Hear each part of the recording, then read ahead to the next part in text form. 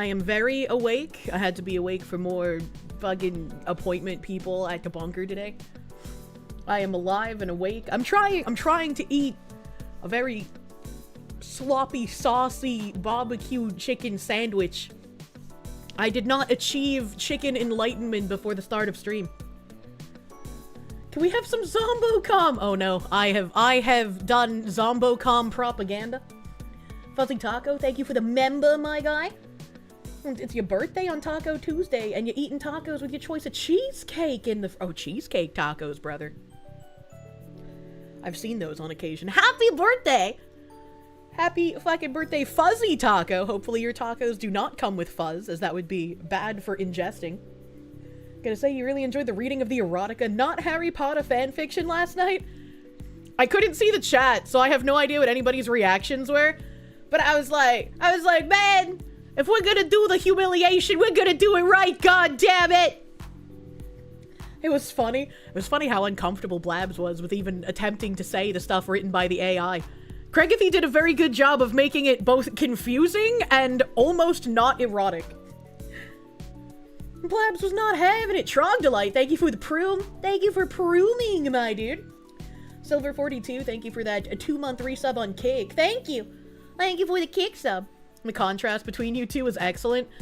One of my favorite clips is like with Pippa and I can't even remember what we said, but we both said it in like such a opposite opposing way that it's just really incredibly comedic to me.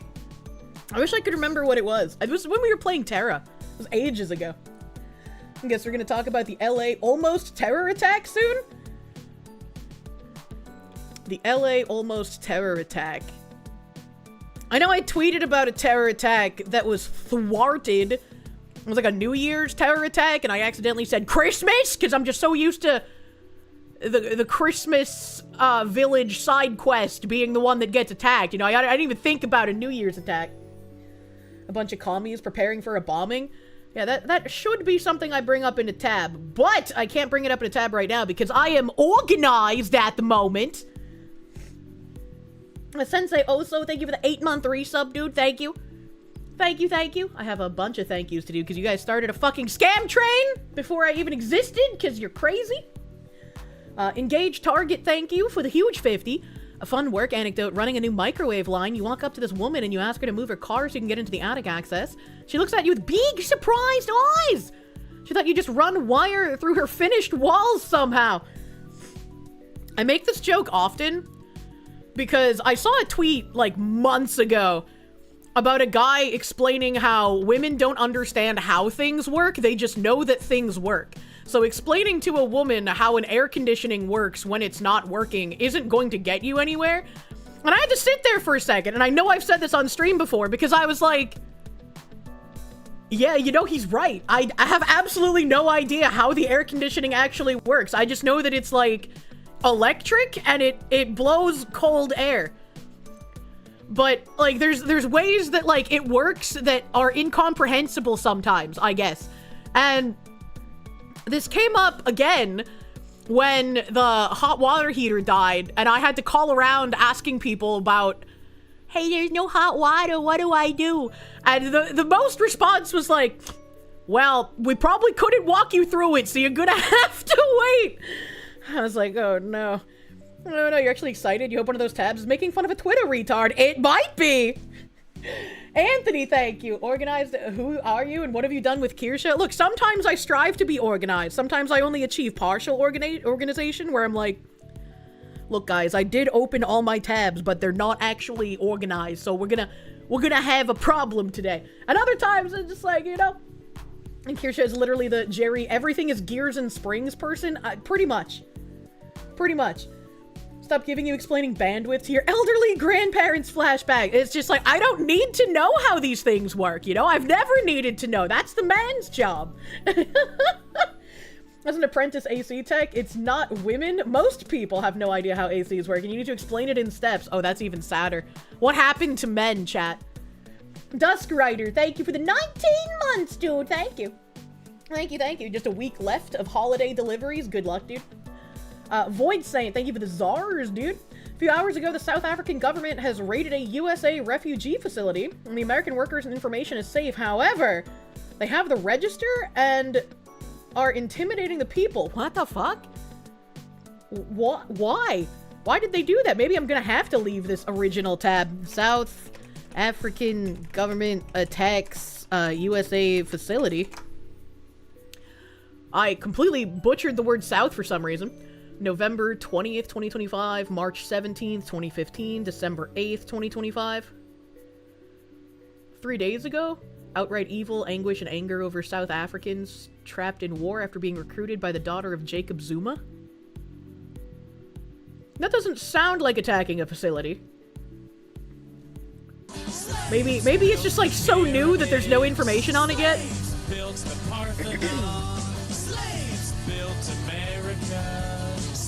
Trying to explain to people you're a stationary engineer devolves into, I make electricity for the grid.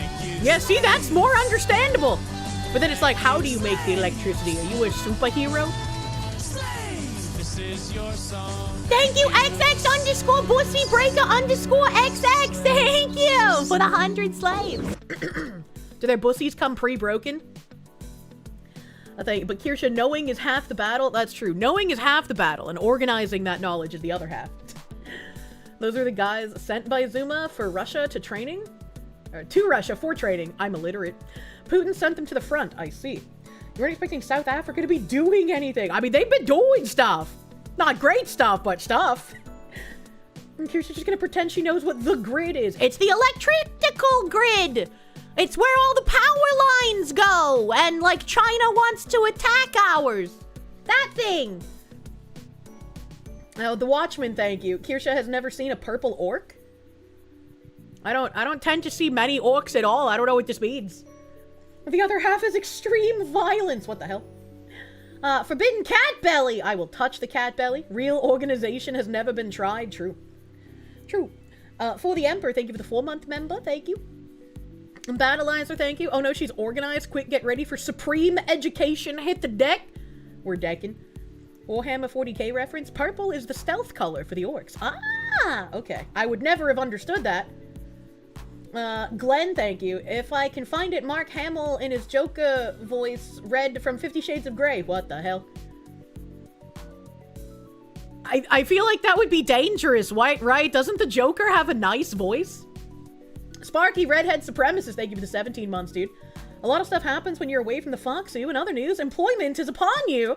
Expect your thieves soon, Foxwoman. I love thieves! Thank you. Thank you, Sparky, my guy. Congrats on obtaining the employment. Fucking big, huge. Congratulations! I hope the job is enjoyable. Just Dare, thank you for prooming, my guy. Thank you for the proom. Joe Bloggs, thank you for the 16 months of proom. Spicy cat raid. What sprinkles are considered seasoning? None of them, because sprinkles are sprinkles and seasoning is seasoning, and sprinkles are just hardened sugar with sometimes color. So you wouldn't call them a seasoning? What does he mean by this? What does he mean by this? Moomy playing games, thank you for the raid. Welcome Raiders, Lonely Time. You don't bring that gay shit here! I hate that song. That song is terrible, and I will destroy it one day. Batman's barefoot Joker has a special place in your heart? What? What? Is sugar a seasoning? No! Even if you put sugar on your meats, I wouldn't count it as a seasoning. Fun fact, in ancient times, sugar was considered a spice, but we don't call it that because we use it so much. Sugar is not a spice. That's why when you create the Powerpuff Girls, you use sugar and spice. Seasoning comes from the Latin root word for salt. Sugar is the opposite of seasoning. Ooh. Pango, thank you for the 6 months of proom, guy. Thank you, thank you. Thank you, thank you. Oh, I wanted to talk about when Engaged Target gave that 50. I know you're talking about microwaves and I got distracted, but I got a toaster oven. I got a Breville toaster oven. And usually I buy like $50 toaster ovens on Giga sale from like a Macy's or some shit because it doesn't matter if it breaks down. But I was like, you know, I'm gonna treat myself and I'm gonna get a really nice toaster oven. And this toaster oven can do stuff like bake and toast and bagel and reheat and fucking dehydrate somehow. I don't know, it's got like a million options, but like, oh, the buttons are so satisfying to turn. It's so smooth, and it has like a nice LCD screen for like the temperature and shit. And it cooks so well. It cooks so well. Oh my god, I love it. KitchenAid? No, Breville. That does look like a nice toaster oven. Yeah. There's like the air, it's called an air fryer pro, but it's a toaster oven. I've rallied against air fryers because everybody's been like, oh my god, air fryers are amazing. And it's like, you know, air fryers have always existed, right? They're just called fucking toaster ovens, right? But for some reason, everybody went crazy for the word air fryer. So air fryers are just convection ovens, yeah? Which is what a toaster oven is. I've never seen a toaster oven that's not a convection oven. They're all miniature convection ovens. Yeah, exactly. So obviously this toaster oven also has an air fry setting. The bougie oven. So there's like the pro version, and then there's like one that's called like the Joule. But Joule is spelled really pretentiously, like Joule kind of thing. And the only difference that I could feasibly see was that the Joule one had like AI capabilities and like app integration, and I was like, yeah, ain't no way I'm getting that thing. Give me the dumb oven. Yeah, give me the retard oven, actually. Compressor crushes coolant. You mean like the unit of energy? Yeah, like a fucking made up thing, right? Cooling comprehension conquers curious canine completely. I like that. I like that end bit there, but I didn't hear conkers. I said cronkers, and I was like, heh. Nice cronkers, buddy. Toast engineer, thank you. Thank you. I cannot fathom the fascinating thermodynamics, unfortunately. They are beyond my comprehension. But thank you, toast engineer. So the unit of energy, a joule is a unit of energy, Kier. Yeah, but the oven is not a unit of energy. The oven is the oven. Why energy joule the oven when out the hot food? Joule is a literal unit of energy from science. Yeah, I don't give a fuck. I don't care. It's silly. A watt is a joule per second. Chat, stop making sense. I don't want your logic. I hate speech to text. Oven make energy, joule measure energy. Fox, you dumb. Next tag. It's not even about being dumb. I was complaining about the AI. I don't want the AI oven. ESL and Coyote. We're American. We make dollars, not cents.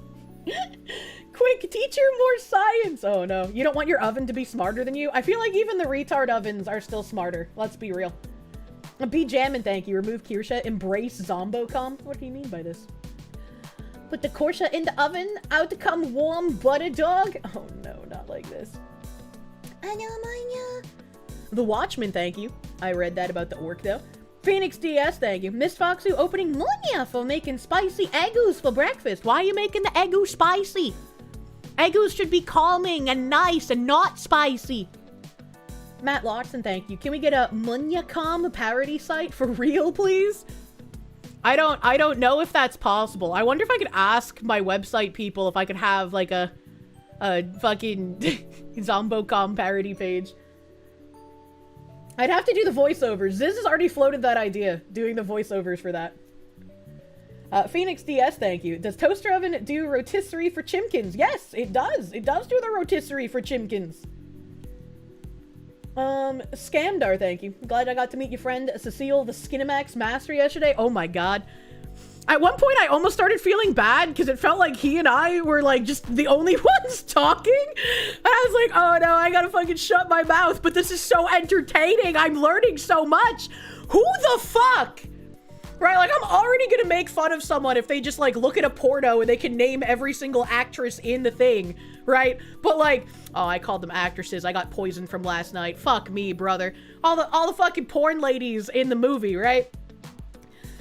Who watches like a commercial for phone sex hotlines and not only remembers the name of the women in the commercial, but knows their entire fucking backstory? This man is like some sort of long lost family member of mine, and I appreciate that about him. Oh god, delicious. Hello, I'm Foxwoman. Buy my merch. We accept payment in Munya. True. Whoremongers. It's him, John Gooner. Air conditioning is simple. Some fluids change temperature when pressurized, so AC pressurizes it in one location, pumps it somewhere else, and then depressurizes it and pumps it back. Why does it sound like having sex? Fun fact, Cecil is friends with Gundam. I didn't know that. I didn't know that. That's pretty neat. The circle grows ever larger. Standalone complex, thank you. Logic Taco Foxu! Do not put logic in my tacos! Though, I kept forgetting what day it was today, and so when I finally made my title, I started thinking about, like, what kind of cursed burritos do you think people make?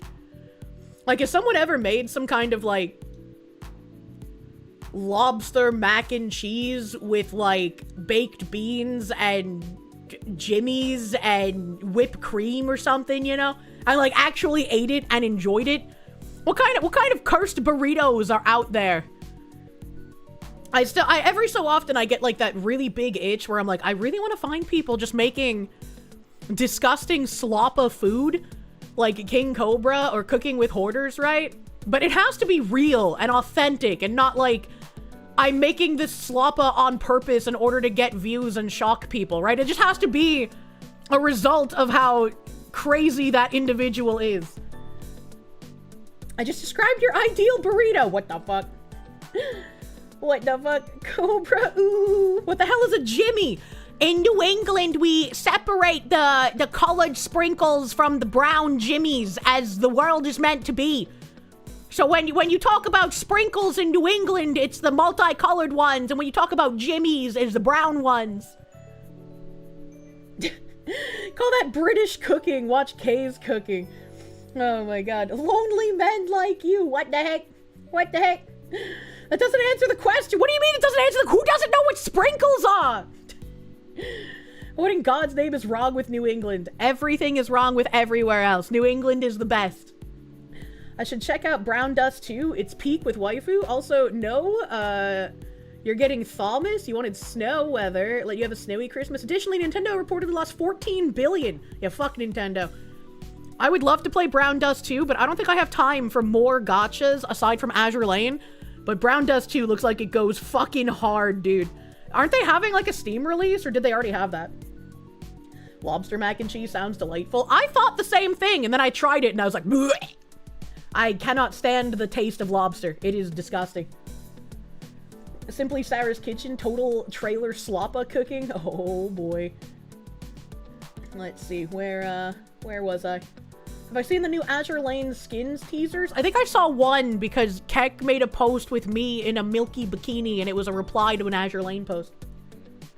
Well, lobster hating is a hot take. I don't like most seafood. Phoenix DS, thank you. Spicy agu made with Reaper pepper sauce. Can't wait to damn your soul. I don't like spicy things. In fact, the Chimkin barbecue sandwich I mentioned at the beginning of stream that I have to finish eating that I haven't touched since I started talking. It's got like a really light barbecue sauce. Like it's some kind of like sugar barbecue. But even that's kind of spicy for me. Like I've drank like 2 bottles of water trying to get through the sandwich. Because it's too spicy for my mouth. Vladimir Crystal, thank you. Make sure it's hours of non-repeatable munya. Shaminator, thank you. There's a guy who makes burritos his entire channel. A channel full of burritos. Patchouli, thank you. If you buy the woman a new appliance, she'll almost nut describing it to people. You're taking notes. Yeah! People wanted to get angry at like old advertisements where there's like a husband giving his wife like a new appliance, but it's like, no! Fuck you, buddy! New appliances are not only exciting, but they make life easier every day! Eat the habaneros, Foxu. Get the white boy taste buds. Well, I am white. I'm just not a boy. A standalone complex, thank you. Jimmy's is Mexican sprinkles. I don't think that's how that works. You loved shrimp and then you became allergic? How did you become allergic to shrimp? Get your woman a vacuum cleaner for her birthday, unironically. Instead of getting your woman a vacuum cleaner, get her the gift of central vacuum. The only house I've ever been in with central vacuum is my Meme and Pepe's house. But after having lived there, I feel like non-central vacuum is just... Why would you ever do that? First of all, you have to continuously replace that vacuum whenever it breaks. Second of all, central vacuum, you just plug in a hose to the wall in any room and you can vacuum anywhere. The alien zombie, thank you. You like your kitchen appliances like you like your women dumb and in the kitchen making delicious food. That lets me know they love me. I finished that sentence on my own because it went away. Thank you. You've never heard of the central vacuum thing? Really? Really? It's not very common, so it makes sense if a lot of people haven't heard of central vacuum, but like, a central vacuum system is you have a giant like vacuum bag tank somewhere in like your basement or your attic or wherever the fuck they put all of your shit. Usually in the basement. And every single room has a minimum, depending on how big the room is, has a minimum of one vacuum outlet. And the vacuum outlet, when you lift the like face of the outlet, it's like a big circle with like a flap on the bottom. So when you lift the face of this, you can hear the sucking of the air. So it's just like as soon as you open it, just like really loud sucking noises. And then you plug in the vacuum hose to it and you vacuum like normal. And then all of your vacuum debris goes into that bag in your basement and then you just empty that bag whenever it gets full. The forbidden hole. After I saw, what was it? Scary Movie with, Dookie? Whatever, that retarded guy who like sticks his cock in the vacuum cleaner. After I saw that, my brain was just like, wait a minute, hold on. Wait a minute, hold on. What about the sucky holes in the wall, brother? Hold on, wait a minute. Stick your dick in it. I had to build the houses with them from the start usually? Really? If it's not built from the start with central vacuum, you can't put it in? I mean, I imagine it would be really expensive, but I figure it's something you could do, right? You never even heard of a central vac? You didn't know that was a thing? Yeah, because I don't think my grandparents' house was built with it, right? That wouldn't have made sense, because the house was built in, like, the 1920s or the 1930s? I don't know if they had central vac back then, but, like, my grandparents didn't move into the house until sometime in, like, the 50s, I think? And so I'm pretty sure they had it put in. They did have I know they had vacuums then, but I didn't know if I don't know when central vac started. You can install a central vac, but it is indeed expensive. You had it done in one house? Okay, all right. Probably about as expensive as redoing old wiring. Well, my grandfather did a lot of the construction on the house himself. So I would kind of be surprised, like, if they paid somebody to put in the central vac for them. I'm gonna be real honest. My grandfather's built, like, multiple additions on the house completely himself. He's rebuilt the porch at least 3 times in my lifetime. So who knows how many times before that. He's done rewiring on the house. He's re-roofed the house. Like, my family, all of the men are, like, very, very, like, manly, handsy men. If you have something that needs to be fixed, they can probably do it. Is it your roof? Is it your window? Is it your fucking floorboards? Is it your porch? Is it your car? Doesn't matter what it is, they can probably fix it. Actually makes more sense to have the central vacuum in the 1920s, since standalone ones are probably, as if not more expensive at that time. I just don't know when they started. I don't know when central vacuum started being a thing. Can they fix a woman? Sometimes, I guess. That's what the cummy holes in the walls are actually for? What the fuck? You're hiding vacuums under the floorboards. Tradesmen will do anything except pay someone else to do the work of their house. Well, yeah, because they've seen all the scumfuck shit that goes on the job site. Why would they trust other tradesmen, you know?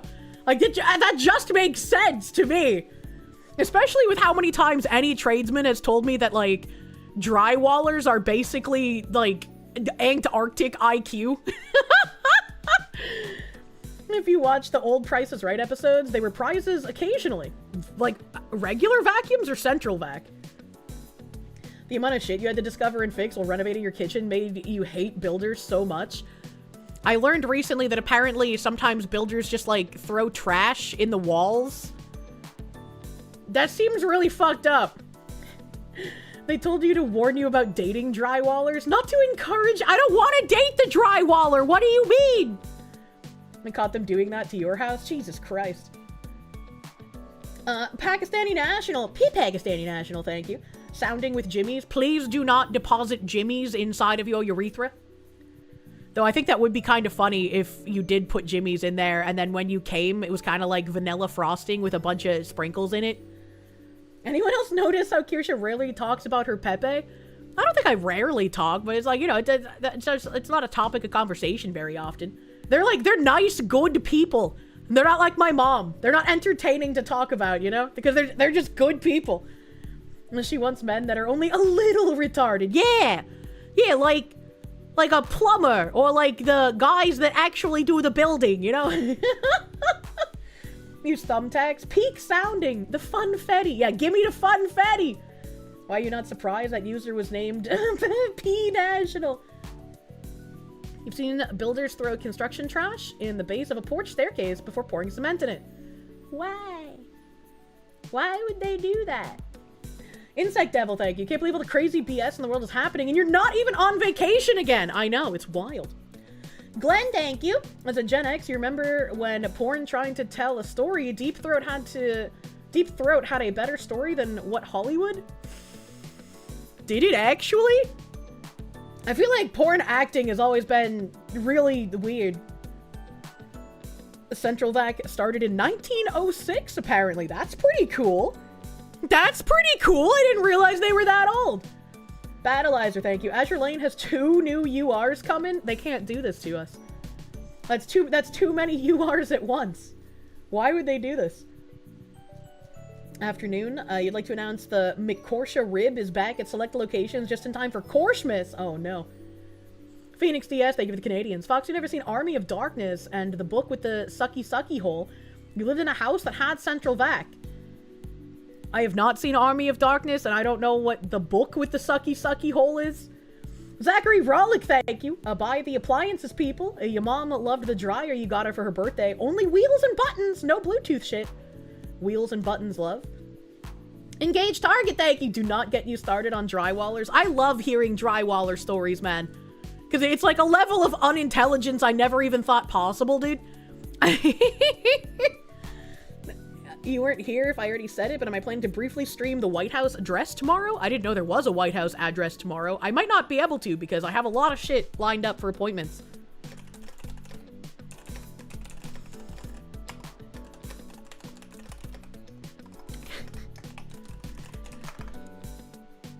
That's not the right emote. I've been bamboozled. There we go. Need an army. I need to do an Army of Darkness watch along. The title doesn't really tell me what kind of movie it is. Toxic you, thank you. Kirsche wants the illegal aliens building houses. Only if I get to call ice on them. Tyranno Superior, thank you for the biddies. Army of Darkness is the best movie ever made. This is not up for debate. It's a comedy. I see. I see. I see. All right, let me.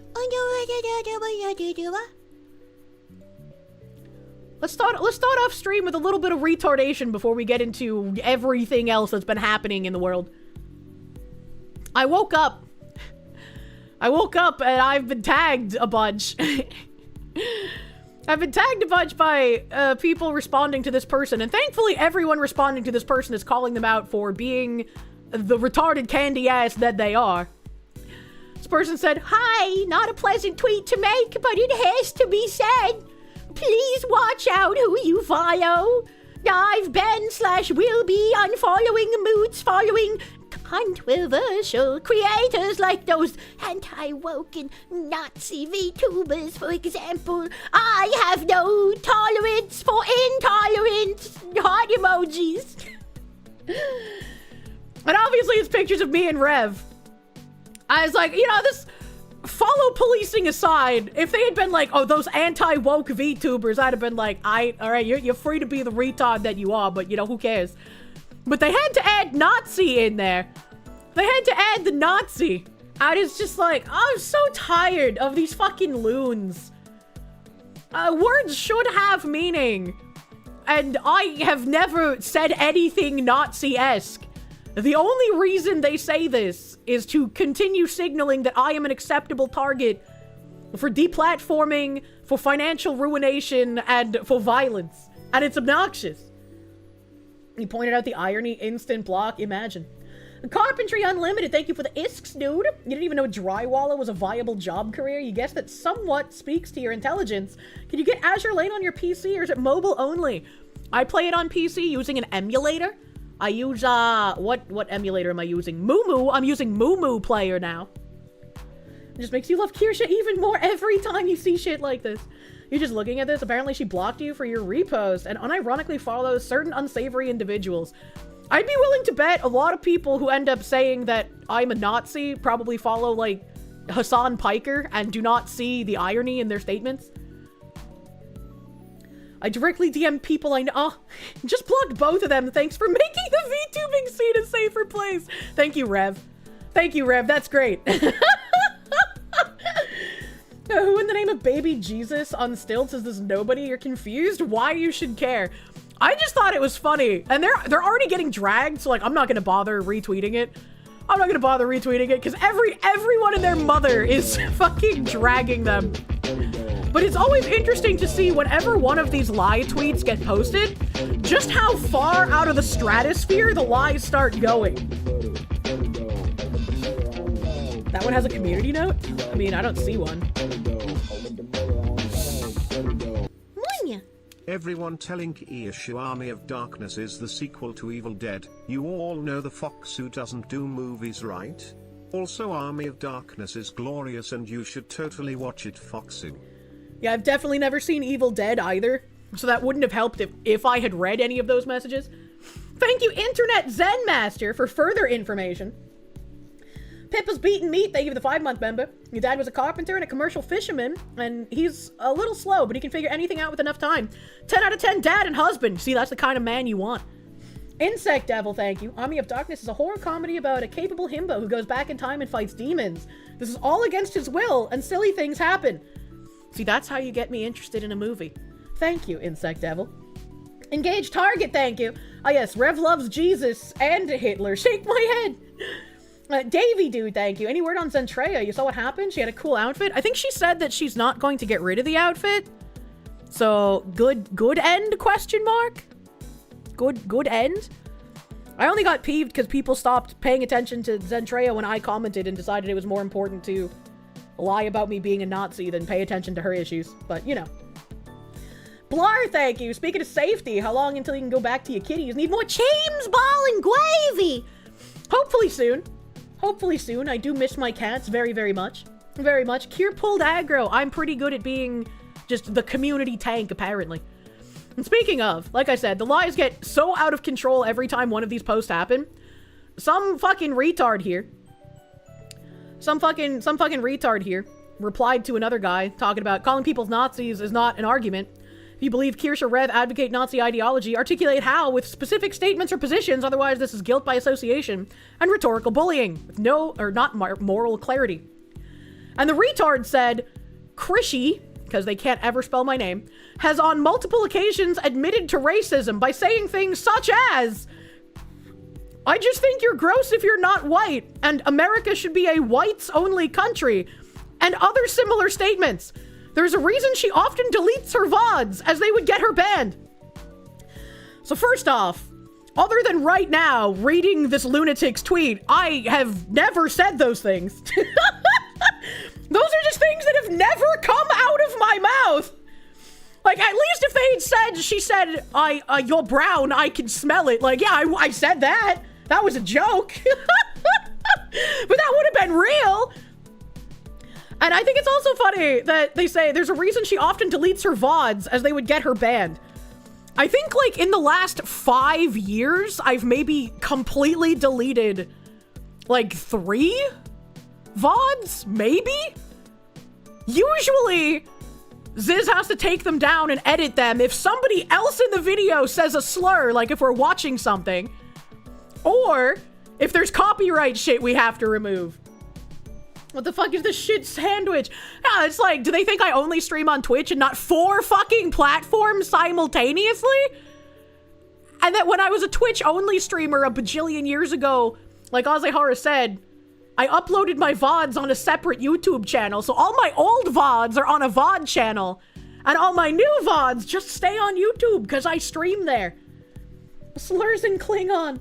The VODs have the secret nuclear launch codes sometimes. Yeah, like, you have to delete that, man. You don't want the launch codes just in a VOD. Usually, copyright and drawing anuses.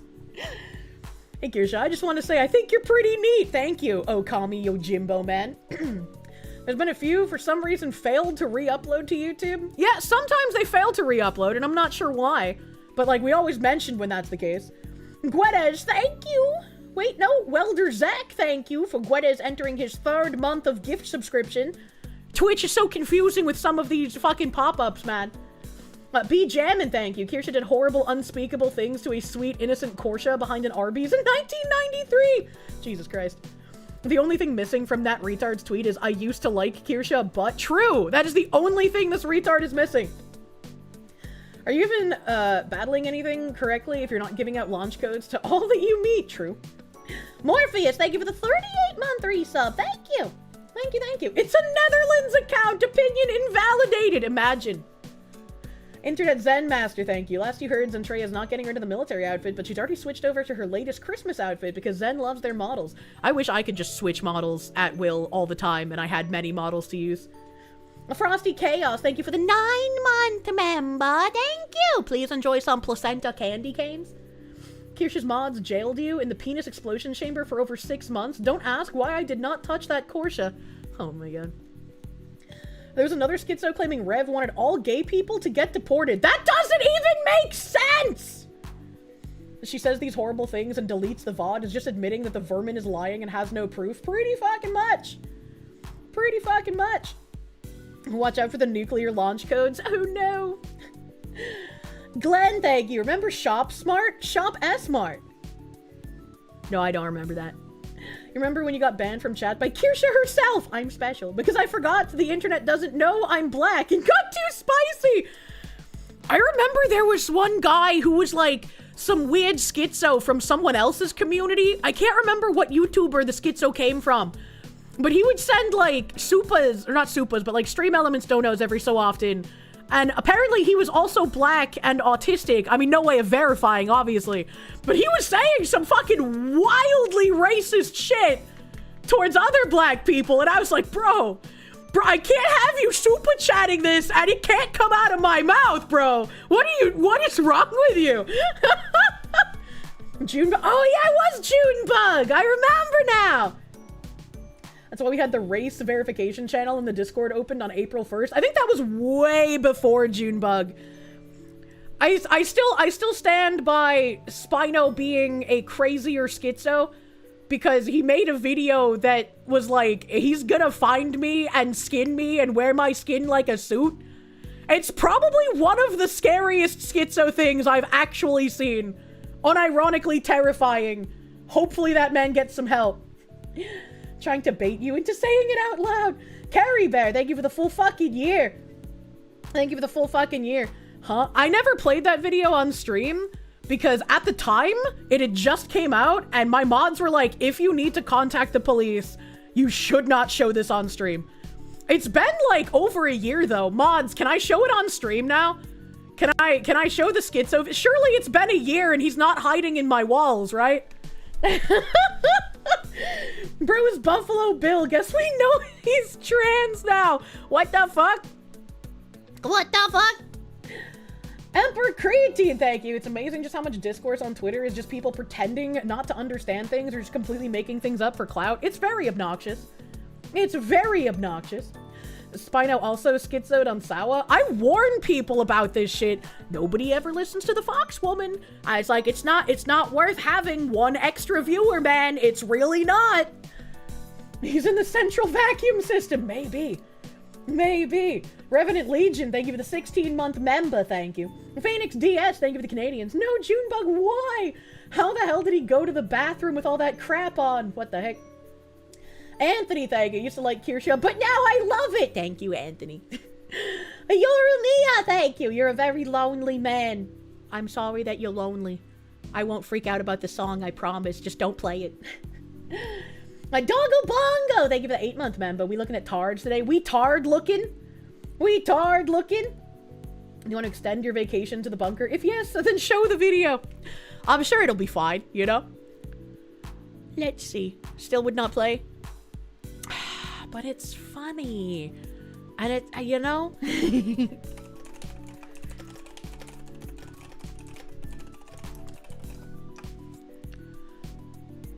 You said before you adore the Kirsche. Monya! Monya! You found me beautiful once. What the heck? Steven Stinson. Thank you for the member. Thank you. World Spectator. Thank you. Kirsche equal fun. Have fun, Kirsche. We have fun together. We have fun together. Oh yeah, it's your birthday. Bailey! Happy birthday! Happy birthday, cutest and most wonderful Bailey, who is always a shining light in the darkness that we trudge through every day. I hope you have the bestestest birthday, Sir Bailey of the cute. Happy birthday, nerd! The oppression olive strikes again. This shouldn't be olive territory, in my opinion. In my professional, retarded opinion, this should not be olive material. Yorunia, thank you. Did you know your name means cherry in German? I am going to fill you with so many cherries that we can make foie gras out of your liver.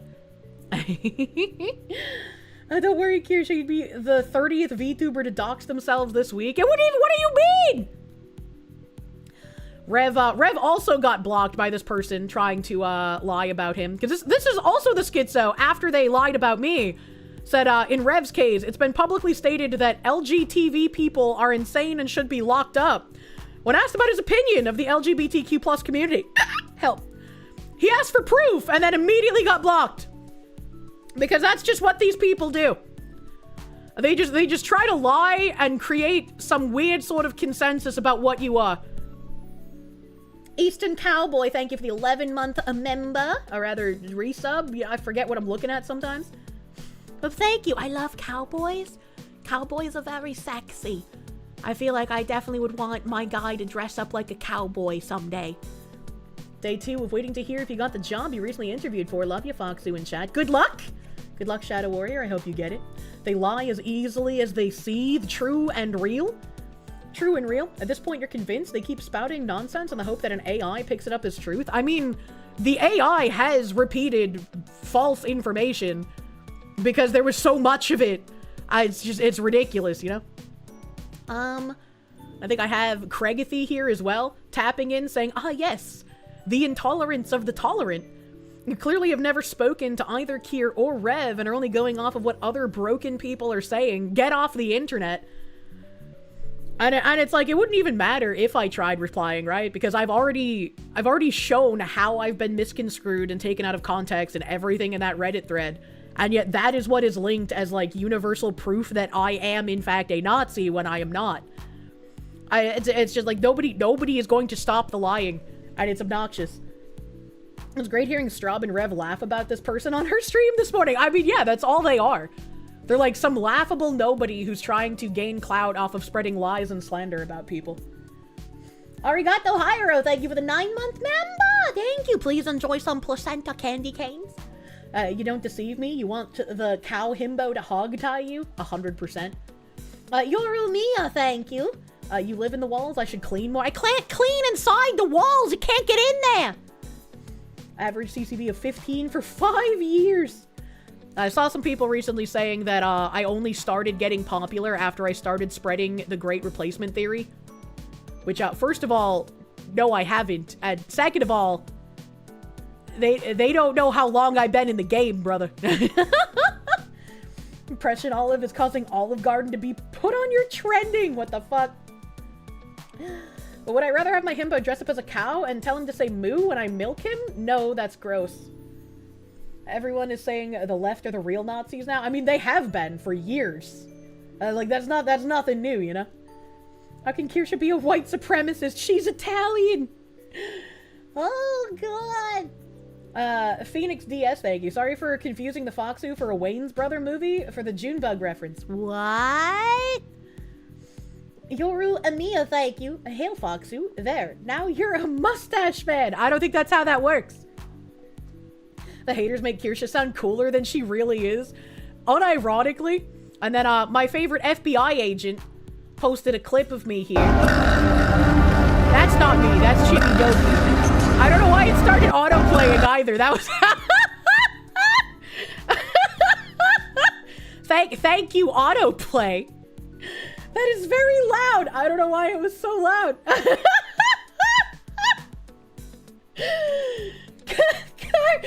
Carson Rothem, thank you. Thankfully, people have stopped pushing the same narrative about Pippa for the most part. You haven't seen Pippa's Reddit derangement thread in a while. Yeah, it's gone the complete opposite direction. All of the people seething about me at the moment are just like, Pippa's a good girl. She's one of us now. She's completely changed as a human being and now says all the things we want her to say. And it's like, that's weird and also untrue. Why would JK do this? Hi, Cherry Snowfox. You have a fun accent to listen to. I've seen a lot of your videos. You don't know why I get hate for very milquetoast taste. I don't get it either.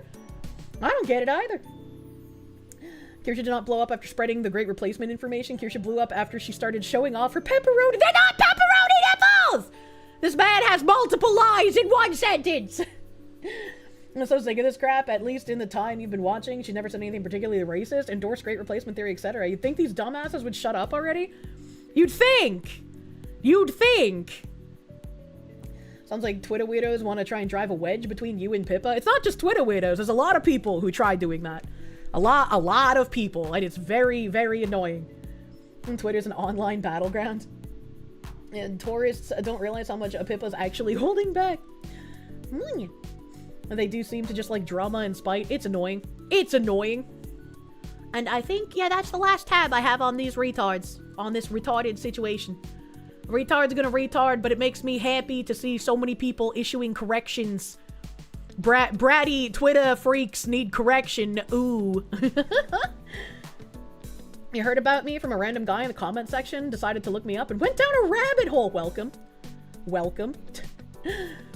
Peria, thank you for the 2-month member. Why there's so many people on Twitter with VT in their name that don't even stream or upload anything? It's weirdly common. Those are what we call seething V-tweeters. Even Maury made a reference to them in a song where she said, stop tweeting, start making content. A V-tweeter is someone who wants to be seen as a VTuber and wants to have the clout of being a content creator, but doesn't actually want to put any effort into building their brand or actually making any kind of content. Welcome to the VTuber hole. You learned of me from my husbando. I love a man that defends his woman. So I love Asmongold. The V-tweeters keep following you when you comment on VTuber stuff. How do you get them to stop? Great question. Next question. They're hating on Kitsunero for watching Kirsche. They're fucking retarded. Imagine. Fucking imagine. Hey. And Kitsu's been taking a lot of fucking hate recently as well. Because people, right, once they want to spread lies about you being a Nazi or something that is acceptable for violence, anyone who associates with you now becomes an acceptable target to bombard and be like, well, unless you cut this person off, you're also a Nazi. Right? They want to issue this power struggle to try and isolate people. And I just do not like that kind of unironic brown shirt tactic. And so if people fall for that kind of tactic, it makes me lose an immense amount of respect for them. Kitsu being German makes the insane Nazi allegation serious. It makes them serious, and she might actually, if Klaus said anything about her, since they're both German, she might actually be able to do something legally about it. One time to go buy Kitsu merch. All your favorite foxes under attack. Support will not waver. Internet Zen Master, thank you. Wait, Kitsunero watches Kirsche? What is this foxception? Yeah, she's been in chat before, man. Dirtbag Dennis, thank you. It's funny, you started watching after certain creators called you a Nazi. Much like Pippa, that was your cue to start watching the Foxu. Yeah. Ty-Cell, thank you. Kinda off topic, but you love introducing future Kirsche viewers to my Boston woman can't say her R's video? True. Thank you. Thank you for spreading the Boston R tardation, rather. And I think like the only person that has ever like genuinely believed that Pippa and I would be somewhere in the Nazi sphere is that psychopath that believed the articles that Anal Violence wrote and went to that fucking protest like a retard and did retard things. And then I found out about him being in like fucking Twitter spaces trading CP and reported him to the FBI. So like, congratulations, the only person that believed any of the lies being told was a mentally ill individual that got fooled by the Vice articles. Way to go! Way to go, anal violence! You've radicalized someone with your lies. The pattern continues. Trey Coors, thank you. Just call it the great replacement. It's cleaner. Yoru Amia, thank you. YouTube is oppressing you. You try and do a fox who should be male. This comment was censored courtesy of YouTube's diversity and inclusion department. Have a nice day. I don't know what that means. If YouTube is censoring you too hard, don't forget I have a Stream Elements link. The Stream Elements link can be used in lieu of YouTube super chats. Tyrannus Superior. Thank you for the biddies. Bad news. Caracals are banned in New Hampshire. Are they? Well, I'll have to get them unbanned, will I not? New Hampshire's a live free or die state, so you can just kind of do what you want. The fact that retard was another white supremacist twink was hilarious. So weird. How does it keep happening? Never forget the actual Nazis who believed Reddit that Kirsche and people were Nazis and then got mad after watching and learning they weren't. Comedy gold. Very true. Very fucking true. Travis, get on it. Travis, make my cats real. Let's see here. I read that one. Where am I at? You wish the law would hold anal violence and vice accountable for everything they put you through? You didn't deserve that. I did not, and it's further obnoxious that, you know, now they try and twist it as I was harassing them. Which, like, you have to be some kind of subhumanoid retard from, like, 7,000 years ago to believe some dumb shit like that. But also, I would have to probably spend more money on more lawyers, and I just don't feel like doing that at the moment. Reverend Uncle Ruckus, thank you. Passively mentioned on Reddit that you watch my live streams. Chain banned from 4 subs within minutes. Again, it's the isolation thing, right? If people start getting punished for being associated with me or watching me, the hope is that less and less people will do that because you're receiving a negative consequence for being involved with me. And for some reason, they feel like that is the way to de-radicalize someone when it, would only have the opposite effect, especially if you're targeting their friends and doing dumb shit to them. Like, there are people here who have mentioned, like, using my emotes in, like, other Discords and getting banned from those Discords or streams. And it's wild. What are these women tactics? Imagine. That never works. Imagine caring what Reddit users think. Made some genuine enemies off of VTubing because of them, like Pinrose and some cosplayer who tried to bomb a GamerSubs panel. Yeah, very, very weird. I wouldn't really call Penrose an enemy. Like, they're not really relevant anywhere, but like the bombing, yeah, that's fucking crazy.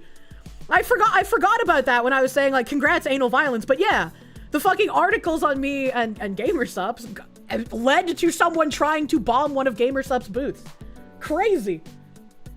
Haven't been banned from a Discord server for emotes, but you've gotten flack for it. Actually insane.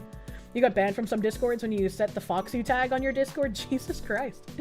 You proudly wear the Foxu Discord tag and have yet to be banned in any of the Discords you're in. Good. Good. You can use that as like a barometer for, for how the Discord is, I guess. You've been banned from someone's stream for using emotes, but you can't remember who? Actually insane. Actually crazy to have happen. Dead Trickster, thank you for the whole fucking year of subby bubbies, thank you. You use them as a litmus test. If they're freaks enough to ban you, then you didn't need to be there. That's a good point, yeah? A good point. Yoru Emiya, thank you. The results of progressive ideology have been a disaster for the human race, true. Patchouli, thank you. Most large and exotic animals require an exhibition endorsement in New Hampshire. You looked because you actually want a cheetah. I don't know how to get an exhibition endorsement, but you know what? I'll fucking try, right? Engage Target, thank you. I found me a month ago after YouTube recommended a bunch of VTubers and saw me react to the financial audit with a couple fleeing fascism, now regularly watching me and Smugglana. Thank you. Phoenix DS, thank you for the Canadians. Foxus unite for the Foxu army. Corsches of many flavors. I want many flavored Corsches. I want to just have like a wall of plushy Corsches one day.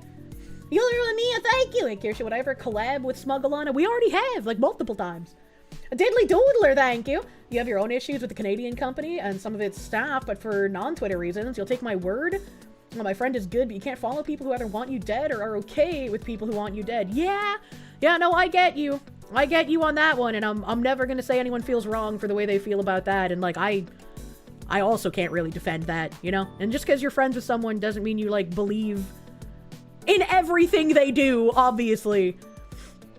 But it can be disappointing sometimes. Kirsche wallpaper, and each Kirsche has a different flavor when you lick it. Yeah. A world spectator, thank you. You deserve better, Foxu. I try best. I remember getting raid dumped into a guy painting models that was really anti-Asmin. You mentioned not liking Hassan, and he went off on how much Asmin sucked. He didn't ban you, though. Good on him. That's weird. That's really weird. And speaking of weird, we've had multiple sons murdering their fathers this week, which is a little wild to see. So obviously, I think everybody knows about Rob and Michelle Reiner, the director and his wife that got murdered by their son recently. And so if you haven't heard, this is like the most up-to-date article I could find. Actually, this isn't an article, it's just like the CNN timeline of things. So the most recent update was 1 hour 52 minutes ago. Prosecutor will provide details on the Reiner homicide case. Los Angeles County District Attorney Nathan Hochman and Police Chief Jim McDonnell will hold a news conference this afternoon to detail on the case involving the killings of Rob Reiner? I never know how to pronounce it. And his wife, Michelle Singer Reiner. The news conference will be held at 4 p.m. Eastern. Authorities provided no specifics about the news conference, including whether Nick Reiner, the couple's son, being held without bail on suspicion of murder, has been charged. Nick Reiner's attorney said he has not been medically cleared yet to be transported to the courthouse. I don't know why he'd need to be medically cleared. It's like a Rhine River in Germany, Reiner. I'll try to commit my brain cells to remembering that. Really sad ending for Rob and his wife. Yeah, it's really sad, especially because it came from their son. Incredibly fucked up. I'm not going to pretend to care about anyone not being graceful on Twitter, because after electing Democrats that double, triple, quadruple down on wanting to kill conservatives, I just don't care. I just do not care if people are not being graceful, right? Like, I'm not gonna be an asshole because, like, I don't like death in general, and I feel really bad that he got killed by his son. But I don't care if other people are not showing grace, right? Like, literally have some priorities.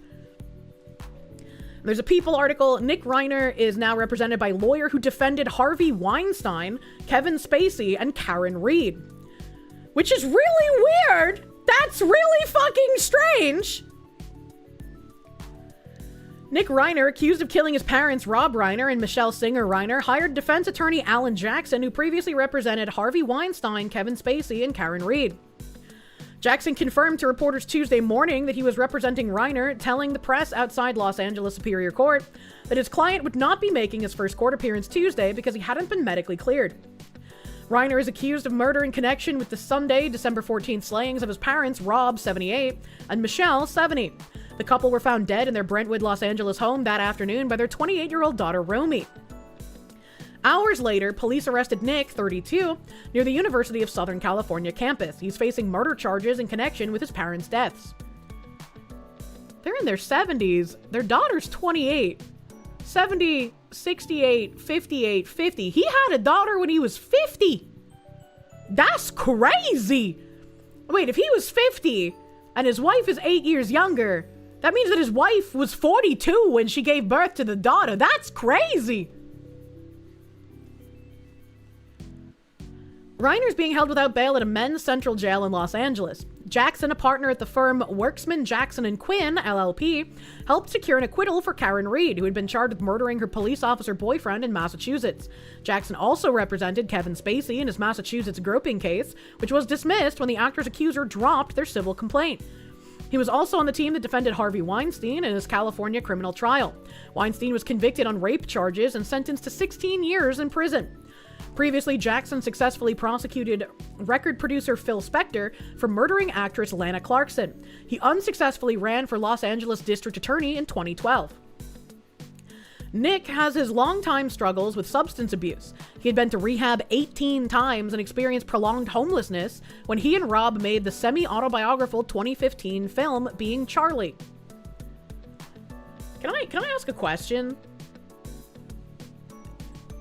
If you're a parent and you have a kid that's struggling with homelessness, why would you not just have the kid live with you? Like, I guess, I mean, I don't know their family, right? So, like, if he was bringing in, like, drugs and needles and not trying to stay sober, I can understand kicking him out.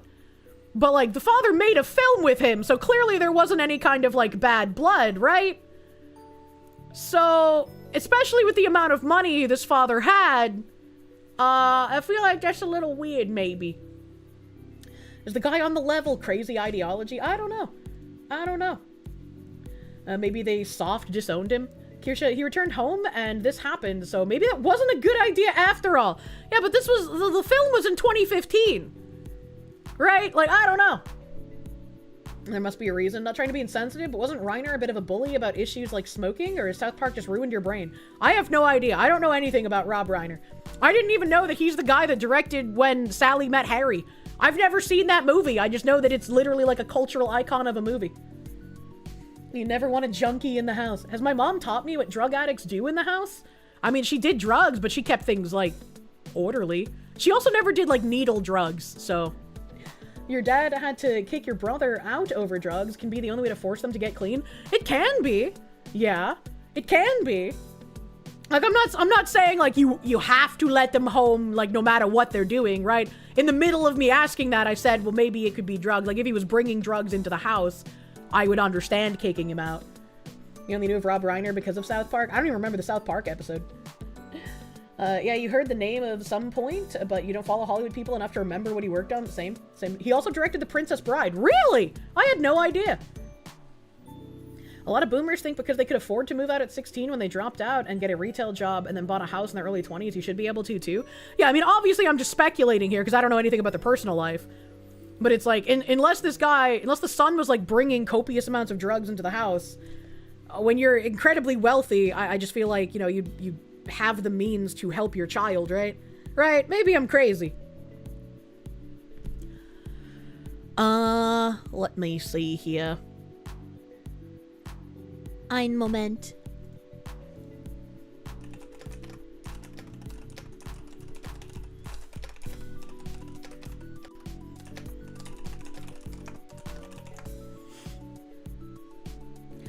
The son's struggles appeared to continue after the film, however, telling a podcast in 2018 that he had trashed his parents' guest house during a drug-fueled bender. See? I'd be like, you're gonna go to rehab or we're gonna kick you the fuck out. The night before Rob and Michelle were found dead, the couple and Nick attended Conan O'Brien's Christmas party, where Rob and Nick got into a big and loud fight, multiple sources told People. Nick's behavior was freaking everyone out. That's really sad. That is incredibly sad that there was, like, kind of like a forewarning that something bad might happen.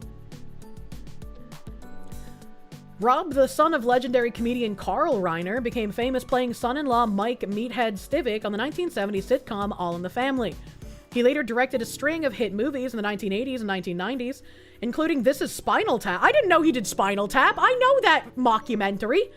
Stand By Me, also a classic, The Princess Bride, and A Few Good Men. I didn't know The Princess Bride was in the 80s. I thought that was a 90s movie. Rob and Michelle married after meeting while he was directing When Harry Met Sally in 1989. Besides Nick and Romy, they also shared an older son named Jake. Rob was also the adoptive father of Tracy Reiner, whose mother, Penny Marshall, was his first wife. Apparently during the filming of When Harry Met Sally, because Rob and his wife met during that movie, that's the reason that movie has a happy ending. Originally, it was planned to not have a happy ending. So, them meeting and dating and being with each other influenced a classic movie. He's directed all three Spinal Tap. I didn't know there were three! I thought there was only one!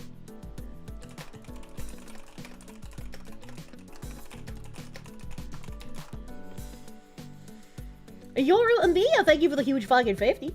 Drugs, addiction make you do some incredibly fucked up shit, and there's a reason why most people want to ban them outright. You remember hearing a story where you lived where a teacher on PCP and meth killed his whole class during a drug-fueled haze? What the fuck? That is quite insane. I don't know. Maybe it's because I don't do hard drugs, right? But it just boggles the mind that you could do something like that while in an inebriated state. You got summoned by happy endings, welcome. They say never lower yourself to their level, but they'll beat you with experience. But what they don't know is that you've been retarded for longer than they've been alive. What the heck? Harry Met Sally was supposed to be a fling flick, but their fling ended up being true love, so we changed the story. Really cute thing. Yeah, it's super cute. A Besney Lala, thank you. Nice to see you again. Sweet Fox, you and Honorable Chatters. Kind of missed you. How's it been? It's been pretty alright leading up to the holidays. I am, you know, stressed as per usual, but it's been pretty great. I'm glad you're back, dude. Akoto the Fox, thank you. Who needs drugs? You're high on Fox, you have the fluff. Internet Zen Master, thank you. Damn shame, Rob Reiner died. You love Princess Bride. You're with Foxy on this. You ain't gonna shed a lot of tears if people badmouth him on Twitter. Yeah. Phoenix DS, thank you. He would have been like a carbon copy of Hunter Biden at that point. Parents enabling their addicted child. Well, I don't want to say he was enabling the kid without knowing, like, you know, how they dealt with it, right? Emperor Creatine, thank you. Rob Reiner also pushed Russiagate conspiracy stuff with the help of 3 ex-CIA directors. That's right, directors, not just former agents. What the fuck? Dude's crazy. Internet Zen Master, thank you. All you can say is Nick Reiner must be loaded if he's able to afford someone like Alan Jackson, which makes the unaliving of Rob Reiner and his wife all the stranger. Yeah? I mean, I'm sure they're going to plead some sort of, like, insanity, drugs made me do it kind of thing. Phoenix DS, thank you. Was Reiner's son heavily into Reddit and Blue Sky and got lost in the sauce? I have no idea. I have no idea. We have zero motive at the moment. Spanking because you've been a bad girl. Bigglesworth, thank you. You're back now. The 4 police cruisers outside your house to check on your neighbor, also a sheriff's deputy. Not as bad as you thought it was going to be. It was just a check. It's good that it was just a check. Hopefully everything's all right. That's spooky. Thank you, Bigglesworth, man. Steveman Art, thank you. You recommend, Kirsche, Alana guessing whose audience cringe stories came from stream. That was a fun one. Willed Spectator, thank you. You serve better, Foxu. I am here to serve you. Gotta get you a wall that does that. Alright, okay. And then, everybody's been posting about the Reiners, which obviously very sad. Nobody wants to see that happen. But I have only seen one tweet on this, and this happened a little bit before the Reiners were murdered by their son. Singer Jubilant Sykes' son gets no bail in father's stabbing death. Singer Jubilant Sykes' son is being held without bail in a Southern California detention center after his arrest on suspicion of Sykes' fatal stabbing. Following a December 11th court appearance on a felony murder charge, 31-year-old Micah Curtis Sykes' bail amount changed from $4 million to no bail. He was arrested on December 9th, a day after the first responders found 71-year-old Jubilant Sykes with critical injuries consistent with a stabbing in a Santa Monica home and declared him dead at the scene. Who? He's an opera singer, chat! According to ABC 7, Los Angeles County prosecutors requested the amendment to Micah Sykes' bail. Deputy District Attorney Cesar Rodriguez reportedly told Judge Teresa R. McGonigal that Sykes was not being appropriately medicated for a schizophrenia diagnosis, the news station reported. So this guy is also going to claim the insanity defense for murdering his father? That's fucked up. That's fucked up. You know opera singers, but not movies. Woman logic. Well, yeah, I know Iron Mouse, but I can't name Hollywood actors. Thank you for the money. Only gospel singer we respect in this house is Troy Sneed. The deputy district attorney told the judge that Sykes' mother, Cecilia, witnessed the alleged attack, and McGonigal issued a protective order that prevents him from contacting her. Meanwhile, Sykes' legal team requested to delay his arraignment until 2026. According to Los Angeles County Sheriff Department's inmate records, his next court appearance in downtown LA will be on February 11th. On December 13th, he was transferred from an LA County jail to the Peter J. Pitchess Detention Center, which is located on the county's outskirts in Castaic, California. Sykes did unlawfully and with malice aforethought murder his father with a deadly weapon, according to a felony complaint filed by the Los Angeles County District Attorney's Office on December 11th, which was obtained by USA Today on December 15th. In the commission and attempted commission of the above offense, Sykes personally used a deadly and dangerous weapon, to wit, knife, garden shears, barbell, said use not being an element of the above offense, the complaint states.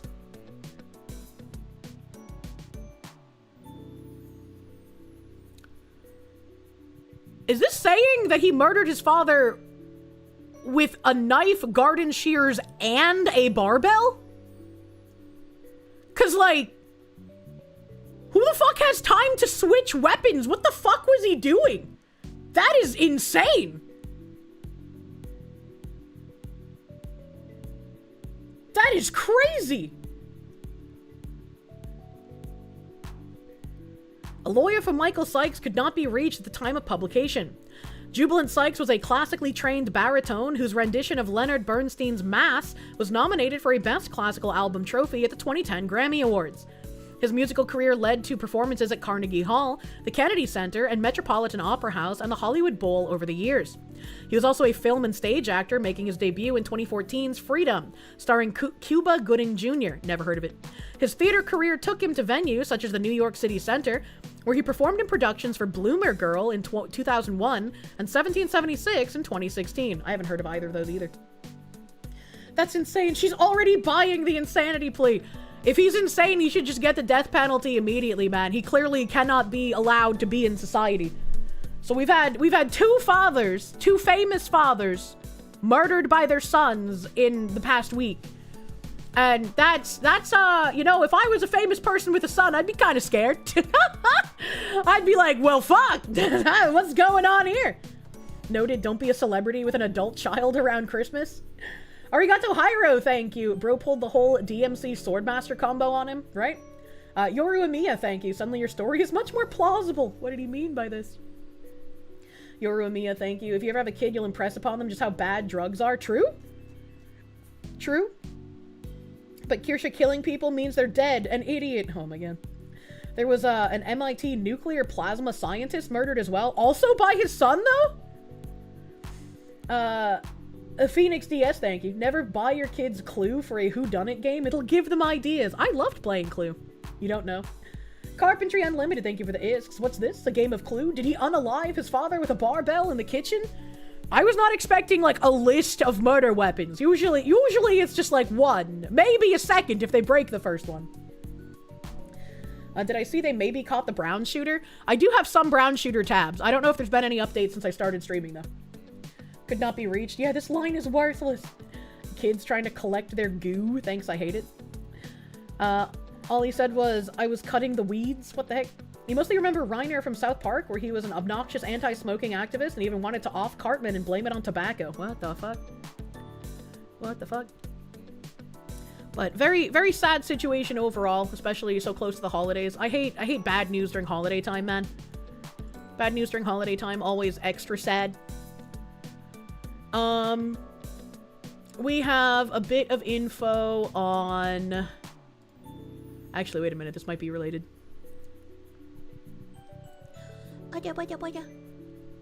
Yeah, Owen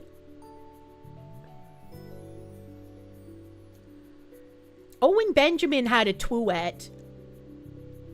Owen Benjamin had a tweet here, saying one of the craziest parts of the Reiner killing is that LA no longer has a homicide division.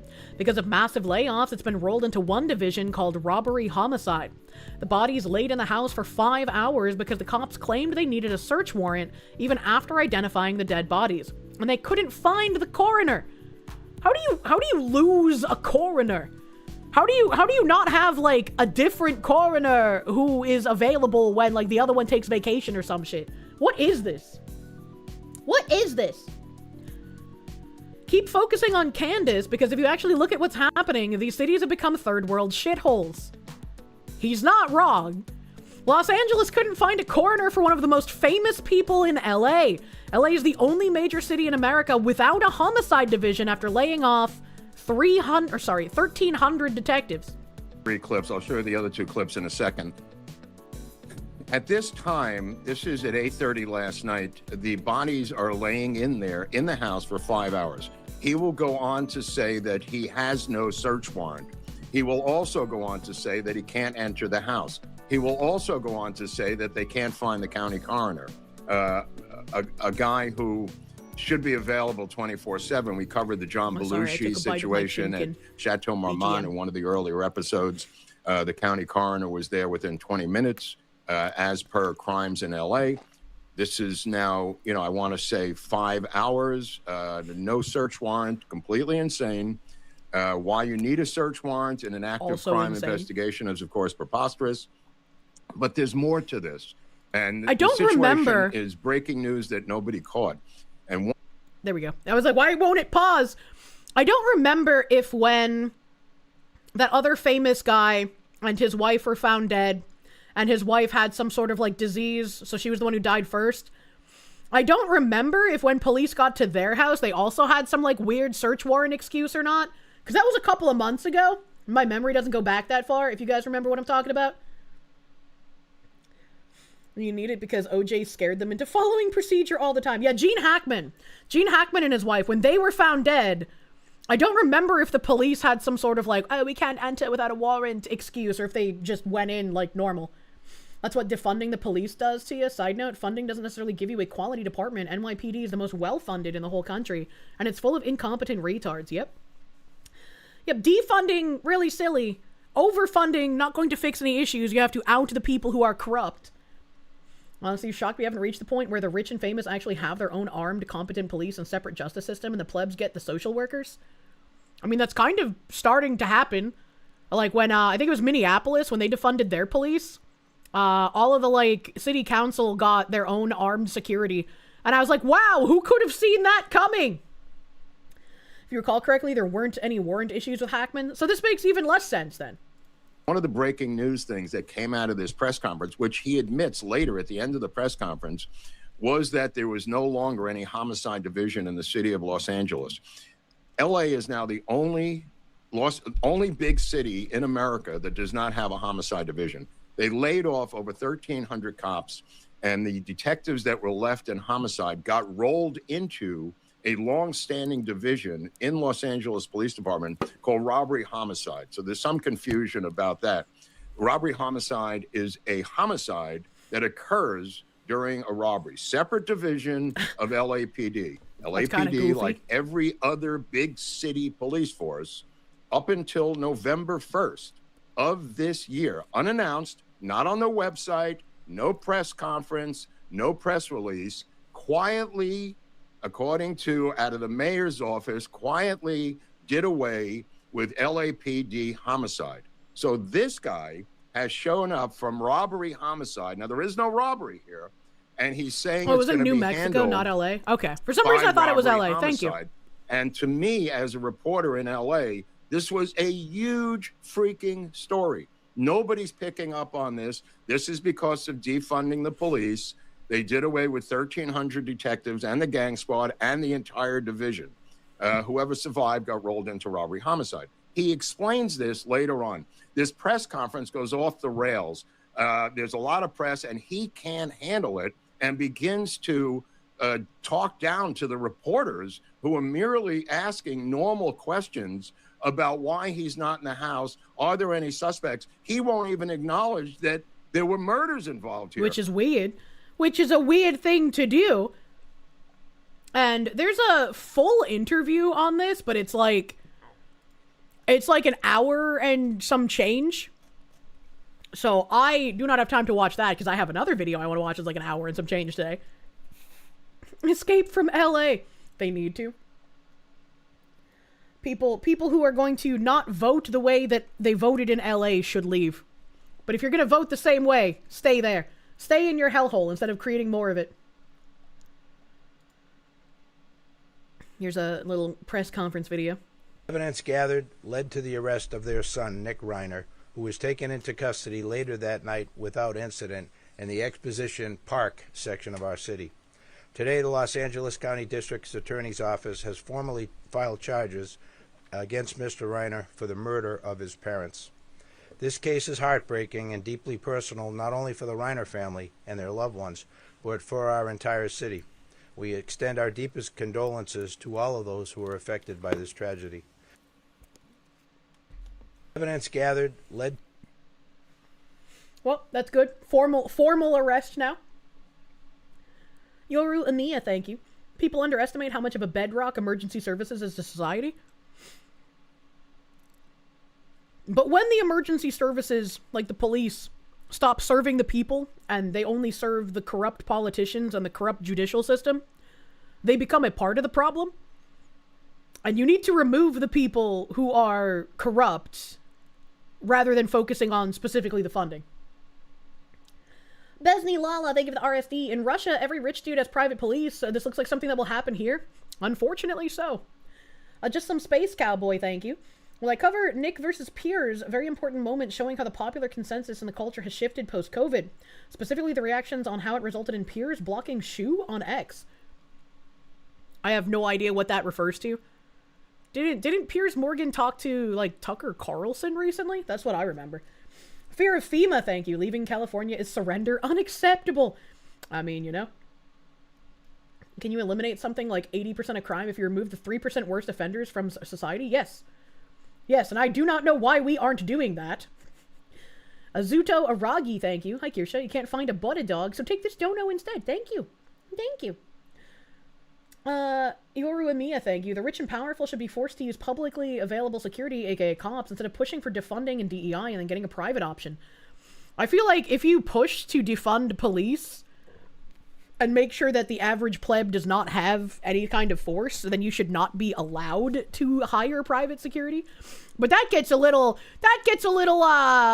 rights infringy as well. But it's like, I think it's a really dangerously hypocritical path to be like, you don't deserve police, but I do, you know?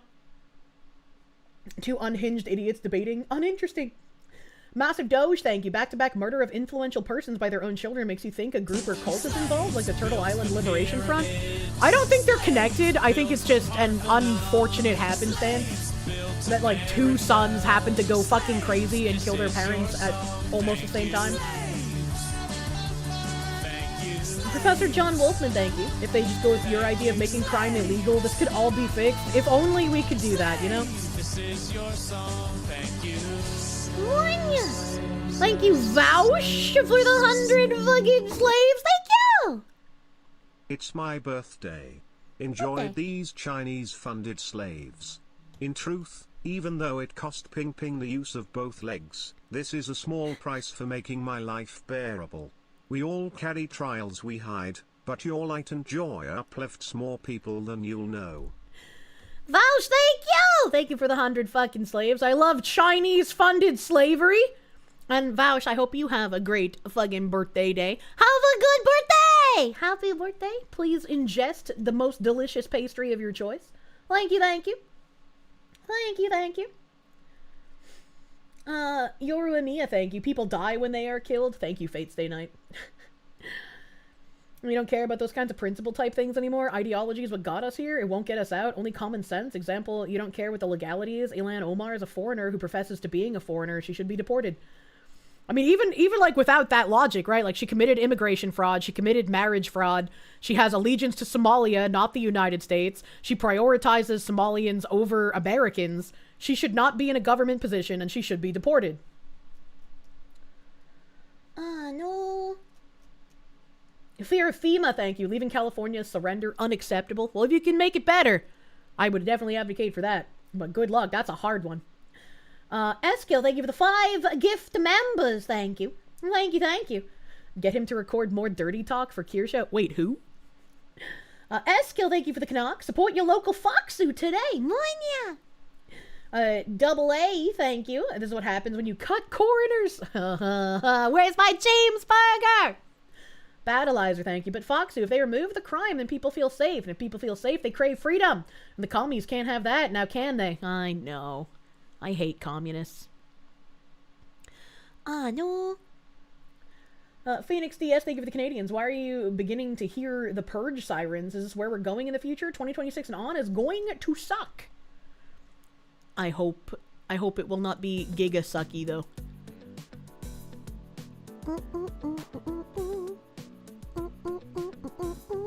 Okay.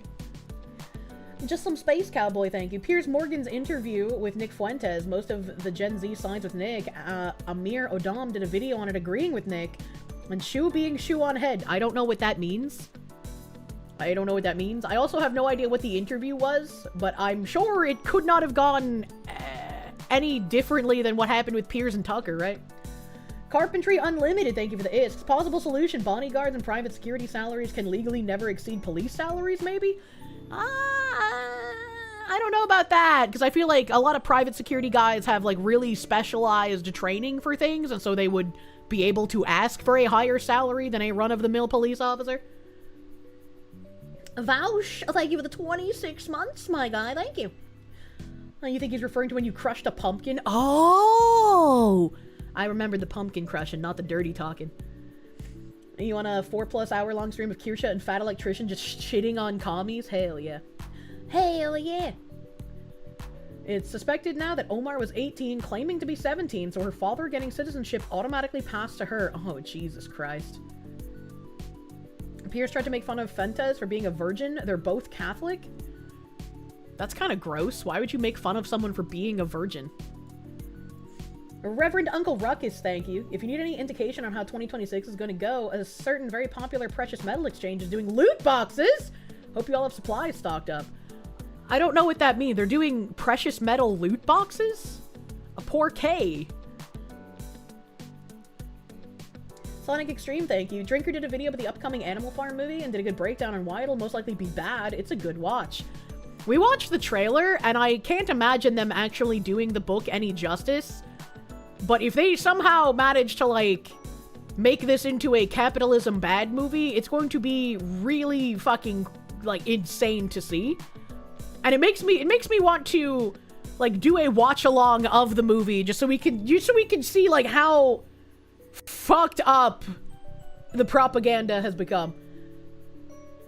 After he did that, the Groypers outed Piers for being a literal cuck whose wife is openly on Ashley Madison and constantly posts about how embarrassed she is by him and wants other men. You know, I think this is the one time I can forgive someone for cheating, because I would also be embarrassed to be married to Piers Morgan. Yoru and Mia, thank you. Do me a favor and look up Fishback Florida governor candidate, please. I don't know what that means. It's so bad. He worked private security for 15 years. He retired as a VP of the division and was making just over $1 million a year. That's nuts. Being married to Piers Morgan is one big eye roll. Her own words. Oh my god. You have no idea how bad he's getting cucked out in public. That's so bad. Carcerothim, thank you. Medicare was right about Nick Fuentes and his stash. What, that he's gay? You have so many new recipes for all the leeching and graping. What? I have so many new... I already read that. Fishback is awesome. I think I saw a clip of Asmongold maybe talking about that. But, let's see. Do I have anything, like, really quick I can go over before we go into the super long tabs? What else do I have in here? These are all super long. Oh, here's an Asmongold clip, speaking of. Speaking of. Maybe I'll get to take another bite of my sandwich. Asmongold reacts to Twitch now implementing gambling ads on all streams. So right now, if you are streaming on Twitch and you're running ads, you are supporting gambling. Period. You're supporting gambling. There is no... I don't want to hear any more anybody ever virtue signal about gambling again. It's over. Gambling has won. Nobody knows how to do math. That's how it is. No more high roads. Yep, no more high roads. Promoting gambling, not just supporting. That's right. Yes, they're promoting it, making money off of it, and everything. Do we just assume Twitch is broke now? That may be the dumbest statement ever. No, it's not. It's not. Why is it? Why are we going to pretend like we're fighting gambling when we're losing? We're losing. Everybody loves gambling now. They can't stop gambling. They're addicted to fucking gambling. So Twitch is doing the gamble? Yeah, I guess so. Apart from you with no ads on third world countries, it's a huge problem. I guess so. And so Twitch is doing gambling ads. Well, there we go, guys. And now they're going to run gambling ads on people's streams. So I never want to hear anybody streaming on Twitch ever again talking about how bad gambling is, complaining about gambling, saying, oh, rain bed or steak are bad. It's over. It's done. Gambling is here, and it's here to stay. And he's right about this. And what I find really amusing is, I don't know if they still make them, because I haven't seen any tweets about it, but there used to be tweets that would go around every so often from, like, smaller creators talking about how, you know, oh, it's annoying when so many people complain about ads on Twitch because as a smaller creator, like, we need all of this money that we can get, and ads are like a big boost to the income, and it's demoralizing when people complain about ads. And if you've been in my audience for a long time, you've known that even when I was making jack fucking shit in a month, I would try my best to play as little ads as humanly possible. And eventually we worked out that I can play 3 minutes of ads at the beginning of stream, turn off the pre-rolls for the first hour of stream with that, and then I could leak some more money occasionally if I remembered to play 3 minutes at the end when nothing was happening. But during my actual stream, I would not want to set ad breaks. And a lot of people in my chat would ask questions about how come you don't have, you know, these long ad breaks every so often that I get in other channels. And it's like, well, dear viewer, because streamers have been lying to you about how they can't have less ads because Twitch puts them there.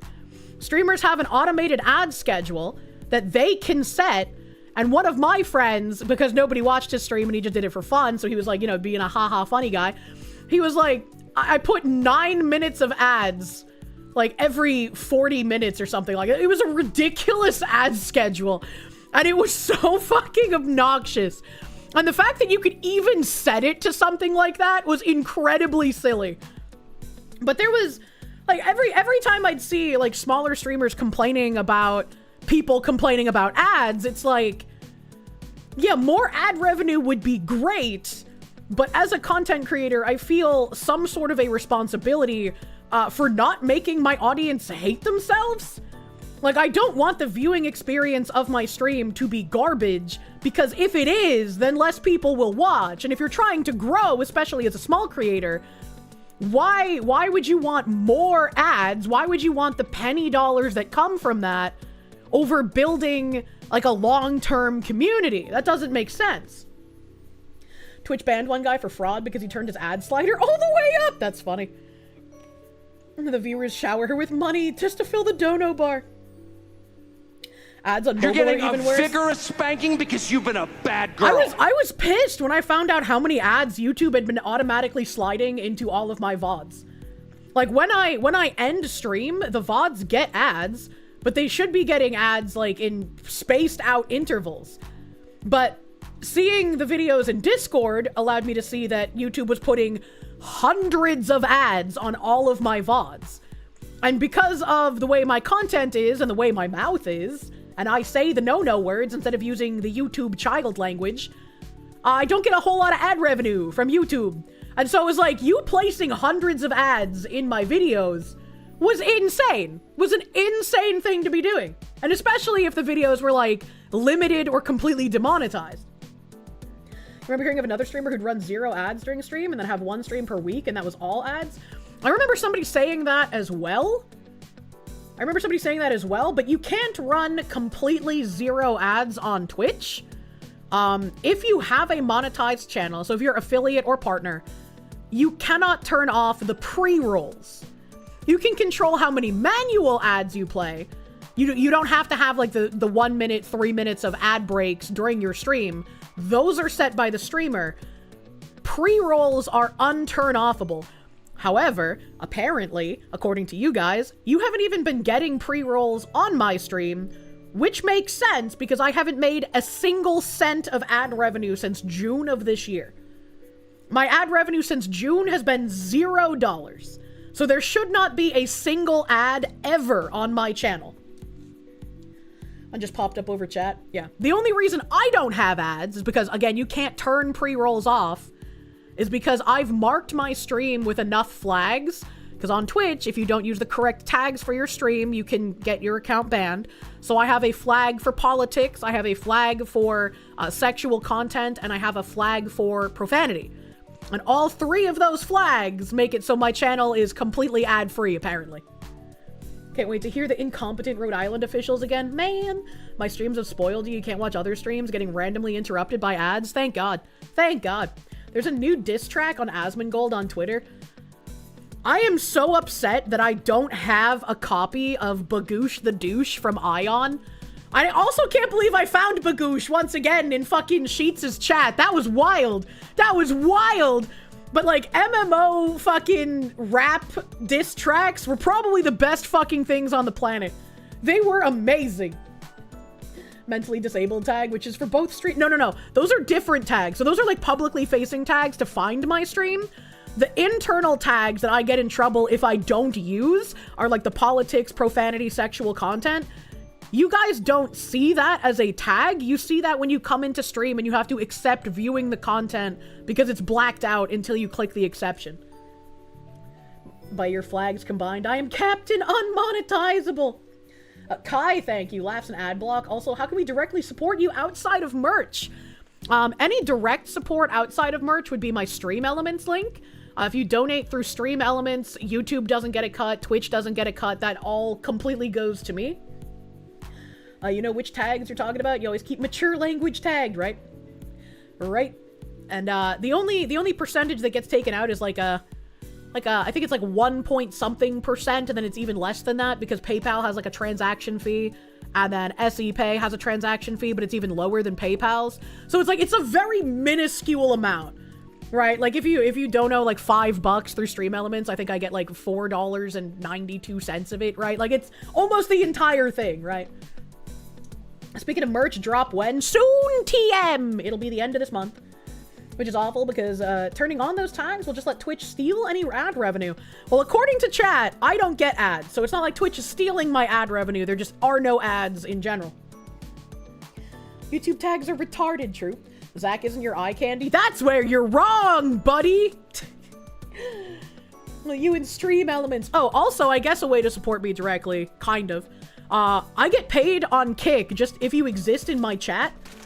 So based on average viewership, Kick will just give you money.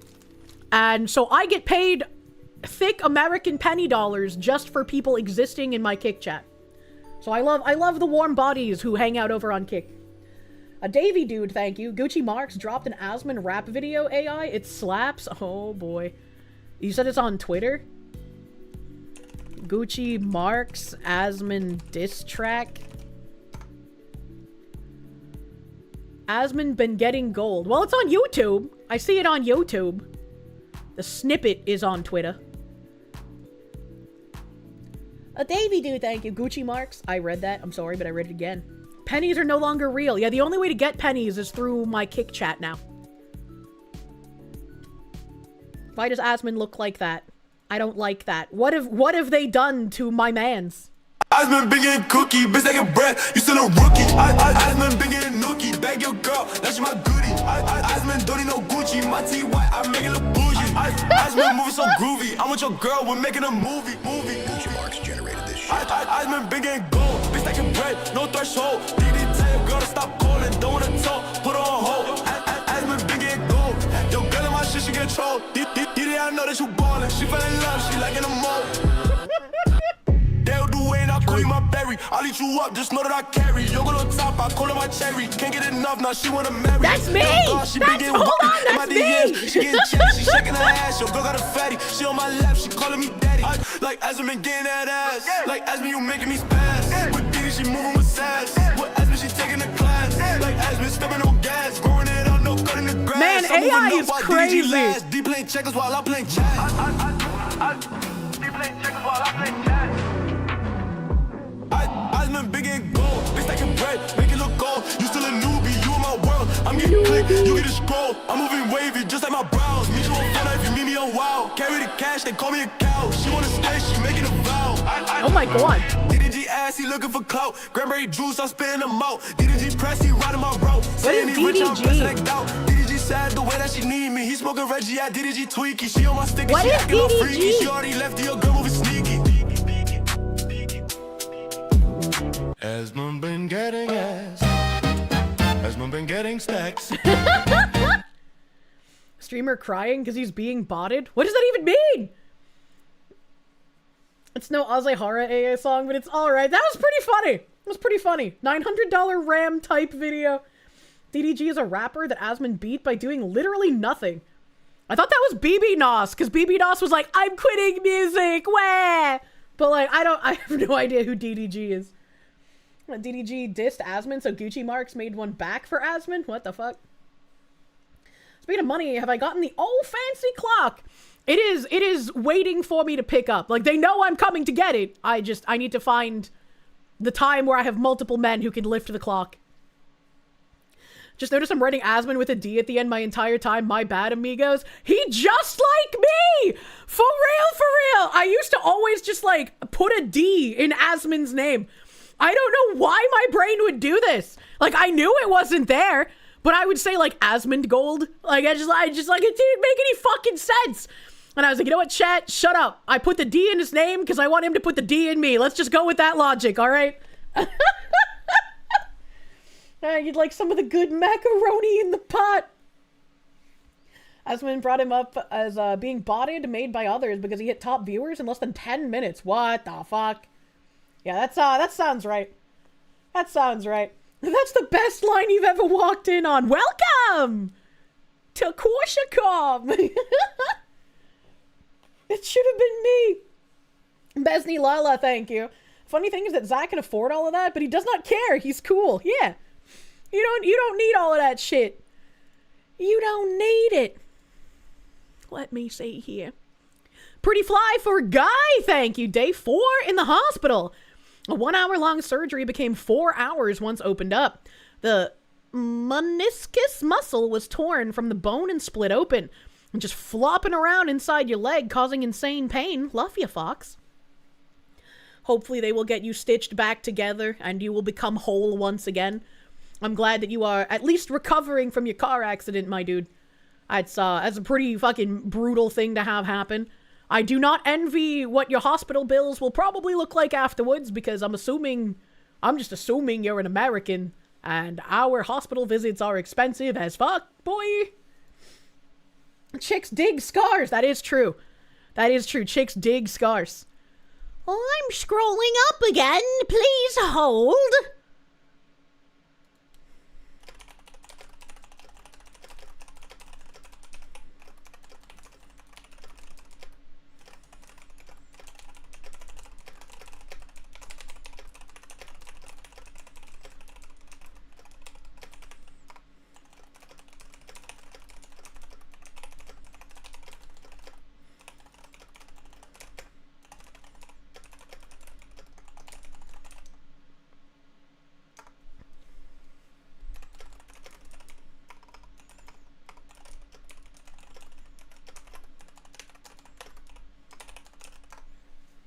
Clicky clacky. We got the big clicky clackies, man.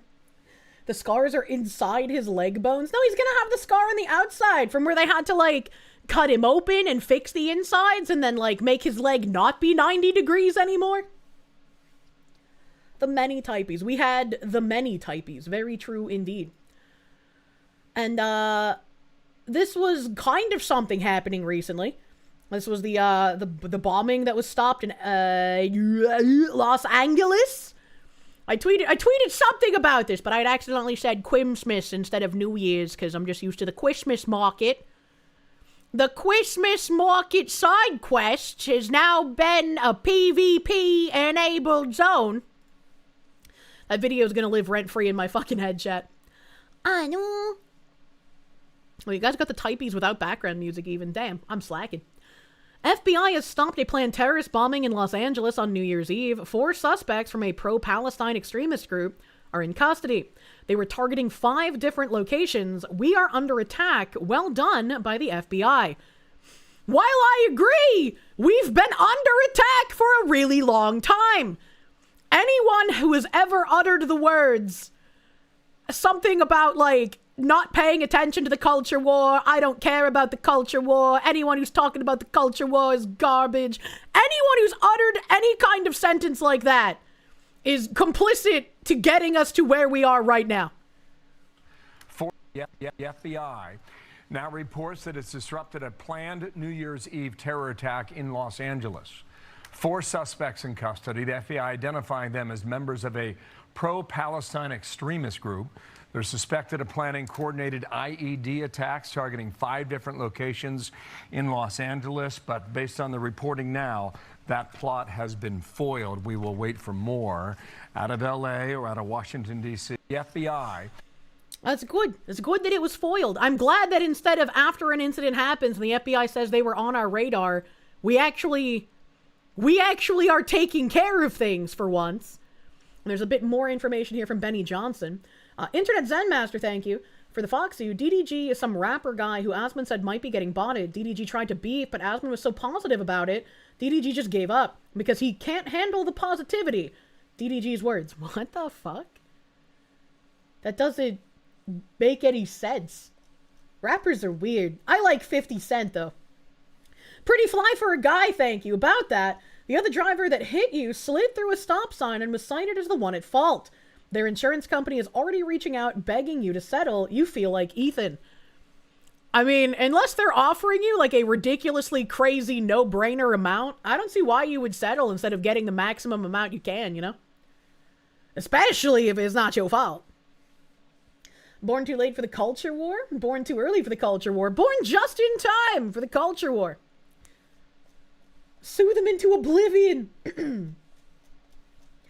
Eskel, thank you for the Canucks. What are you supposed to do? You're busy working, bringing food to the table. The bare minimum is just like talking about it, you know? Talking about what the culture war is happening and doing. There's incentive in people trying to get you to stop talking about it. Because the less people talking about it, the more it's easy to forget exactly what's happening at any point in time. Awesome and wonderful. I'm your favorite VTuber. You feel happy, comfy, and cozy on streams, and you're happy that I'm the one that made you love watching and being a VTuber. I was and are your first VTuber. You are precious. You're precious, Pipfinjin. I have your support and encouragement always. You are epic. Lubbers, thank you. That is super very sweet. Very nice holiday sentiment. Thank you, Pipfinjin. 50 Cent is the level of petty you wish you were rich enough to be. Imagine buying the entire front row of someone you don't like's concert just so it's empty.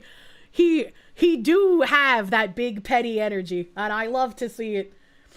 I had a brain fog and understood that as something dumb and was thinking, what do they want to melt ice with bombs? Oh no. So Benny Johnson said the extremist group Turtle Island Liberation Front was behind the New Year's Eve terrorist plot in Los Angeles. The affidavit shows photos of signs reading death to ICE and America is fascist, as well as a bomb-making setup. This was on track to be catastrophic. Great job by everyone at the FBI and the DOJ. How many decades of leftist terrorist bombing do we have to suffer and also potentially thwart before anything is actually done about these fucking communists? Like, it drives me crazy. We have an American catastrophe, fascism, America's fascist, whatever the fuck, death to ICE, death to America, long live Turtle Island and Palestine. Turtle Island Liberation Front is such a goofy fucking name. Like, how do you say that and take it seriously, man? Oh, hey, someone made a little fucking words on background color graphic. They don't want to kill you because they call you a fascist. They call you a fascist because they want to kill you. True and real. Still amazes me I was ahead of the curve on saying that kind of shit. I'm nuts. Was there another tweet in this line of going back, or was this the last one? That was the last one, okay. So, no, that's a different thing. Ooh, you! Ooh, you! Thank you for those 10 gift subbies. Thank you! Thank you, thank you! Unfortunately, the GOP still believes in due process and the Constitution and playing by the rules, so they will continue to do nothing. I am tired of the doing nothing. Andy Nyo reported here. I can exclusively report that the 5th unnamed arrest suspect in the Turtle Island Liberation Front New Year's Eve mass bombing terror plot, what a mouthful, is Trantifa militant Micah James Legnon, center photo in blue. Legnon is on a federal hold in Lafayette, Louisiana. He's a trans activist and identifies as female. His social media is filled with posts calling for the murder of people he labels as fascists. Authorities say the Turtle Island Liberation Front, a far-left communist decolonization terror group, planned to blow up ICE agents on locations with homemade bombs. Audrey Eileen Carroll, 30, by the way, 30?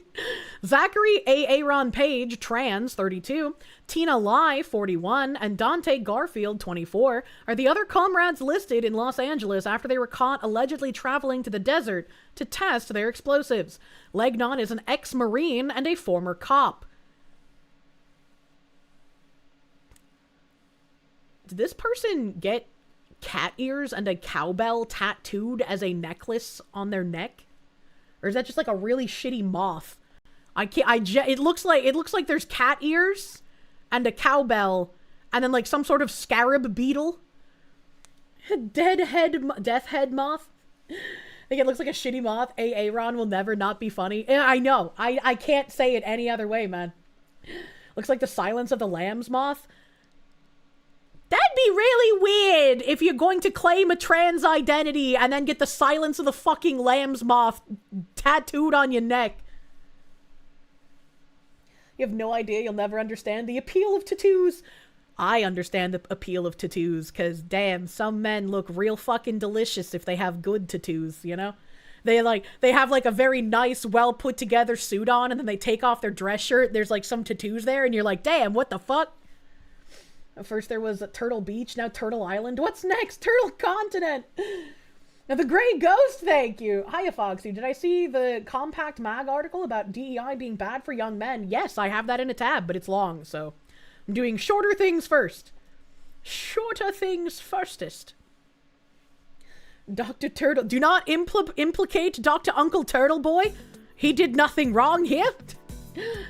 But I'm sure we'll find out some more crazy information on these freakish people at some point.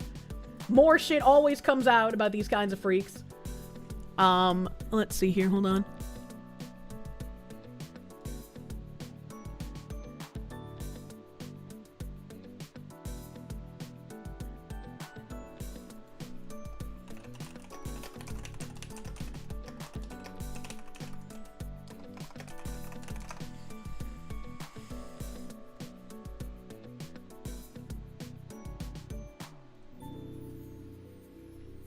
Damn, what the fuck?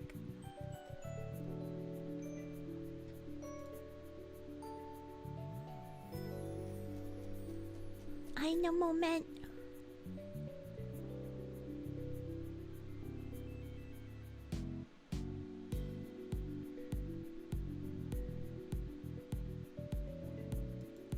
Okay, I don't know what that is, so I'll bring that up in a second. But I think I had something that was related to what I was about to bring up. And then we got a lot of brown updates. What were we talking about a second ago? Surely. Bro, leave my tattoos alone. I will rub your tattoos with my hand. Not that. I know it was a twat. Not that.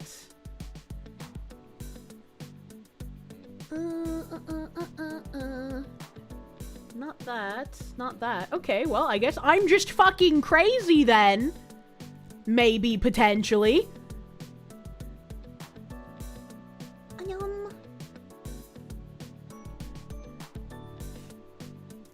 Well, as a quick hit before I get into all these brown things, because I'm getting like live brown updates as well. Ein Moment.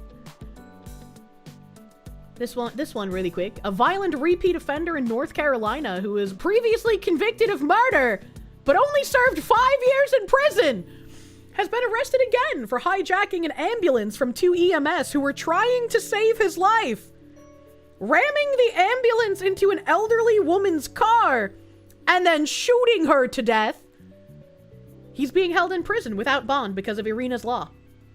36-year-old Cheyenne Woods is the person detectives say was being taken to a hospital by ambulance when he allegedly pulled a gun on EMS workers, stealing that ambulance, then running while he was on the run. He allegedly crashed into another vehicle driven by a woman identified as 74-year-old Marie Locklear.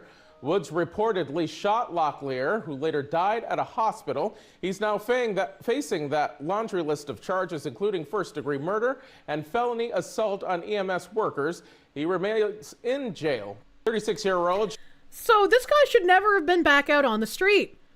Like, I mean, you probably could have assumed that just because he has a whole bunch of horrendous face and neck tattoos. Never get tattoos on your face. That's disgusting. He never should have been back out on the street, and this woman would still be alive if our justice system actually did what it was supposed to do, instead of what it has been retrained into doing. Would I consider those tats attractive? Absolutely fucking not. Not a single one of them. Even if you removed them and put them in other places, no, these are hideous. I started reading it and you were like, oh, this is bad. And then it just kept getting worse. I'm sure we're going to see a lot of these. It just kept getting worse as Irina's Law actually keeps these criminals behind bars.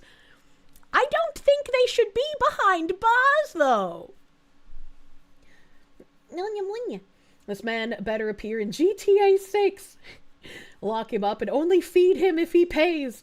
Kirsche likes men with tattoos, muscles, piercings, and soulless eyes. Gee, I wonder why her exes were abusive. Fun fact!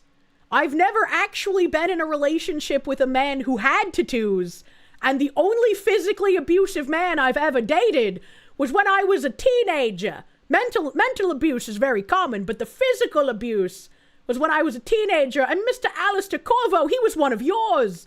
He was a Jew. You thought you had a dunk, brother! Do I like traditional Japanese tattoos? I do. I like those a lot. Yes, but then you turned them all gay. Oh man, you jacked up. Probably need a doctor, but you know what would be even better? You take the ambulance instead. Wow, there's 10 green lights on that pole. Oh my god. Your point. That you were wrong. Great job letting him out of prison, and maybe next time just end him and not waste taxpayer money. True and real? True and real? You know a guy in that case? Wait a minute, what did he mean by this? There you have it, chat. Cosplaying as a Yakuza soldier might work in your favor. I don't know, fucking Japanese man, I'm pretty cute. Seriously, just lose the friggin' key. You're using that in and out of context forever. Oh my god. Immediate transfer to a ballistic testing facility. Press conference is live. What's the press conference for?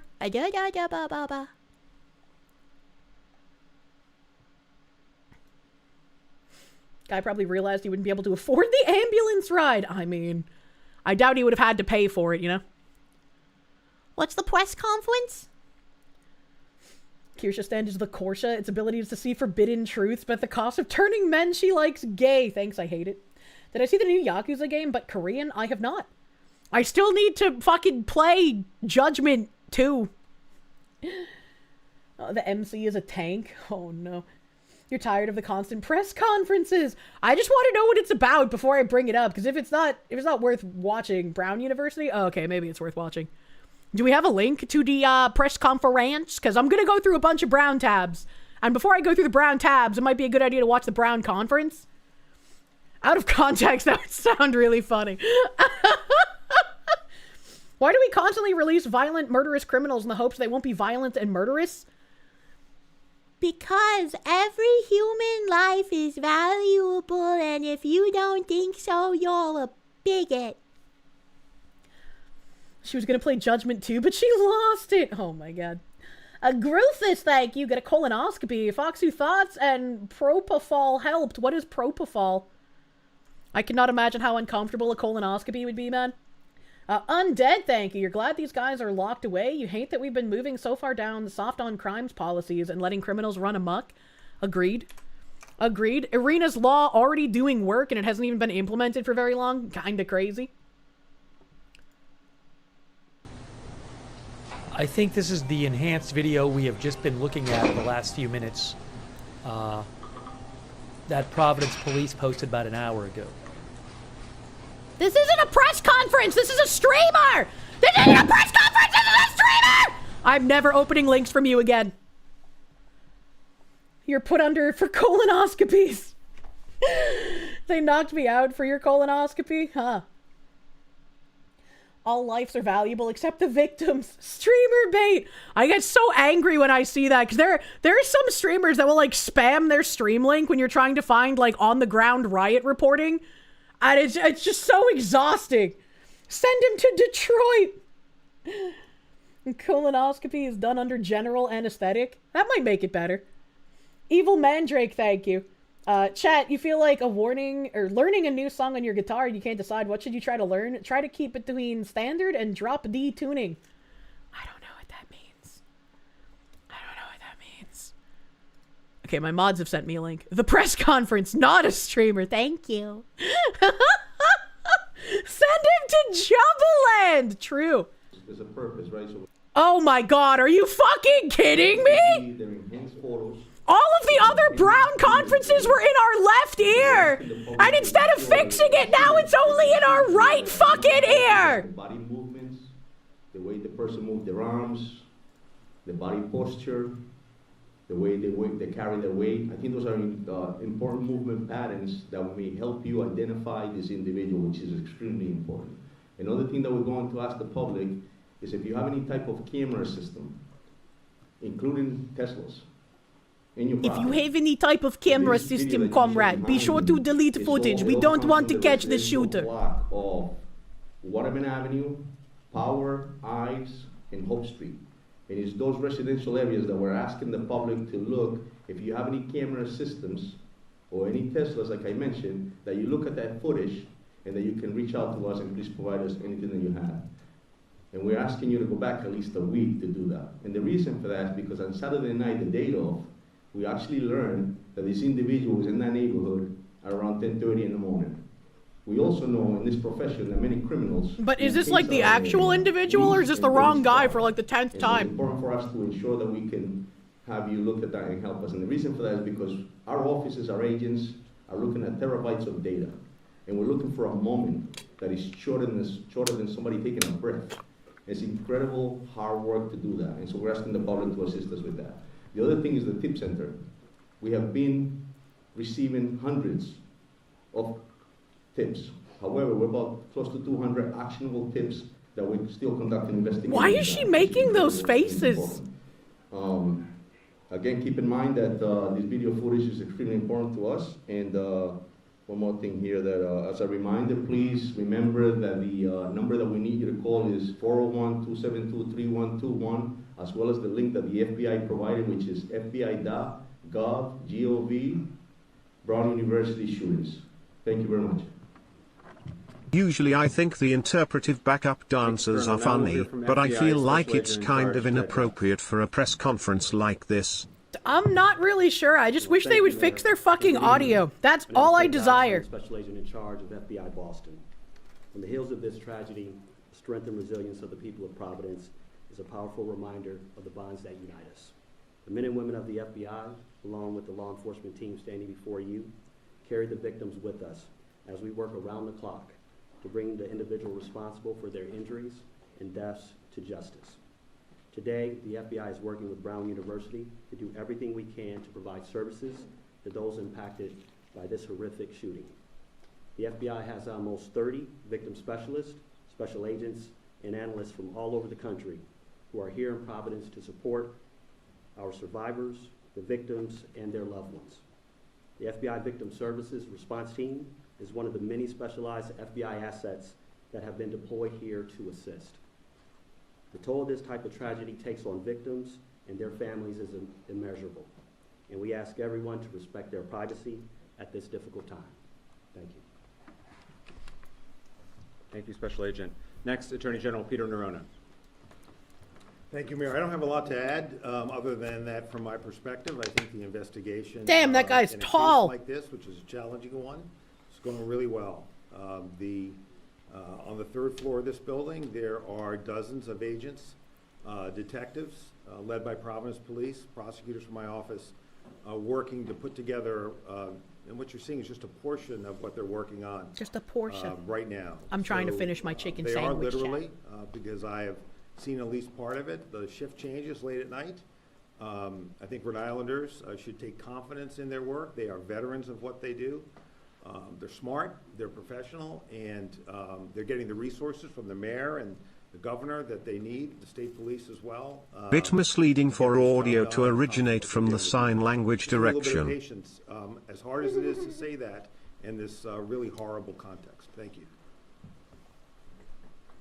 Thank you, I just don't know how they managed to be left ear only, and then instead of fixing it, now it's right ear only. Like, it doesn't make any fucking sense.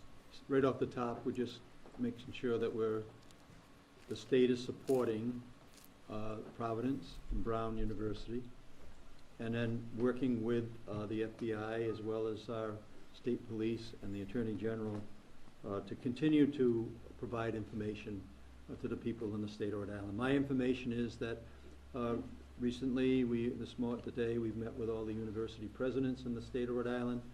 We know that we want to start a working group that will talk about Oh my God, enhancing so the safety spicy, issues. And you'll see shortly that we'll be doing the same thing in terms of the mental health issues. And I think that's important as I'm out and about.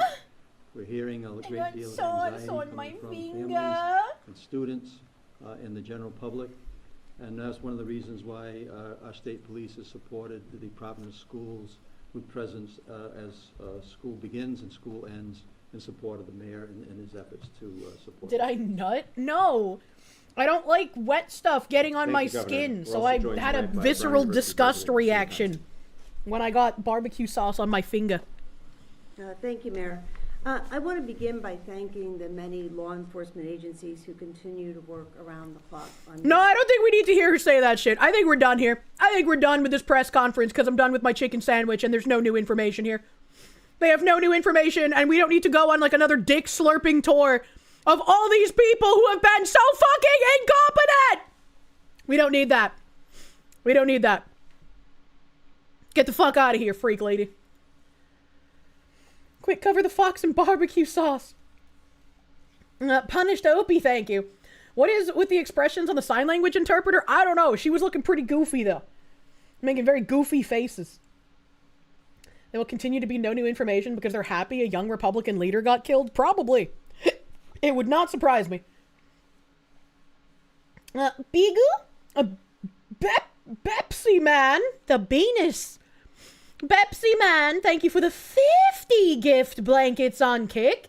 That's fucking massive. Thank you, Bepsy Man. The hero we need. Thank you. Thank you, Bepsy Man, for the massive amount of gift blankets on Kick, dude. Thank you, thank you. Thank you, thank you. You've checked all the new video, but you don't think they've released video from the university proper? All cameras from neighboring places. Yeah, it's weird.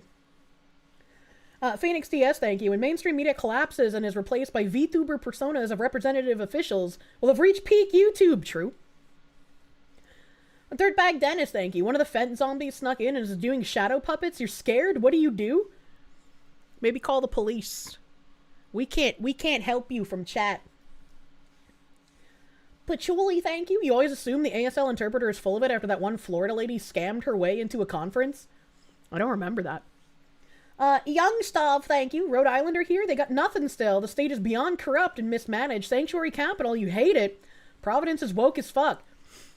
I'm sorry you have to live in the redheaded stepchild chicken nugget state. CPPC Tech, thank you. Other feeds have perfect audio. Look at the mics. What the fuck? Why is their main feed shitty? Ollie Wally, thank you. What is this creature doing? ASL. B Jammin', thank you. The funniest thing is that one of your channels on your speakers for some reason doesn't work, so you just had silence! Oh no, brother. Burn Bridges Brightly, thank you. That woman was a certified deaf interpreter, you can tell, because she was copying the sign language of the gentleman in the front row. Deaf people really communicate like that. What? Jonathan Perry, thank you for the... If a sign language person had Botox, would they be able to sign and speak properly? Well, yeah, you don't get Botox in your hands. At least, not that I know of. Ghost of Aces, thank you. I made that sound as you went over a speed bump and you thought you hit a dog or something. I'm sorry. Please do not hit me with your car. Still not convinced that was a she. That definitely looked like a old school, like, 90s teacher's aide, you know? Besney Lala, thank you. Bon appetit, Fox. So you got your chimkin. Be honorable, chatters. You're off to sleep. Have a good night. Have a good night. Ice bees! Sorry, I was touching something on my finger. The car stinky arrived. If I remembered correctly, and teak is what Spice Bomb smells like, you may actually be able to use it even with your nose autism. Yay! I'm glad you enjoy the car stinky. There's definitely a woman, not an attractive one, but a woman nonetheless. Yeah, those exist. Those exist. And, to go down the brown tabs, I have a couple from last night. They released this video. Interesting thing about the brown shooter, watch when he turns and puts his arms behind his back while walking. That's an odd posture for an American younger than a boomer. It's a very European or Middle Eastern help thing to do. And they've got a point. I don't think I've ever seen anyone do this posture unless they're like a very old person. The individual walking. on that side on the sidewalk of Benevolent.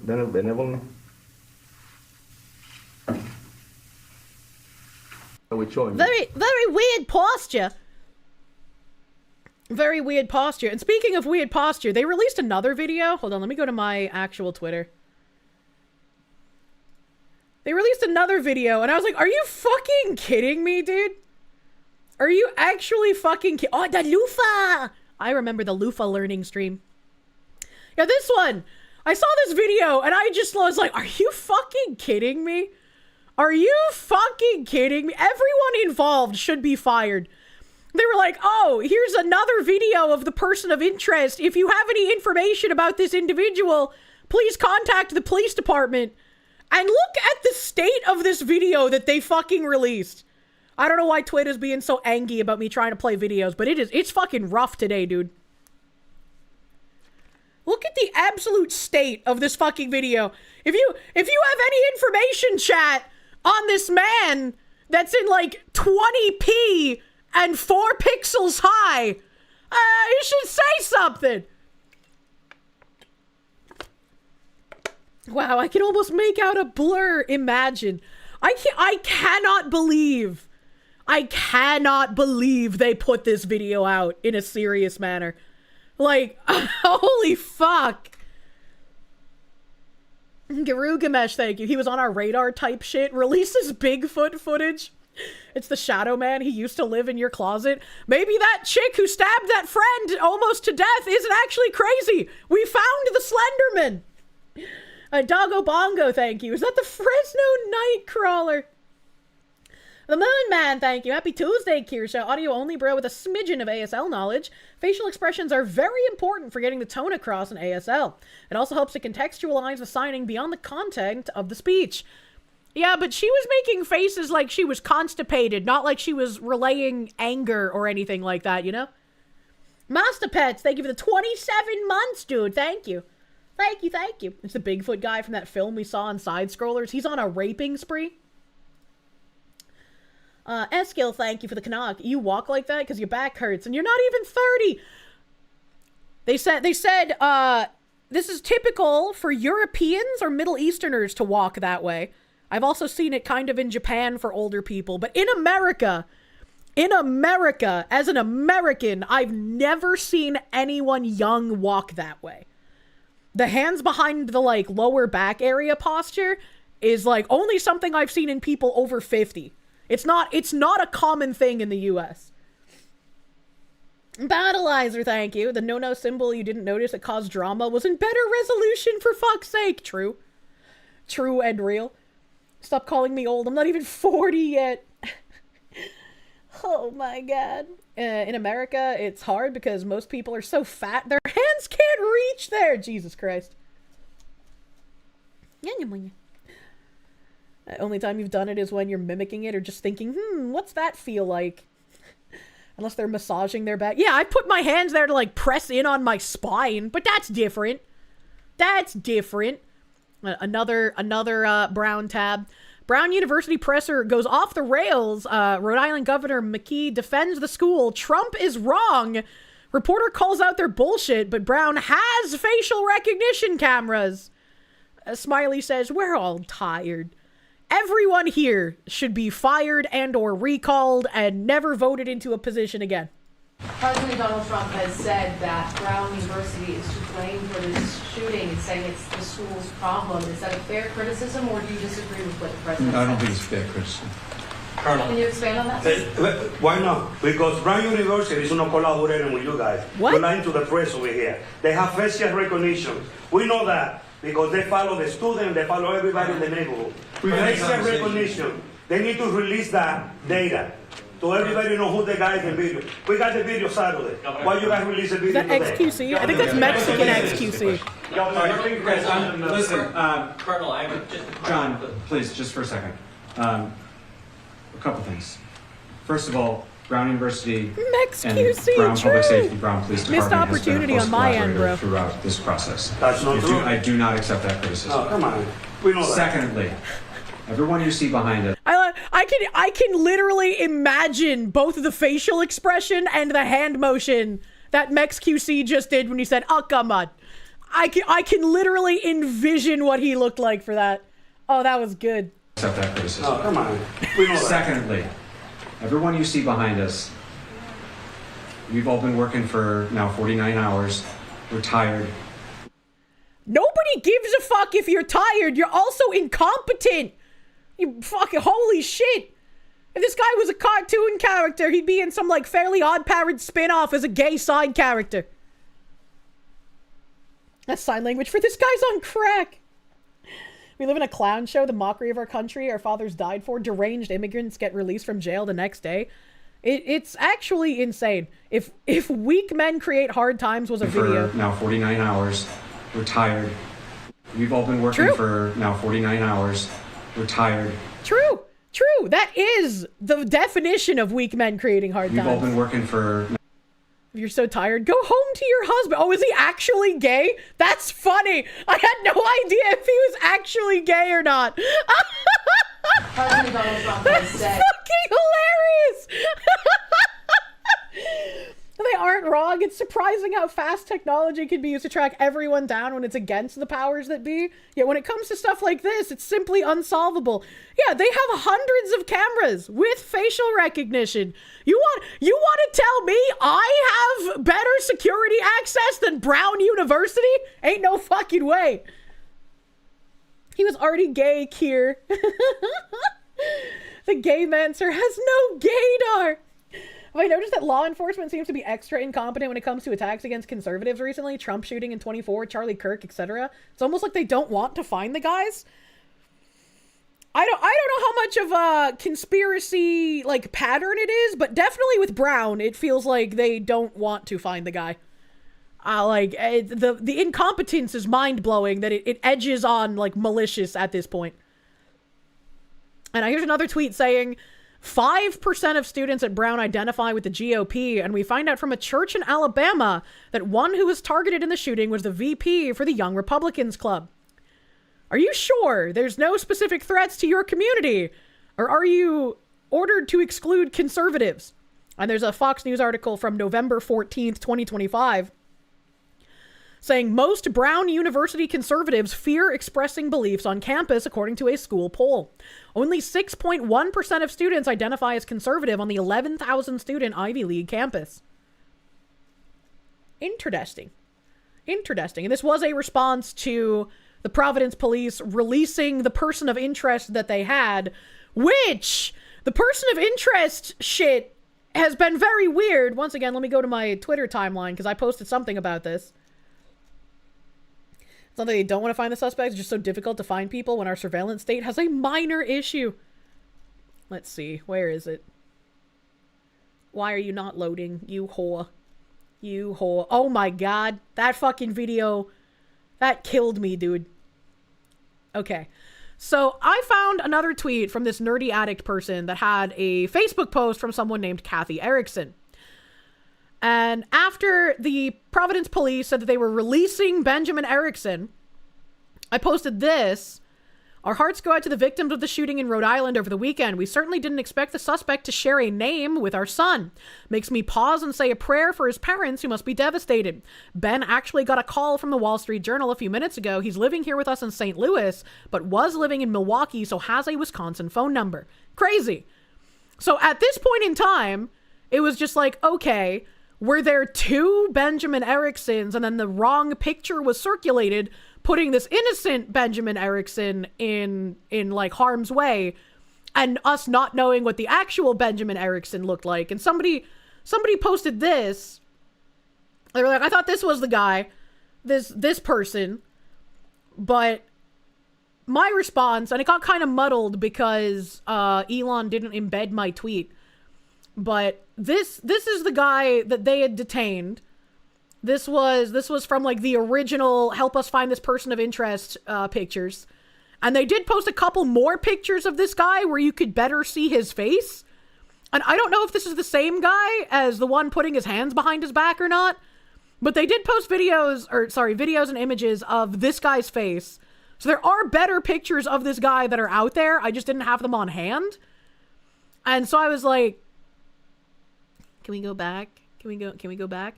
I was like, this, being that guy in the video I posted, is the one that they detained. I know they released better photos where you can see his face, but I don't have the tweets on hand, and he doesn't look like the one that this guy posted here.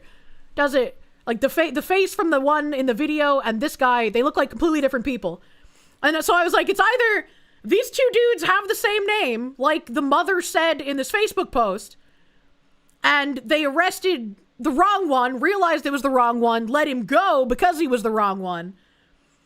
And it's either that or like the name is also completely wrong and neither of these people are the right guy. All right, it's like there's just so much incompetence just abound everywhere right now in this case. He should sue. And I also commented on Laura Loomer's Dirty Bloomers because she was still posting about like, oh, he said Allahu Akbar. And I was like, hello, lady. I was reporting on the Brown stuff on stream, and I couldn't find a source besides your posts about the Allahu Akbar. Do you have a source for saying that is what he screamed? Because from everything we found out afterwards, and specifically because of it was a specific targeting, and it was like a group of like conservative friends studying, and it was the VP of the conservative group on campus who got shot first. I'm thinking this is more just garden variety leftist terrorism rather than an Allahu Akbar kind of thing, which could still be wrong. We don't have that accurate information. But I wanted to know Laura Loomer, Dirty Bloomer's fucking source. She never responded to me. And it's like, just because I'm asking her for a source doesn't mean I trust her. It means I want to see what her fucking source is, you know? I want to see what she's going to say. Molly Katori Hane, thank you for the 18 months of Prim. Thank you. I'm telling you, your little suburb can snap a blurry pic of your license plate and clean it up so much that you can see the expiration sticker, but they can't get one decent picture in a surveillance state. Yeah, it's pretty crazy. Pretty crazy. Surprised she didn't report you for anti-Semitism for questioning her? Laura Loomer's Jewish? Laura Loomer, Dirty Bloomer, is quite clever. That's what fucking Medicare called her, and it lives rent-free in my head. Like, every time I see Laura Loomer, I just hear Laura Loomer's Dirty Bloomers in Medicare's voice. That's the only connection I have to that woman. Look at her original nose. Original? Phoenix DS, thank you for the Canadians. Crazy how the surveillance state had those convenient blind spots where they just can't seem to find the guy. Funny how they're so tired, working 49 plus hours. They even cycle investigators through shifts. Imagine. Likely take about 2 years for the truth about this to come out. You keep thinking of the Nashville shooter and all that weird fuckery. I keep thinking about the fucking Las Vegas shooter. How did he get all those guns upstairs with no one seeing him?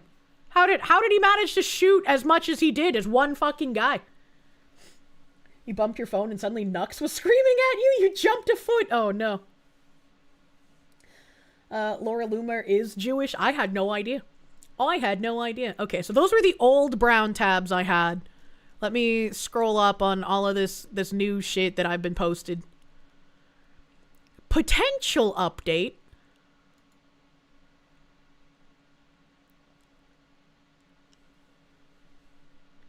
Pling. Damn, everything's so fucking slow right now. I might need to, like, do some disk cleanup on my main drive. I wonder if that's why everything's so slow. Am I like running out of gigabytes on my fucking drive? Oh, I am. I only have 17.9 gigabytes on my OS drive right now that are free. Milo says she's not really Jewish. She just likes to pretend she is. Oh, it's just like that Raging Bull guy. Laura Loomer had a horrendous nose job. You would think he was done by a surgeon with feet for hands. Oh my god. That's not good. My RAM is also getting hogged with all the tabs. Well, at least I have good RAM.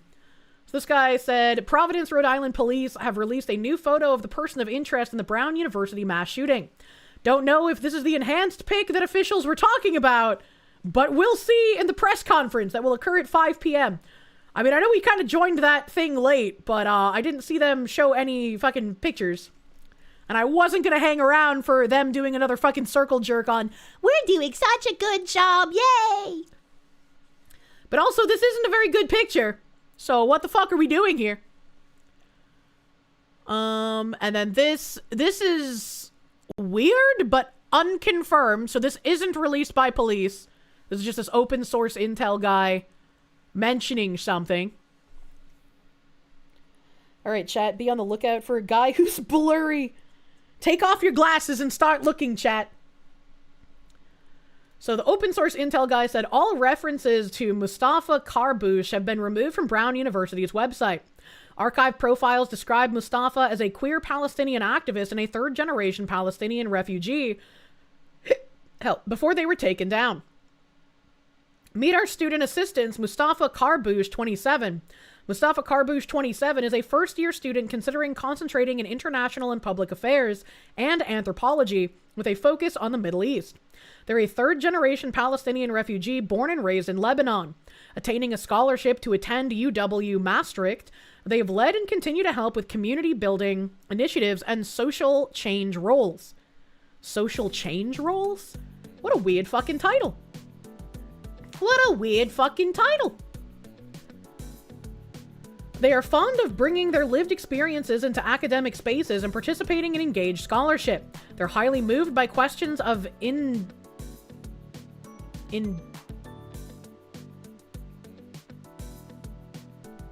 well, I would have said indignity, but this is like indigeneity? Indigeneity? I've never seen the word indigeneity. Interesting. Highly moved by questions of indigeneity, justice, and inclusion, and particularly interested in the intersection of queer studies with Palestinian studies. What a fucking retard.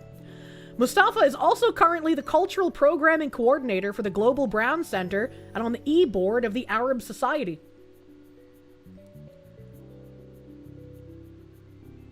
There's that fucking word intersection again, true. If he's born and raised in Lebanon, he's Lebanese, not Palestinian, though. And this is the page that they have supposedly deleted. And that's the guy that they've deleted the pages for. It's going to take a second to scroll over because my browser's having a heart attack. I wonder why they would do that. It seems like a really weird time to just start scrubbing pages of a specific person at the university. That just seems really fucking weird. I mean, they look kind of like they could be the same weight, but who knows? Who knows? For absolutely no reason, of course. Total coincidence. Yeah, it's totally a coincidence. Totally a coincidence. Let me open this tweet here.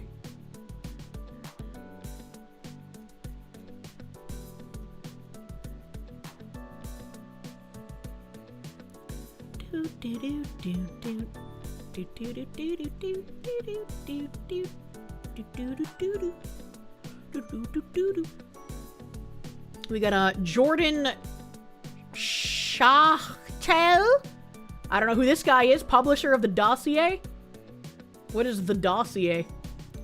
He said, please remove the box browser. Please remove box! Brown University is mass deleting a series of celebratory articles on its website relating to Mustafa Karbouch, a foreign-born Palestinian student, and its Middle East Studies department. Mustafa participated in the Hamas encampments at Brown and wrote an article declaring the need for a rebellion against the US and Israel. Someone has also deleted his X account. Okay, that's really weird. That's really strange. Mustafa is clearly a bound ideological actor, but there are no reports thus far that he has been implicated in the incident at Brown, though the consequential timing is worth keeping an eye on. That is very fucking weird. That is very fucking weird. Mods, can I have you guys link me the fucking Brown shooting Kiwi thread again? I definitely agree with Kirsche's sentiment that there's so much just like shit to have to wade through in articles nowadays. I read Kirsche's post and I was like, yes! It sounds like you like listened to me earlier this year. He literally wrote what was in my brain in his post. Secretly, I am actually Kirsch. He doesn't hate VTubers. He is one. But yeah, he was saying that like people they used to come to the farms for like update information on like current happenings. I am one of those people. And that more recently, there's just like so much schlock they have to trudge through in those threads to find any relevant information about the breaking news. Dang, that's a good voice changer. Kirsch is secretly Kirsche's biggest fan. He's watching right now, eating Italian imported cheese. Ollie Wally, thank you. Deport them to the 7th circle. Oh my god. Let's see. took the screenshot of Mustafa's account, which has since disappeared. He had 321 accounts he was following, 70 followers. I don't know why they'd delete the account all of a sudden. Of course, it could be entirely unrelated, and Brown could be panic deleting articles worried about loss of funding, showing that many of its students are ideological lunatics who seek bad outcomes for the United States. But the timing is surely interesting. Well, if he came here as an immigrant and he's writing papers about how the US needs a rebellion, right? Like, if he's not a natural-born American citizen, he can be deported for that under the Trump administration. So if he has nothing to do with the shooting, there's already enough to at least get him the fuck out of the country if he's an immigrant. I'm going to work. Have fun, chat. Drive safe! The good news is that the internet is forever, unless you're Taylor Lorenz and your uncle runs the Internet Archive. This guy's kind of based. He remembers things. Most of this stuff has already been logged. That's good. Mustafa labels the US as Turtle Island, which is a term used by Marxist decolonization activists. I have never heard of the US being called Turtle Island, and that's very weird that we have this guy in the wake of a shooting talking about the US being Turtle Island when we just had that terror group, the far left terror group, like bombing plot foiled, and they were like the Turtle Island whatever the fucks as well. That's interesting. That's an interesting coinky-dink. The FBI recently foiled a Palestinian terror attack planned for New Year's Eve in California. The group called themselves the Turtle Island Liberation Front. Thank you! Thank you, Mr. Jordan Schnitzel, for telling me the name again, because I forgot. Help.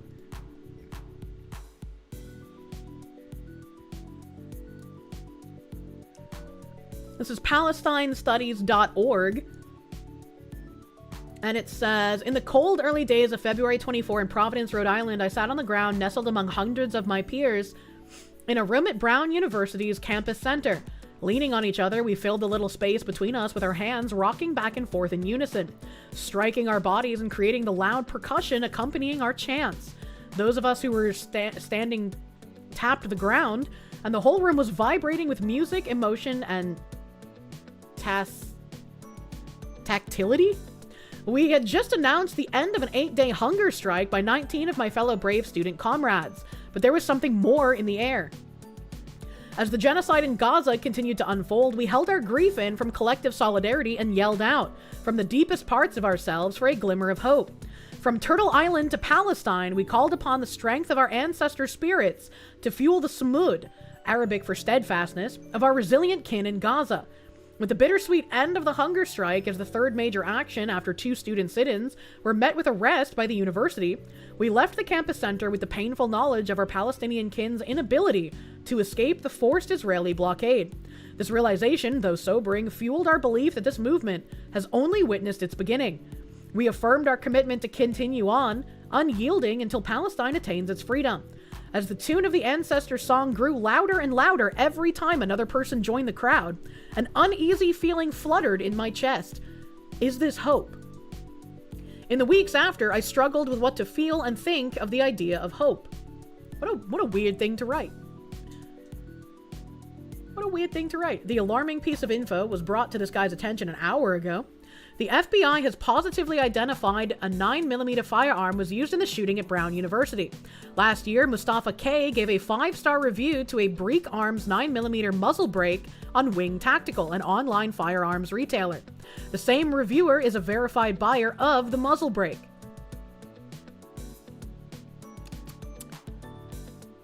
That's very interesting, but you know what's also interesting?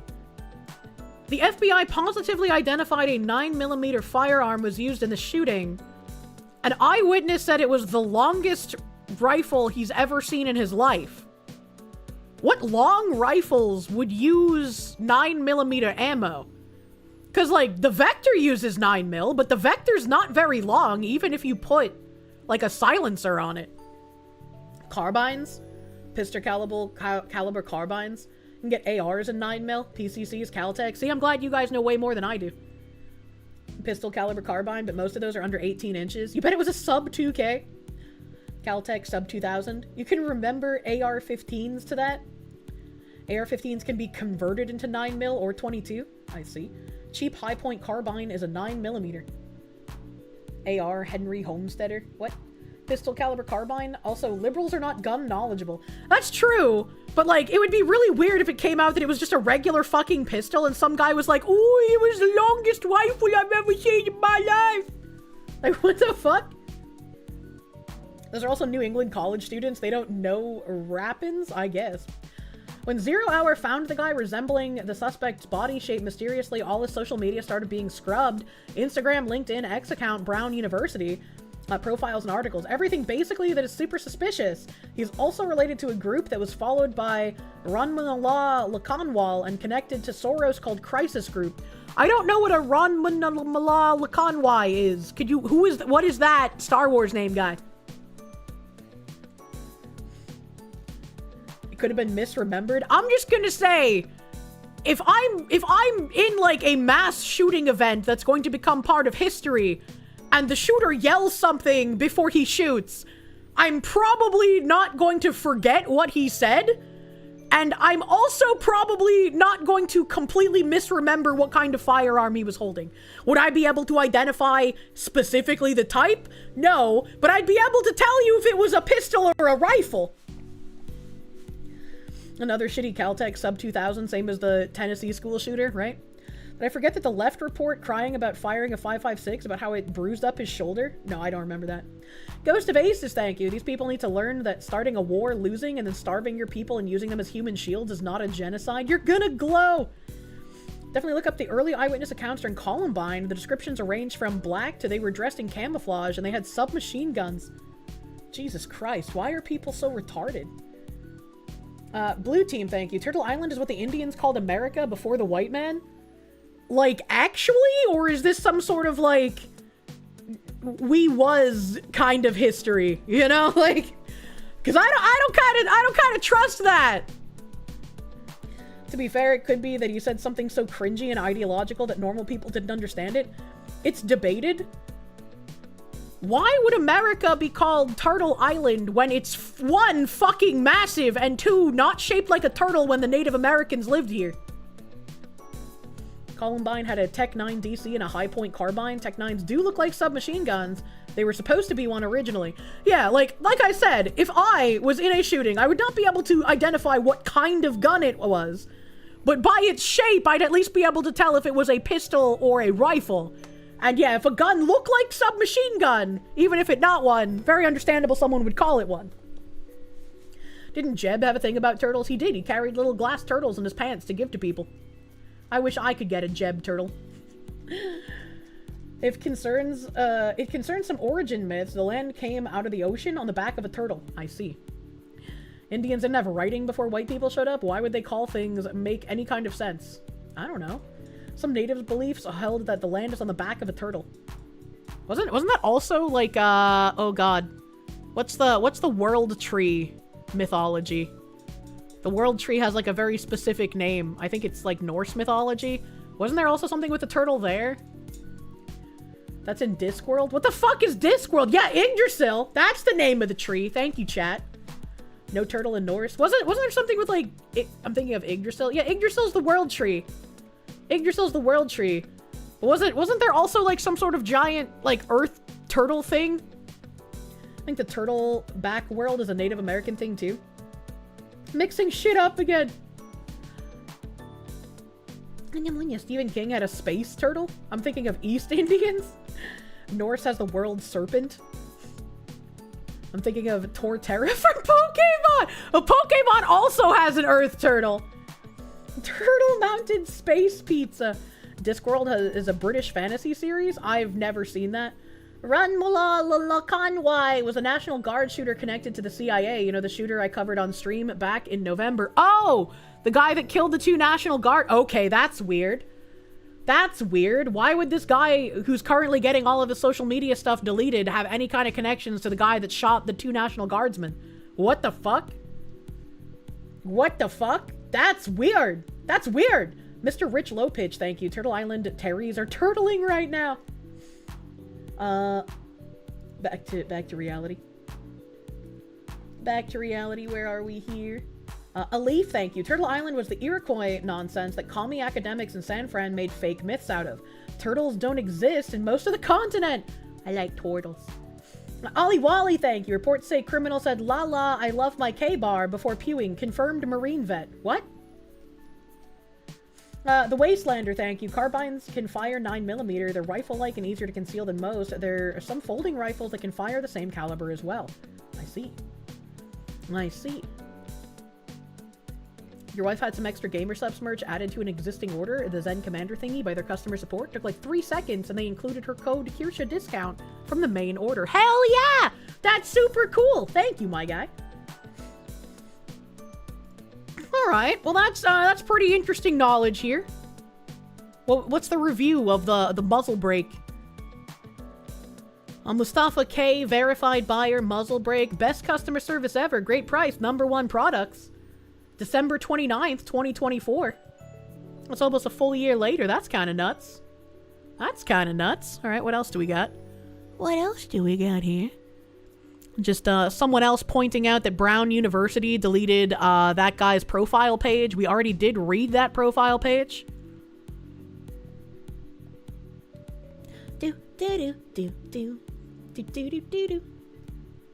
Student spotlight, Mustafa Karbouche 27. And here's 0 hour showing that it is no longer available.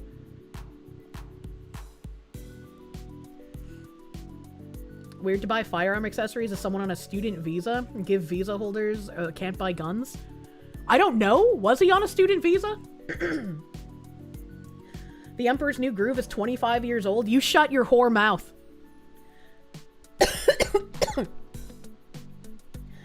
Example, one had a different shaped neck hole because the foliage was higher and the turtles required greater reach, so it augmented shell shape. What?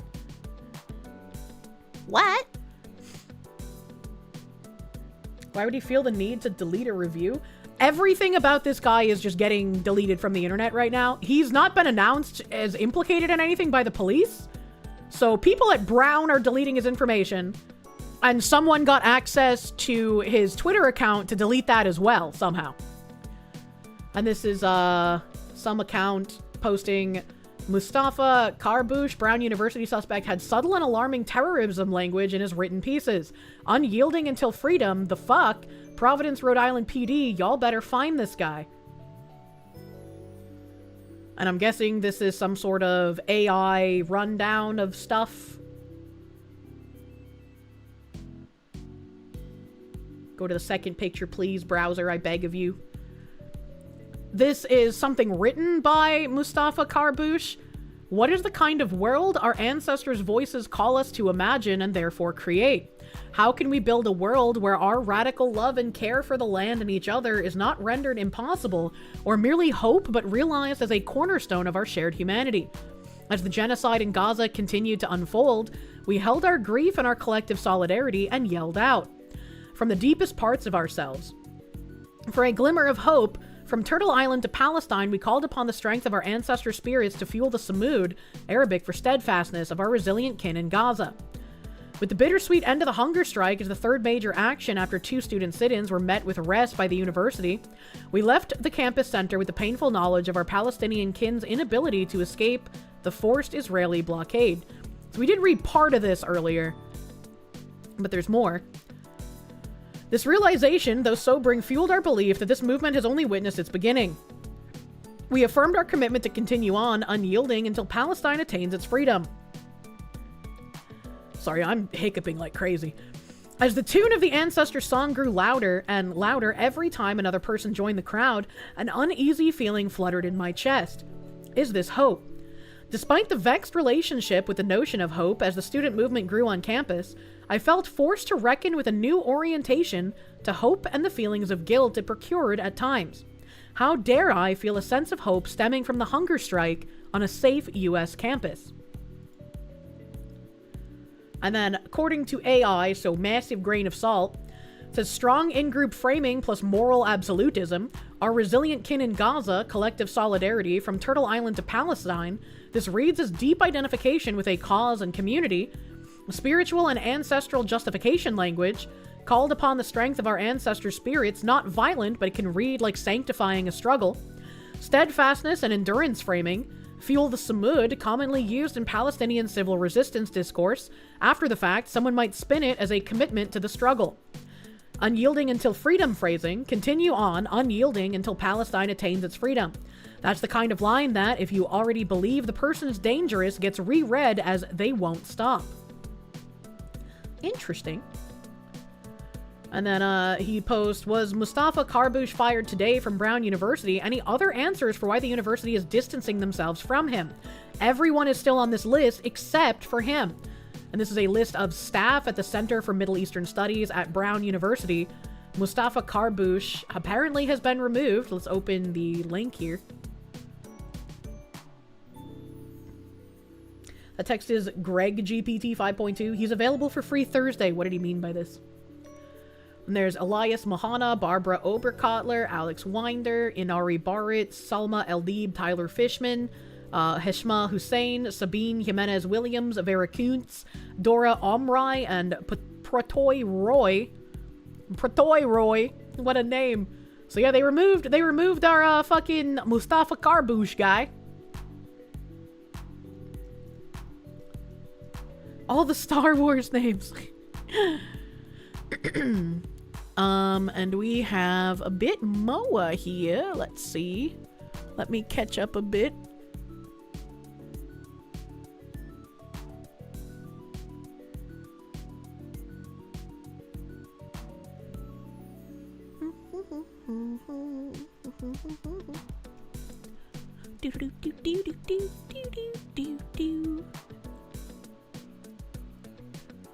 There's this Roz Alerts account posting something. Mustafa Karbush's now deleted 2024 Fuck Off Grok manifesto published in the Institute for Palestinian Studies has been recovered by internet sleuths. So an hour ago he reported that Brown University was scrubbing all of the pages for this fucking guy.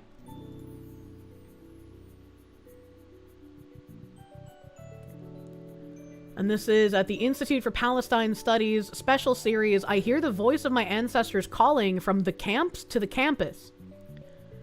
August 13th, 2024, by Mustafa Karbush.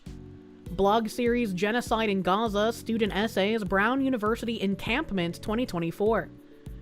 I hear the voice of my ancestors calling. I hear the voice of my ancestors call. I hear the voice of my ancestors calling. I hear the voice of my ancestors call.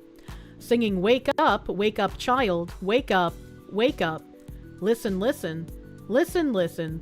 Singing, wake up, child, wake up, listen, listen, listen, listen. Author's note! The lyrics come from Ancestors' song popularized by the Student Movement for Palestine at Brown University. Versions vary, adopted from the original Grandmother song by Sandy Vaughn. I feel like if my ancestors were like Navi, I would not want to listen to them. But thankfully they are not, and I do listen to them, and that is why I add garlic to my dishes until they tell me to stop. And this is just a blog about the hunger strike, I guess. As long as fuck. Huh. Despite this vexed relationship with the notion of hope is what we were reading at the bottom of the other page, but it continues, how dare I feel a sense of hope stemming from the hunger strike on a safe US campus while my people continue to be forcefully starved and slaughtered in the thousands. My parents' and grandparents' consistent experiences of betrayal by their leaders and the settler colonial regime taught them better than to frivolously hope to take center stage. I believe the intergenerational cynicism I have inherited taught me to reject hope, to preserve my own sanity, and avoid disappointment as I navigate survival when denied existence. He sounds like me talking about relationships. How do I then grapple with a sense of intergenerational existential hopelessness passed on like a wretched inheritance? Well, tens of students from all walks of life... Sorry, I just think it's really funny that he's out here writing a manifesto and he says, well, tens of students! Tens of students from all walks of life, some of whom I've never met, put their academic lives, careers, and bodies at risk. How do I reject hope when my student comrades who are not Palestinian give their time, effort, and resources generously to this collective cause? How dare I not feel hope when they dare to scream in the hundreds, demanding the university divest its endowment from companies associated with the settler colony's violence, when they dare to imagine a better, more caring, more just, and more equitable world that safeguards Palestinian life?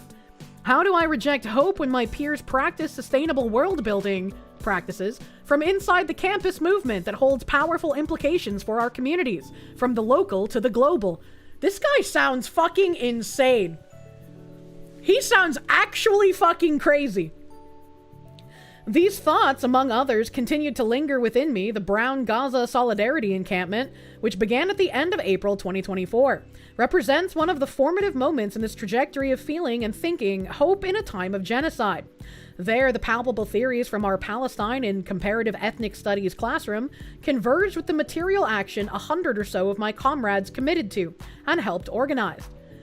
After the accumulation of several dispersed actions for Palestine on Brown's campus this school year, which built on a legacy of decades of student activism, the Brown Student Encampment was but one site of a student rebellion of historic, national, and international proportions. Well, clearly it didn't mean that fucking much, because I didn't even remember it happened, and I'm like the news fox. Well, our action was largely indebted to Columbia University students spearheading of a steadfast encampment. Our power only grew as the number of encampments expanded across the country and beyond, and continues to grow as I write this. Retrospectively, every now and then, I have to look at the images and videos from the week of the encampment to remind myself that it was real. This sentiment is met with wonder when shared with many of my non-Palestinian friends who are committed to fighting for Palestinian liberation. How can I even begin to explain to them the tearful disbelief of my parents, who for so long had urged me not to wear my keffiyeh in public for fear of persecution? How do I convey the transformative power of the student movement has given to us Palestinians, watching on and participating when 100 or more students, mostly non-Palestinian, locked hand in hand, dancing the traditional Palestinian dabki on the main green while popular Palestinian music played on big speakers?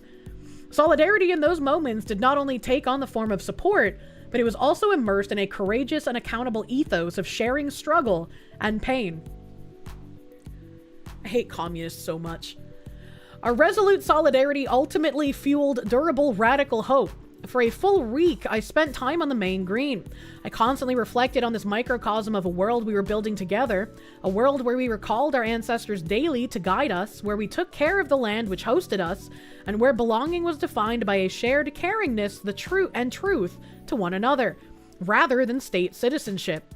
We continuously rooted in every decision we collectively took in the Palestinian revolutionary tradition, which rejects colonialism, carcerality, and any other agents of imperialism and oppression. My eyes are glazing over reading this commie gobbledygook from this absolutely deranged individual. We continuously rooted every decision. I read that. And this is not to say it was a perfect world, for we made many mistakes to which we held and still must hold ourselves accountable. The encampment became an experiment in an attempt to best carve spaces for collective healing, reconciliation, and moving forward through in the aftermath of the action.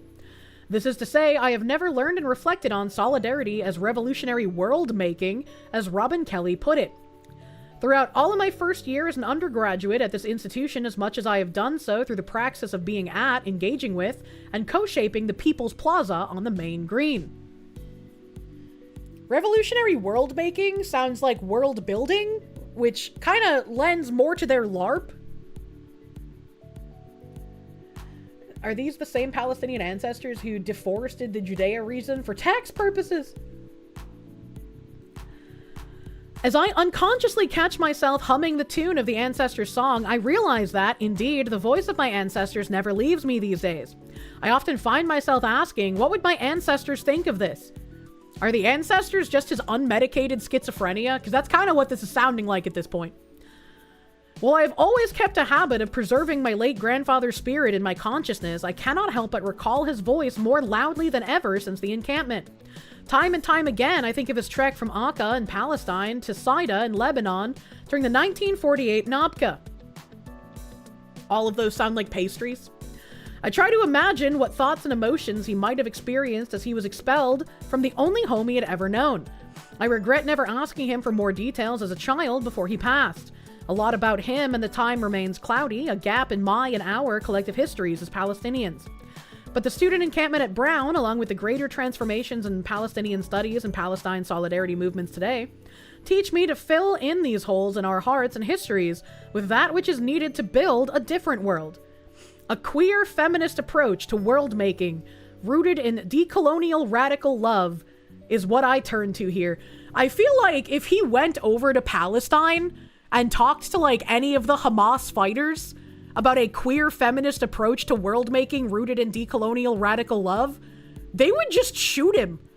Like, they wouldn't even want to take the time to bring him up to a building roof and drop him. They would just shoot him. Like, what? What is this? Turn to random nonsense buzzwords. Sarah Ilmood powerfully explains, to practice feminism in the midst of bearing witness to genocide is to embrace love as a radical consciousness, as a radical decolonial politic of fighting for life. To practice feminism in this moment is to hold each other through the vast darkness of our grief, to walk with each other hand in hand, to bear witness to landscapes of death, and to tell the truth. What about the feminist angle of all of the wives left behind in the countries as men flood into European and American and Canadian and Australian borders? What about the wives left behind who say these men are cowards, these men have not gone for jihad, they have left the jihad, they have left the homeland to falter, they have abandoned their godly duty? What about that kind of feminism? What about those women speaking up about their perspective? Is anyone else fatigued as fuck? Because you're so tired. I'm more tired than that fucking gay-ass police dude. Brown University staff and need their company and private communication subpoenaed, and this Mustafa guy needs to be found and brought in for questioning. Something smells of conspiracy. That's crazy, man. Marxist theory fits mass shooter manifesto surprisingly well. It does. DRT is king, thank you. The Palestinians have managed to make a synthesis between Islam and communism. They and the Kurds are like this, and why you would morally support Israel, but you want the sandbox out of America? Yeah, as an American, I just don't want to fund any more sandbox wars then. Punished Opie, thank you. If we listen to our ancestors, I'm pretty sure a majority of us would be committing pretty heinous war crimes. True. Grelgar, thank you. If you listen to your ancestors, you'd be scalping fools. You can have a little bit of scalping on a Wednesday night as a treat when you listen to the ancestors. Punished Opie, thank you. Kirsche, you don't hate commies enough. You think you do, but you don't. There's always more room to hate commies more. Ghost of Aces, thank you. Ah, yes, the settlers in Israel who were there over 1,000 years before the people claiming to be from there. I don't know the history personally. My Vinegar, thank you. Hello, Fox Lady. Can you get 2...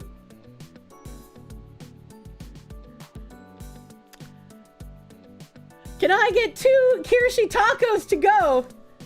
Yes, I could make some tacos later. Instructions unclear. Scalped local PD, and now you're on the run. Don't scalp your local police department. If you listen to your ancestors, you'd be blowing a weird dragon-looking horn at Romans.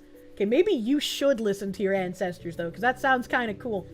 The Grey Ghost, thank you. At this point, you think the only thing that'll save us is the establishment of the Imperial Inquisition? What the fuck was that pause? Don't worry about it. You have to be pretty high IQ to understand Kirsche streams. Based and horn-pilled. True. Where the fuck did I finish reading here?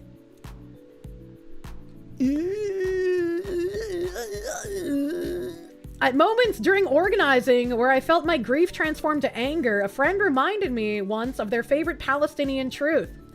We keep fighting not because of hate for those who have wronged us, but because of our love for a life denied and our love for one another.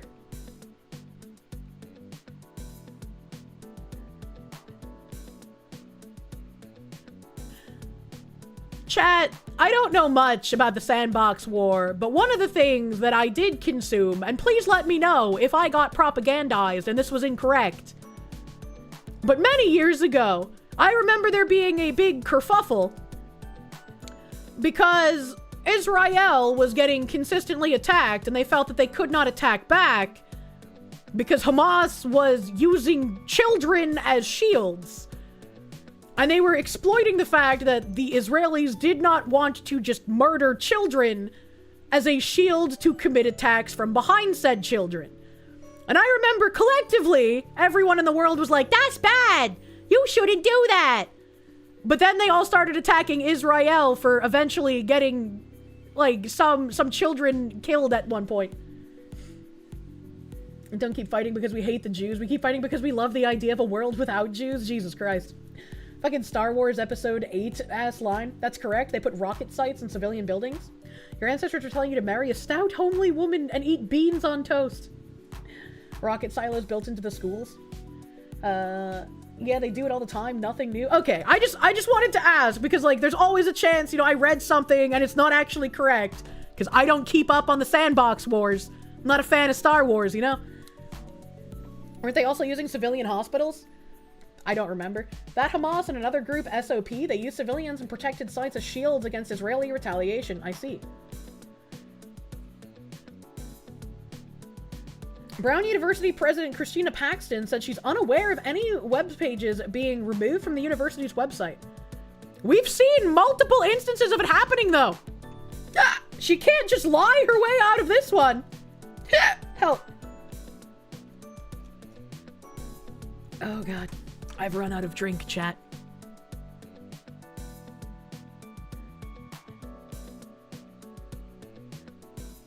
Another woman unaware of anything that doesn't impact her directly at that moment.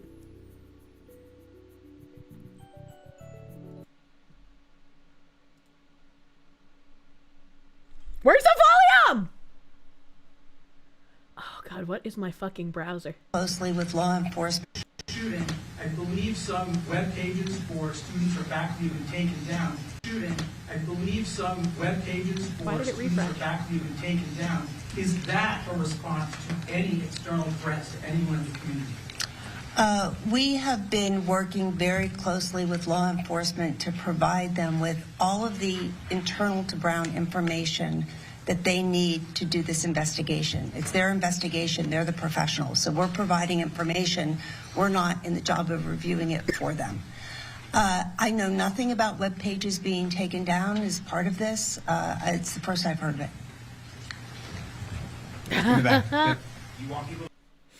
She's either lying or literally has no idea what's going on, and I don't know which one would be worse at this point, honestly. And here's a little video from Eric Doherty. Speculation is swirling after Brown University allegedly scrubs Free Palestine activist Mustafa Karbouch from their webpage. Other people's profiles are listed normally on Brown Center for Middle Eastern Studies page. Karbouch page not found. Still shows up on Google search results too. What's going on here? I tried to full screen this, but it doesn't seem to want to work. I don't know what the fuck is wrong with my browser right now, man. So this is the Mustafa Karbouch page that we saw earlier. This is on the Internet Archive. So this is on the archive site. They really think people wouldn't notice? They do think we are just retarded cattle. I almost said the real word. Retarded cattle. That's very strange. That's very strange.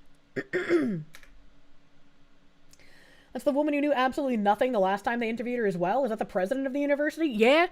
Yeah, she's the president, and you know, much like Harvard's ex-president, seems like a very DEI hire lady.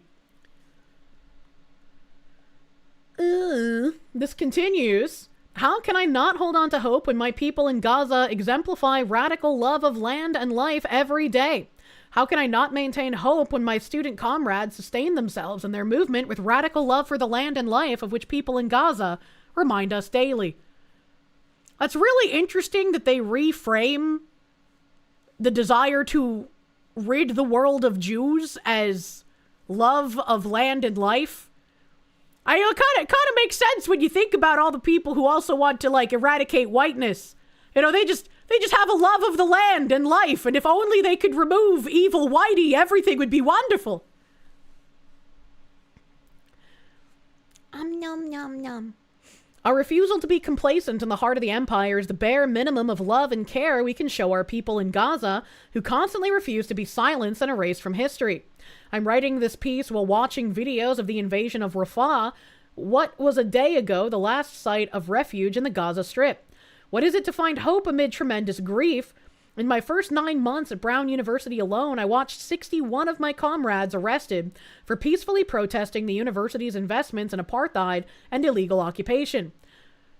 You know, it's really funny. Every time I read the word apartheid now, all I can think about are the videos of black people in South Africa saying that life was better for them under apartheid rule than it is now under the ANC. And I just kind of laugh internally a little bit. Because, like, what the fuck is happening, dude? Mao tried to frame his torture programs as if they were helping people. Yep. I helped care for another 19 students who went on a hunger strike for 8 days. They starved their bodies in order to achieve the same demands. I helped operate an encampment where 100 or more students slept in freezing temperatures in tents. In between, we held tens, if not hundreds of rallies, protests, art builds, teach-ins, and film screenings. You know what's really interesting? They're able to do these hunger strike things because they do them in nations where everyone would feel bad if people starved themselves to death. But if they went to one of these nations that don't really pay attention to any kind of human rights and tried to do a hunger strike, well, they'd probably end up eating something pretty quickly because they would just die. Nobody would care. The starving Marvin. Nux is right. It's a death cult at this point. It feels like one, dude. It's creepy. Where were we? The result of this was not only a university administration concession that pushed our student movement for Palestine a few steps forward on a much longer path to come at both the campus level and the national level. It was also the reimagination of the question of Palestine for hundreds of students and future leaders as something much larger than a geopolitical question. Palestine is becoming, in the minds of many, a question of how we want to fundamentally rearrange our world.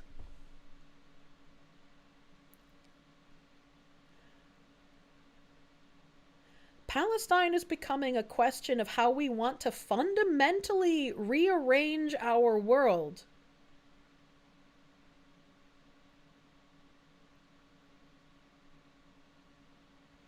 I can't think of anything from Palestine that I would want to have as, like, governing in my country. What did they mean by this? That's so fucking weird. Our chants have begged many to channel their disillusionment with the current world order into action. What is the kind of world our ancestors' voices call us to imagine and therefore create? Isn't that regressive if you reach into the past and ask your ancestors how modern society should be run?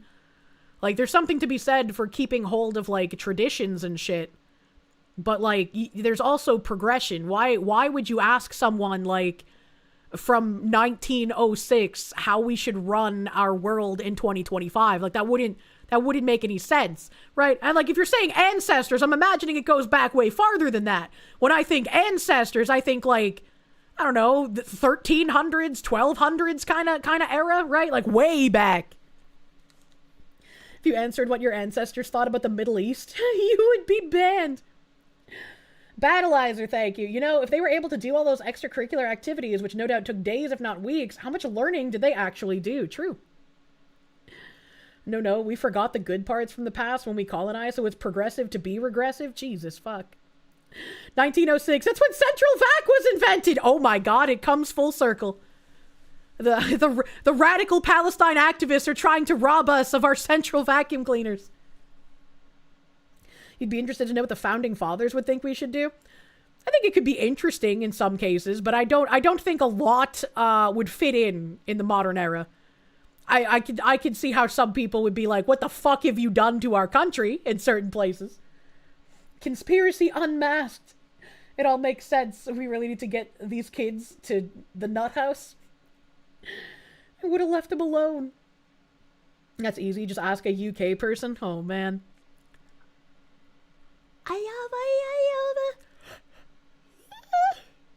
How can we build a world where our radical love and care for the land and each other is not rendered impossible or merely hope, but realized as a cornerstone of our shared humanity? I feel like they've said our radical love and care for the land, like, at least 8 times in this short paper. And then it has the little about section for Mustafa Karbouche. I completely forgot that this was supposed to be written by a man. The, like, emotional manipulation and begging in here just immediately made me turn to thinking about a woman being the writer.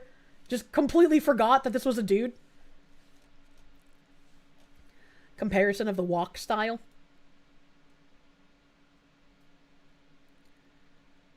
The more these people say they're full of love, the more you think they may be lying. True?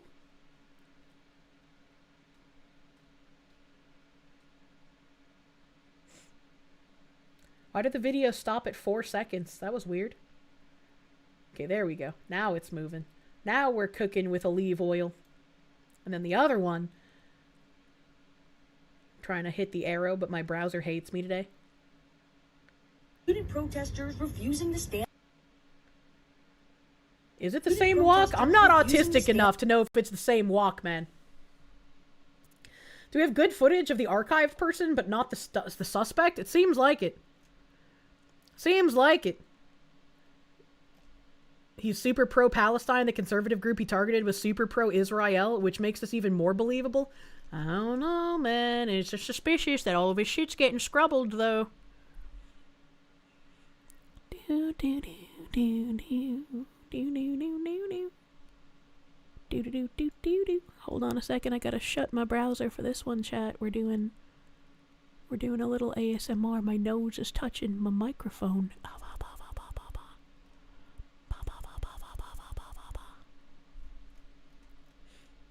Zara Foxy, thank you for the 25 months of Prune. Thank you. You know, having Palestine's views on homosexuality would be a good start for legal purposes. This is a joke. I do not wish to throw the gays off of buildings. Okay, so we saw the muzzle brake post already.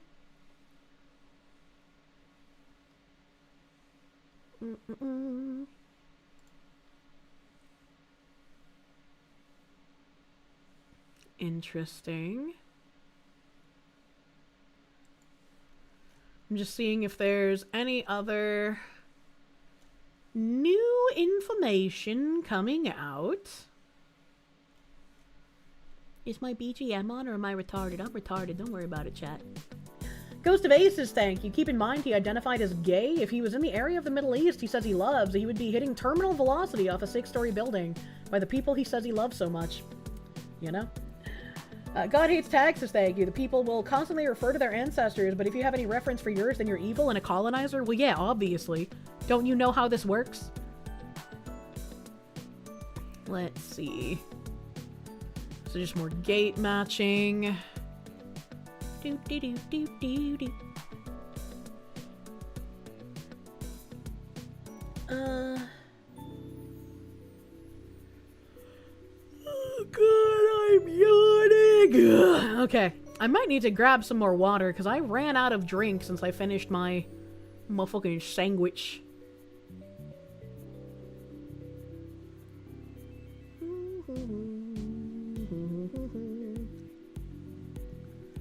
I don't know what the fuck this is.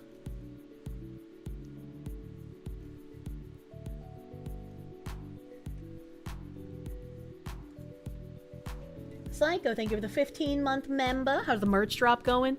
We're trying to figure out how to finagle some stuff, so it'll be out soon. Once again, it's only going to be about half of the drop this month because I wanted quality real leather for a wallet. And that, sourcing the manufacturer for that took a hot minute more longer than we anticipated. But we got it. But the drop is going to be split into 2 parts. So don't worry about that. At least 2 parts, anyway. I am still trying to see if there's any more information. But it doesn't look like there's anything else quite yet. Nothing else quite yet. Okay. You want real animal leather. True. I hate fake leather, man. I hate the fake leather. Okay, so I don't think there's any more updates on Brown at the moment. I think we got everything that is new here. I haven't seen anything else, but that is very interesting that they are scrubbing that Mustafa guy's information off of their pages. Somebody scrubbed his Twitter account.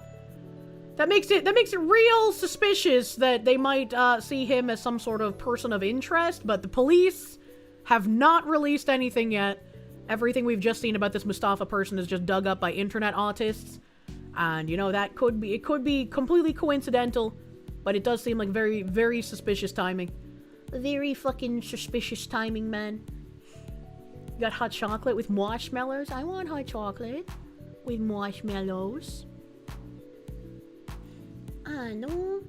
Okay, what do we have here? I wanted to get to some of the longer stuff I had. So give me a second to find where we are.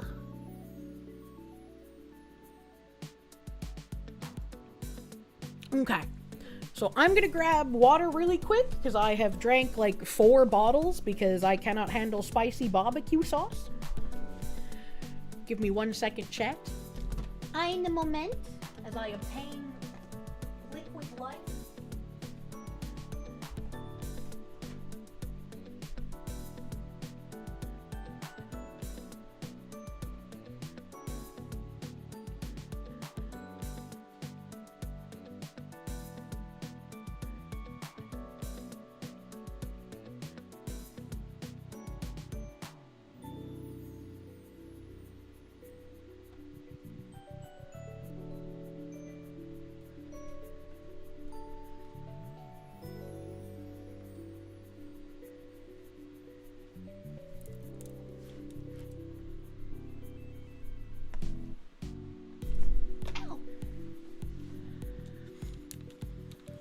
I elbowed you in the face, Chad. I'm sorry. I'm about to suck back so much fucking water, dude. I'm so thirsty.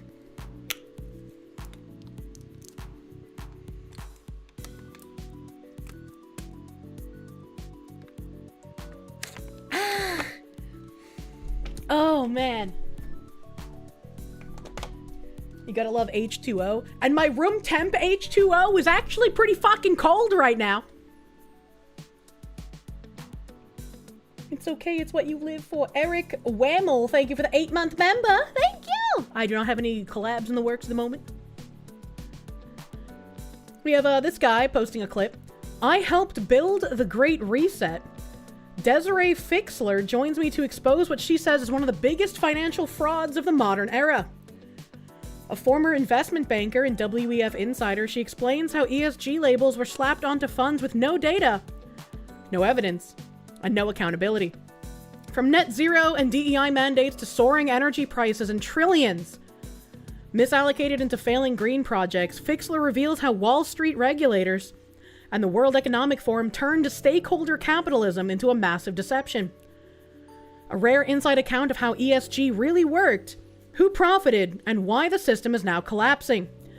Podcast out now on all platforms. Now, I feel like there's definitely going to be some information in here that could be very interesting. Very interesting and very neat. However, based again on everything I have looked into and I have showcased on stream and I have seen and heard personally in the meetings behind the scenes, the fact that they say why the system is now collapsing is worrying. Because it's not collapsing. And even, like, changing around the leader of the WEF has not made it go away. They've all just endeavored to hide what they are doing. So it causes me to be a bit suspicious that this is like their premise. It's now collapsing. What this person says is true and she's actually leaking. She had better watch her back. Yeah.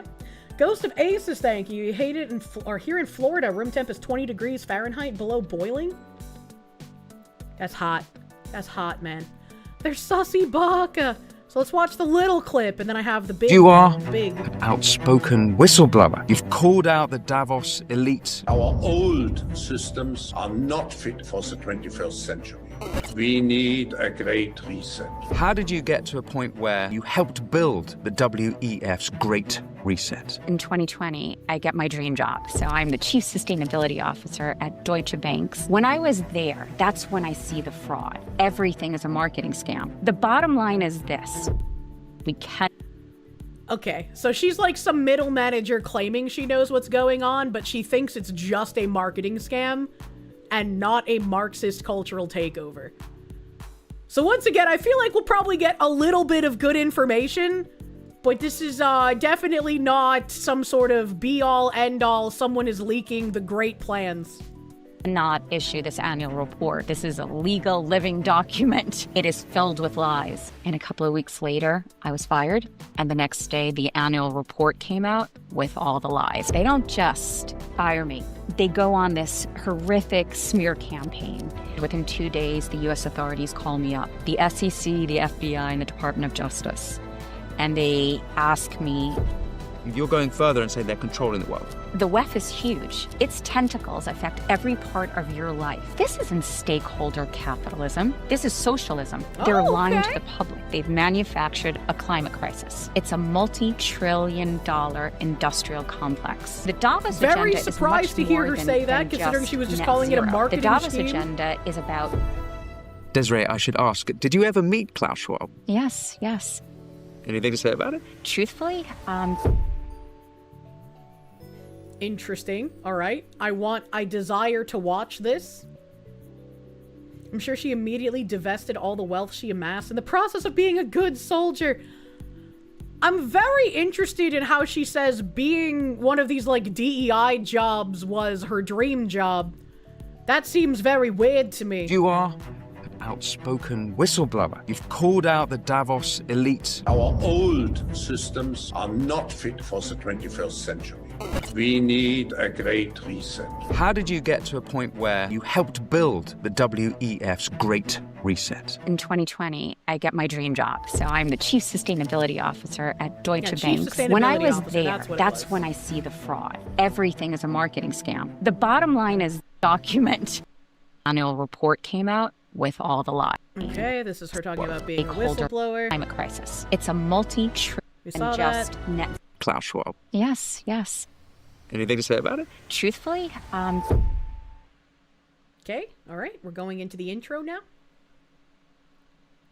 Before we get into this interview, I just wanted to say that we have noticed that more than half of our regular viewers are not subscribed. If you want to support the Winston Marshall Show, all you have to do is press subscribe. If you do that, we can have more phenomenal guests exploring the issues you want to hear about that the mainstream I didn't media realize won't. YouTubers still But did that. Without like, further ado, on with the tap interview. that bell's Desiree ass Fixler, thank you so bumpers. much for coming to speak with me. You have gone viral several times now over the last few months because you are an outspoken whistleblower. You've I have called not out the heard of her Davos a single elite, time. Klaus Schwab, and the machinations of the WEF, or WEF as you've been calling it before we started. Before we get into all of that, I want to know your story. How did you get to a point where, as you say, you helped build the WEF's Great Reset? Sure. Actually, it starts pretty mundane. I was an investment banker working between London and Frankfurt at big firms. And of course, like even back then, I started in 1994, bankers kind of had a bad reputation. There was always like a wink. Maybe I'm like being too harsh, chat. Maybe I'm being too harsh, but like, why is she so smiley and happy talking about all of this fraud and how her company tried to ruin her life after she became a whistleblower? Like, there was not much time that I have been happy and smiley in talking about any of the bridge shit or talking about any of the life ruination shit visited upon me. That's very weird. Very weird. Customer service face? I don't know. It's her big attention moment. That makes me suspicious. Maybe I'm too harsh on people. I don't know. A battleizer, thank you. Foxy, all the bridge stuff is marketed to those companies as a financial boon, right? The whole diversity brings increased revenue, right? It's a scam? So she's right, just not fully right. Yeah, no, it is a scam. It is a massive fucking scam, and that's why they use, like, bunk studies from McKinsey. Vast majority of students there wanted to be some form of sustainability officer, a journalist, or a plain professional activist. Their parents were the same. It's their culture. That's crazy. I could never imagine someone being like, my dream job is to be a sustainability officer. Like, that's just weird. That's just weird. Thank you, Toast Engineer, though. Marketing scam is just a slice. Yeah, it's just a slice of the issues. And again, like Cheryl Dye just said, back in like, what, it was like late 2023, her interview. She was like, the problem with a lot of these DEI initiatives that it's siloed off to marketing. And it needs to be part of the DNA of a company, not just in marketing. And a lot of the people who had complaints about DEI would say the same exact thing. They would talk about how it's just a marketing issue and it needs to be more than just a marketing issue. No child ever says, I want to be the tax man when I grow up. Oh, mine. Ghost of Aces, thank you. Your dream job is to make money for what you are, not who you are. It'd be so easy. Imagine. When you were a kid, your dream was to be a paleontologist? Man. Alright. I'm caught up. Let me hit the play button once again, if I can find my tab. In the banker. Mm-hmm. And, you know, it was in the ride up to the great financial crisis, I could see that the excess was too much, even for me. You know, I loved it and I benefited from it, but it mismarketing became all too acceptable. It really became way too excessive. And so I decided to take a step out, and I got involved with socially responsible investing. And I thought that was a way that... Today, so the overtime money go to the Foxu. Smonyanta, please enjoy your overtime pay, dude. Overtime is always nice, even if you do have to work some extra long hours. Hope you have a good rest of your night, my guy. Thank you. You know, I could say, yes, I'm a banker, but I'm a good banker. Mm. So I started my journey, this whole ESG, WEF journey from kind of the mid-2000s. I'm like one of the original people in this movement. That's why I say from the years, you know, from 2005 through to, 2021, I was a chief architect of all of this stuff. I supported it. I wasn't like, I'm not saying I worked for Klaus Schwab, but I worked for other firms building the buy-in for this agenda. Okay, so this is before the crash that you actually have this moment where you want to do more responsible investing and professional behavior. So how does that begin exactly? What did that look like? What were the first things enticing you? Was it net zero? I mean, it's probably a bit too early for net zero. It was a little bit too early. Shareholder capitalism?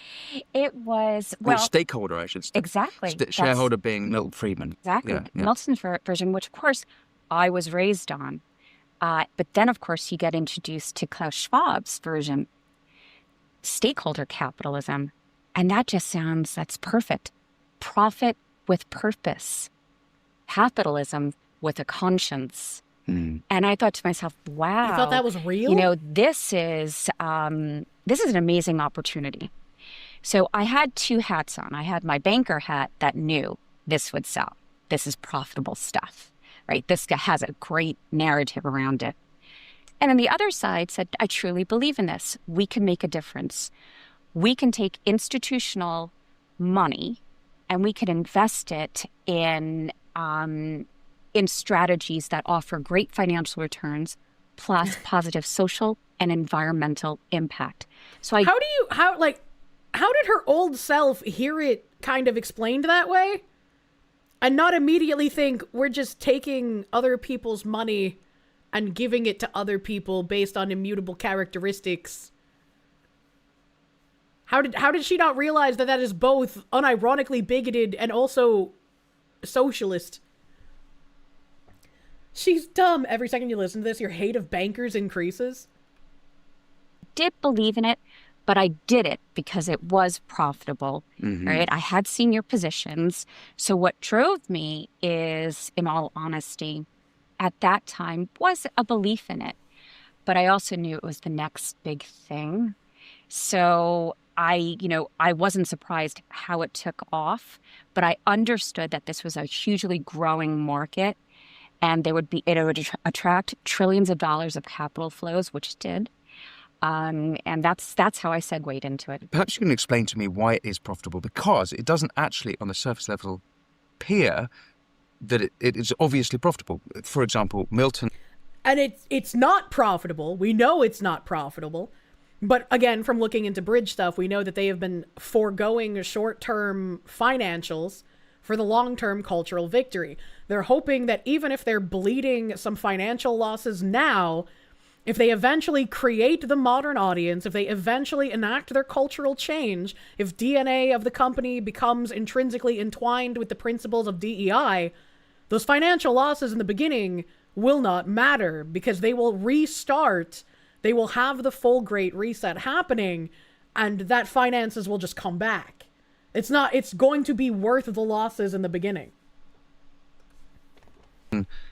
His idea of shareholder capitalism is all about profit, whereas stakeholder capitalism, as I've understood it explained by Schwab himself in his various books, it's where everyone is included, and it's not just about profit. It's all of these other contingencies, all these other issues, the environment, the society, all of these other things need to be considered. Everyone has to be considered when making every single decision for all these businesses. So actually, it's going against the model of profit making, right? You're absolutely right. So why then did you consider it profitable? Because it was a marketing scam.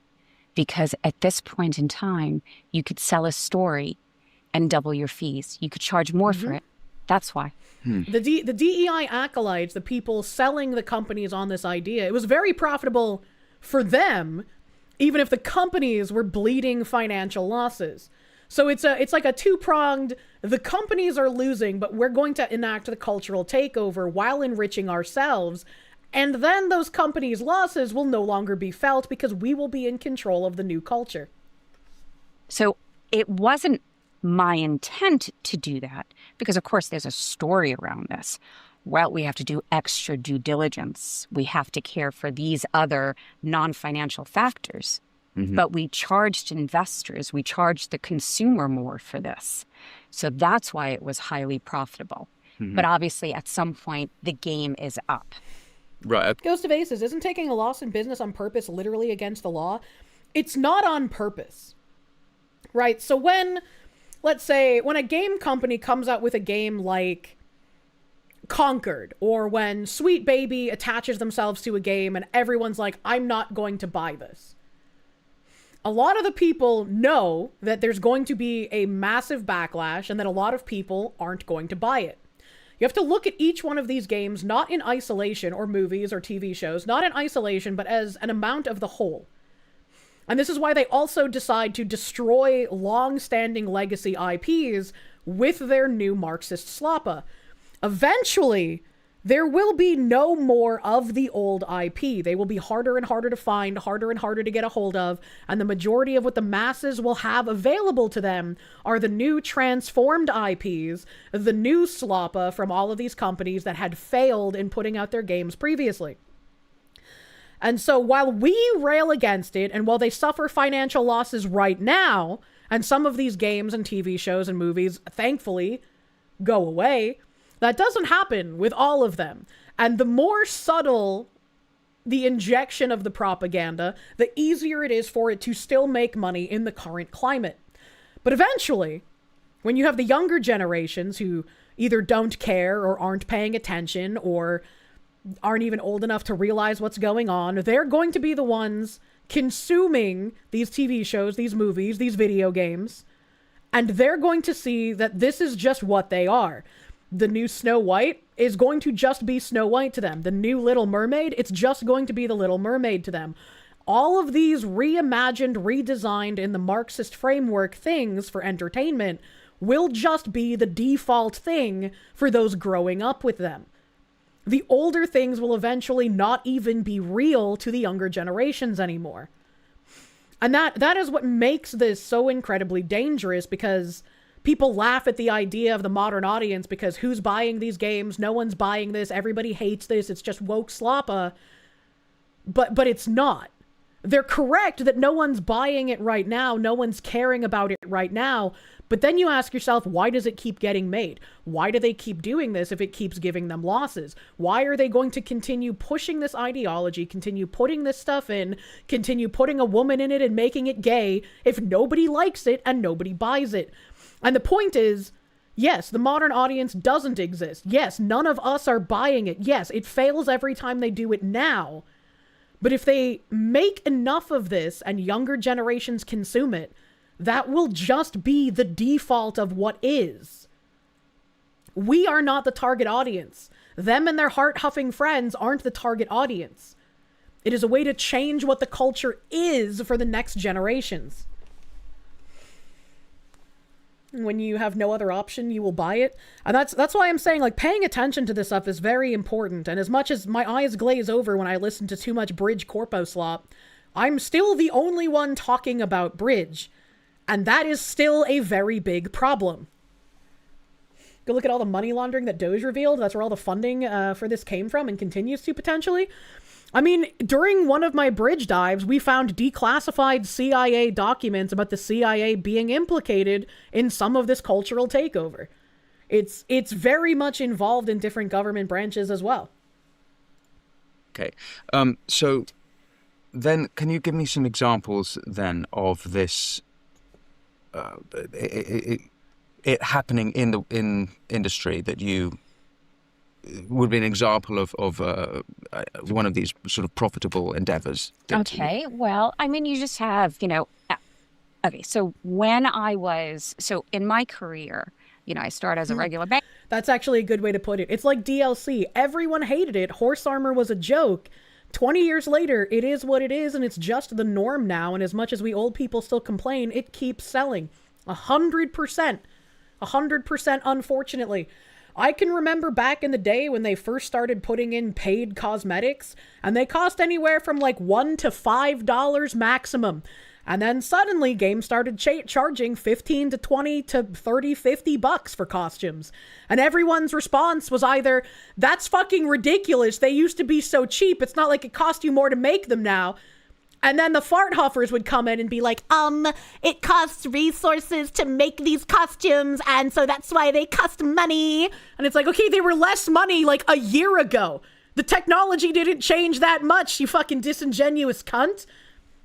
But when you have these people who are willing to defend this kind of thing for any reason, it's going to keep happening until it becomes normalized.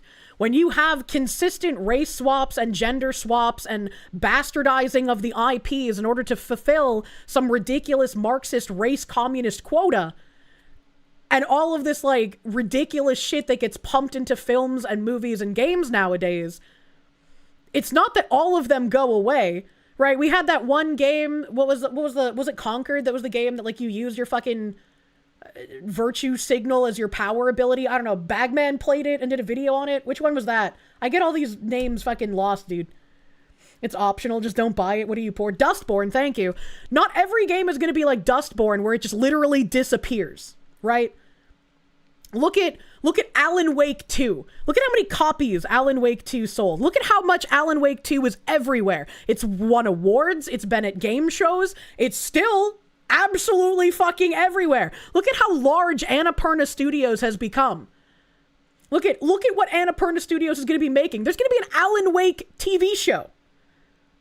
All right? If these things aren't taken care of, they will snowball and they will grow out of control.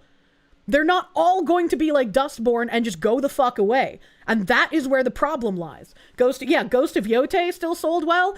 You still have people defending Kingdom Come Deliverance 2, despite them putting DEI sloppa in the game and no longer being historically accurate. There are still people defending that.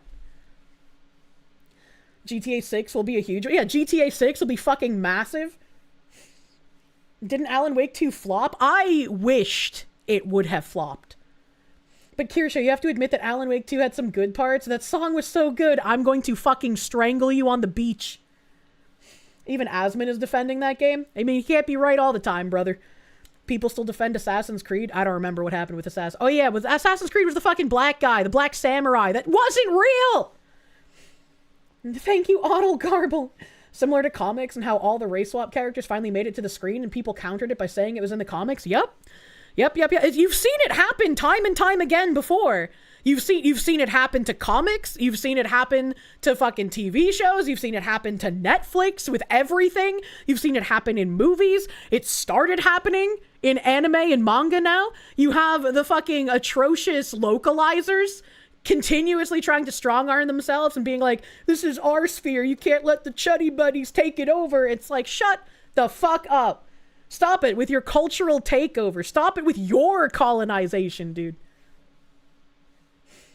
From what you've seen of Alan Wake 2, it looks pretty good. You haven't gotten around to playing it. It's not pretty good. They have all of the, like, subversive race sloppa in it.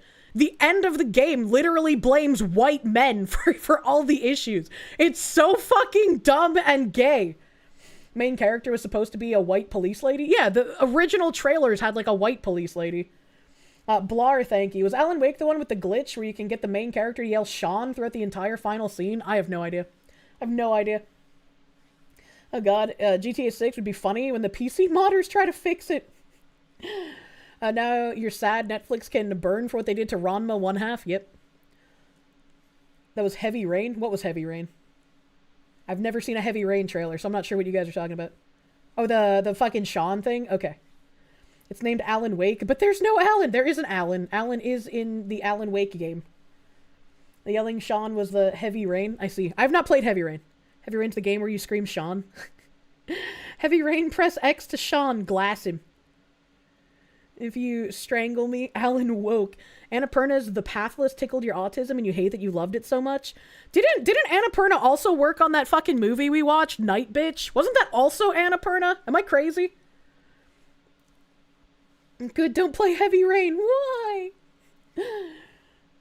Heavy Rain was press X to Jason, not Sean. I don't know. I never played Heavy Rain. Alan woke. He was in the name all along.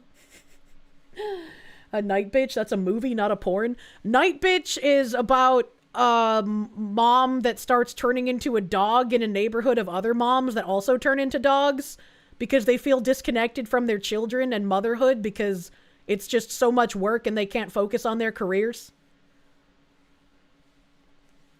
It's both if lucky. Did she white woman a dog? No, she just turns into one. She's a white woman who turns into a dog. But there's non-white women who also turn into dogs, so, you know. You played the opening crime scene, you think demo of Heavy Rain like 3 times, that's all. Though, pretty game. I just wish we could have more good games again. And I really hate when people are just like, oh, they just don't like seeing a minority or a woman in a game. And it's like, there are so many games with like female protagonists or minority protagonists that everybody could name that were beloved by literally everyone. Because you know what? They were well-written fucking characters instead of placed in there as some self-insert token that had millennial crap shit writing.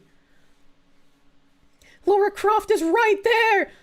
What the fuck? Who writes this shit? Get on Pal World? I would love to. My Pal World autism goes insanely hard, which is why I struggle when I finally play it again.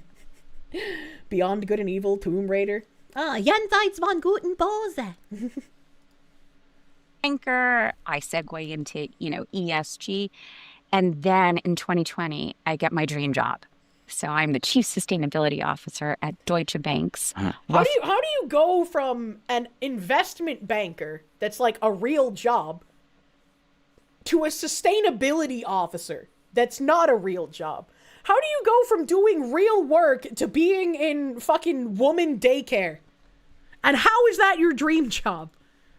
The $1 trillion asset manager, and it's called, for whatever reason, DWS. But it's a subsidiary of Deutsche Bank, so I'm in the Deutsche Bank group. Okay.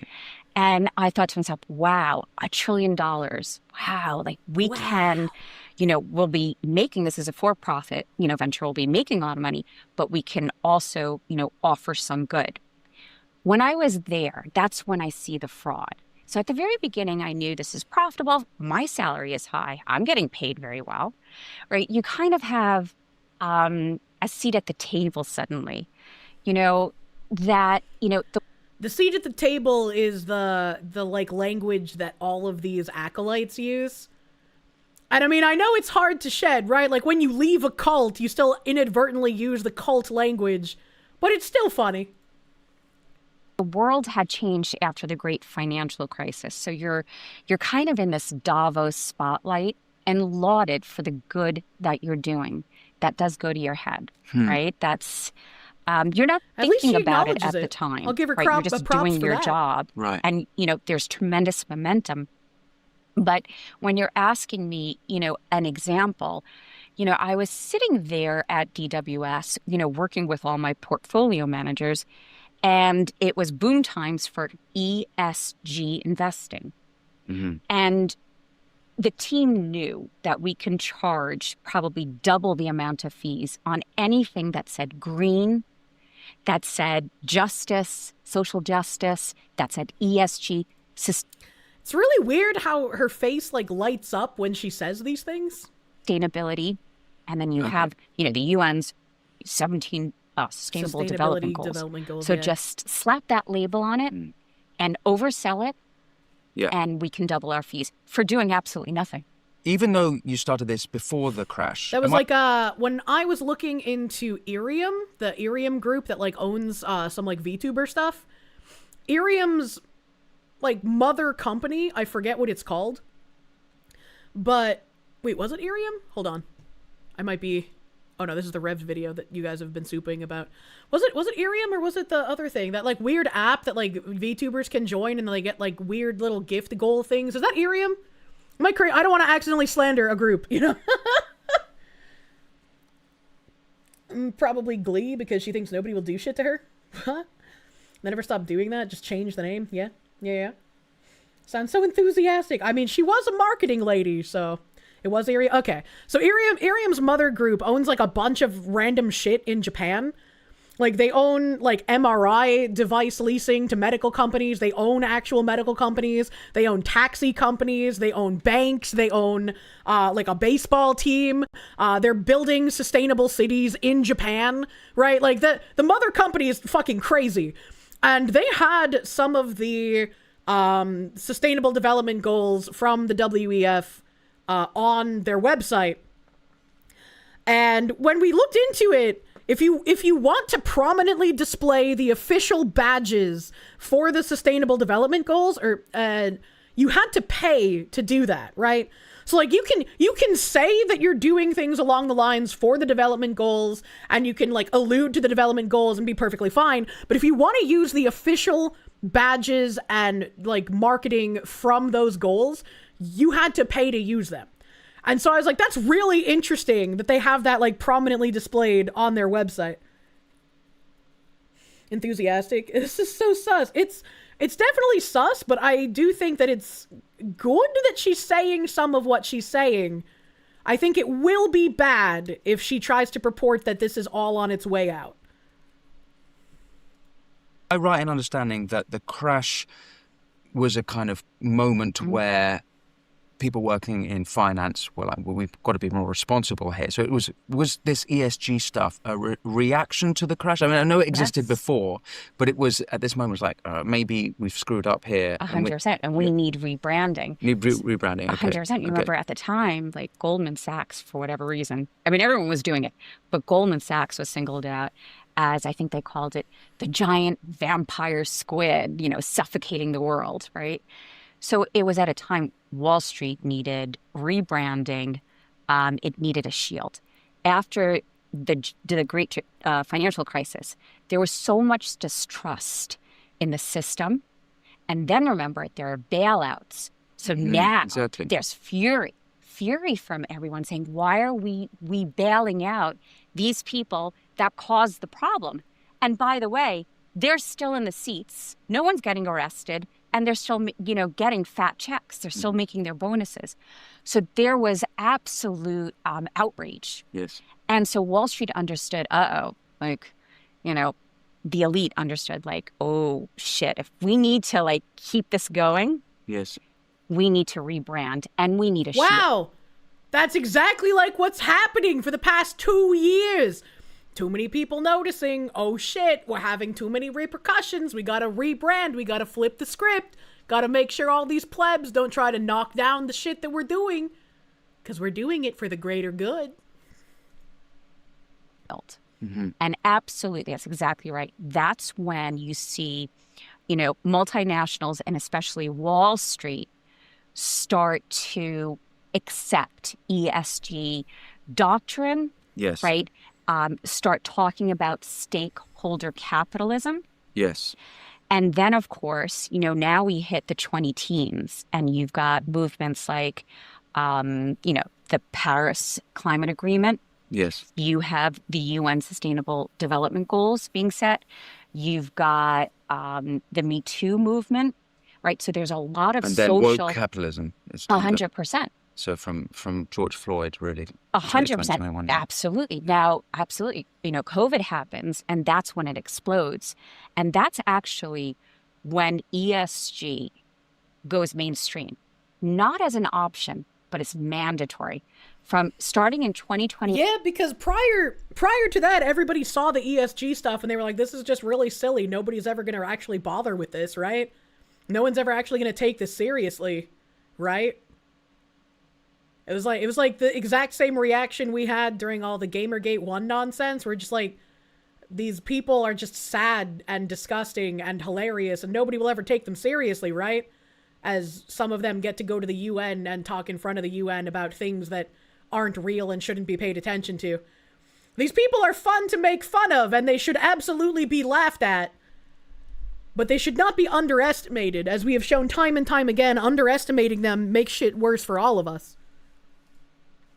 Onwards, it's mandatory to merge, to blur the line between business and government, to blur the line between, you know, profit and purpose.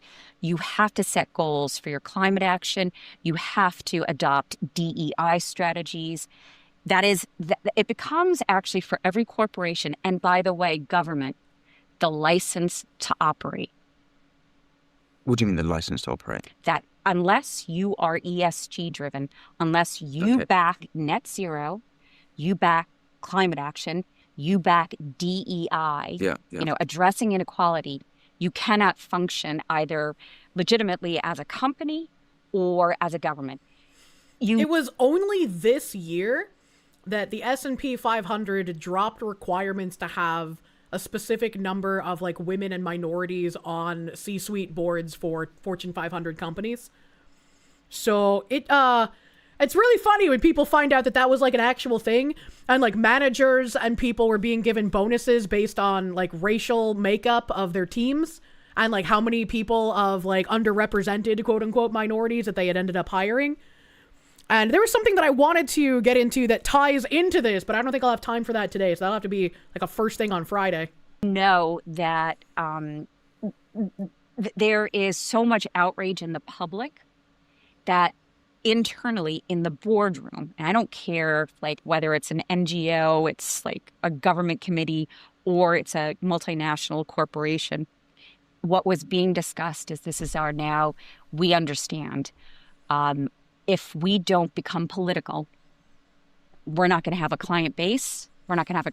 And it's interesting she says that because once again, from everything we know about going through not just Bridge, but everything we've learned when we went through Sweet Baby Inc. and all of their different companies that are similar to them, these people will shout until they are red in the face that this is not political. Do not get wrapped up in the politics of the moment. It's not political. It's a moral imperative, it's the right thing to do, and it's a good business decision. So even if everybody in like the elite knew that this was a political step, everyone else was lying to both like the tiny employees of the company and to everyone in the public, trying to claim that no, none of this is political. This is just the right thing to do. Consumer base, and so we have to go out there with these goals, right? It's not about optimizing. It was absolutely complete intentionality on moving from Milton Friedman's model of shareholder primacy to the stakeholder model, where Which is pioneered by Schwab. 100%. Yeah. Where you're serving, obviously, your employees, your clients, your community, but now you have these bigger goals. You're actually serving society and the planet. Oh, and then, by the way, maybe your shareholders. And that's where it absolutely shifts to where every single... Remember how people have been called a conspiracy theorist for like the last decade for talking about how stakeholders are not the same as shareholders?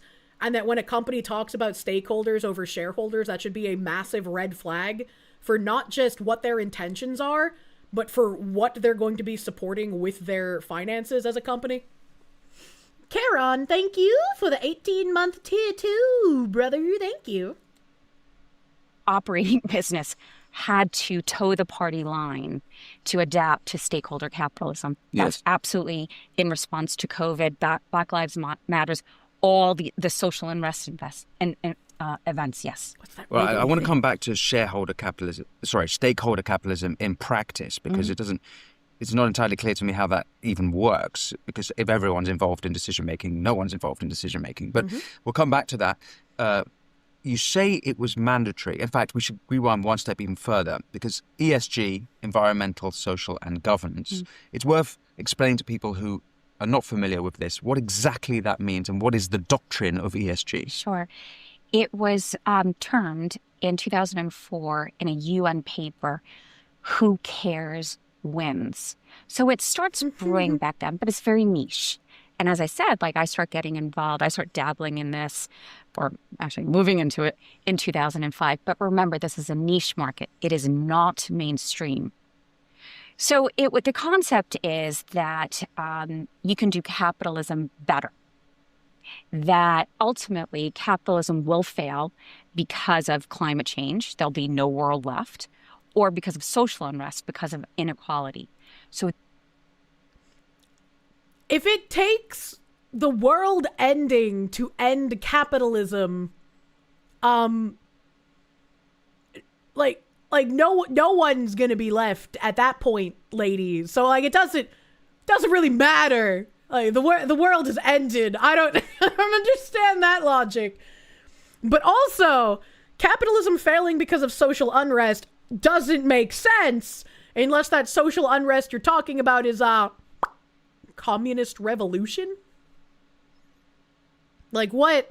There's no other social unrest that would cause capitalism to just cease existing in a country? And they think capitalism will drive climate change? That doesn't make any sense. Therefore, business, in order to be sustainably profitable, have to factor in environmental and social objectives. But that's brewing, but it doesn't take hold till post-GFC. And then it becomes mainstream, as you rightly say, during COVID, where everyone adopts this. Yeah, so at which point you're marinating it. And so it's sort of self-congratulatory. Everyone is saying, well done. Oh, well done for doing more ESG. Well done for DEI. Yeah. There's no one questioning it. That's right. It's just absolute dogma. Yes. Okay. Well, yeah, sorry. because if you question it, you're some kind of istphobe or bigot in general. Right? Like, you're supposed to be all in, which is, again, why they call things nice phrases, like Black Lives Matter. They didn't care about Black lives, and Black lives were not the point. The point was to sow more racial division while lining their own pockets and pushing Marxist tenets. Forgive me. So after the crash. Global financial crisis. Thank you. I'm Yeah, bad at acronyms. After the crash, there's just, more and more events where you start seeing, it becomes fully mainstream. And, to understand what it is, and it really does blow your mind, is that businesses, rather than like in the boardroom focusing on, well, how do we make better products and services? Businesses have to start talking about, ooh, can we save some polar bears? Ooh, is there some climate justice we can do in Bangladesh? And this is what's odious about this, because you're now blurring lines. I mean, for example, I'd throw this example out to you. Would you want to fly on an airlines that diverts more money to, like, polar bear savior someplace probably where it's not needed, or they're, putting money into unproven green technologies, right? Do you want to fly on that airline that's diverting its cash flow to boondoggles? Or do you want to fly on an airline that, maintains, doesn't blur business and politics, but just says we want to be the best airline. We want to be the safest. And so cash flow is just going into maintenance and safety, right? It's a rhetorical question because, of course, I know we'll all vote, to ride the airline that is just dedicated to be the safest airline, not an airline that starts getting confused with its money and running around on junkets. Well, that's not actually clear to me because for a long time, I think the market was actually making decisions, if they could afford it, to choose the sustainable option, to choose the environmentally friendly option, to choose the woke option, whatever brought sort of racial justice. I think that there was a fever pitch, 100%. Certainly really after Trump was elected until maybe the pushback began, which has been the last few years, where people were making, the market was making. It's like, I want to fly on the airline company that's not going to do any kind of political activism and just make good, safe plane. Like, that should be, like, the default thought that most people have, but it wasn't. And so, like, I want him to finish his thought here so she answers. Making those decisions. So it's not clear to me, as you say, that people wanted to choose the no-nonsense So you're profit-making businesses. You're 100% right at that time, but it's a marketing scam. It's all virtue signaling.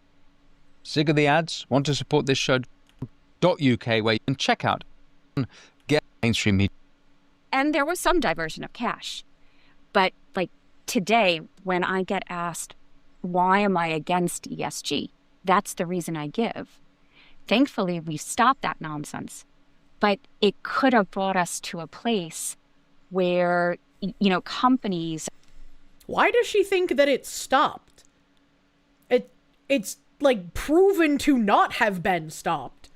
It's not ended anywhere. They're not changing it. They're doing the exact same thing that you literally just described at the end of the great financial crisis in 2008. They literally did the exact same, oh shit, we need to change the terminology. We need to rebrand. That they literally did the same thing. What do you mean?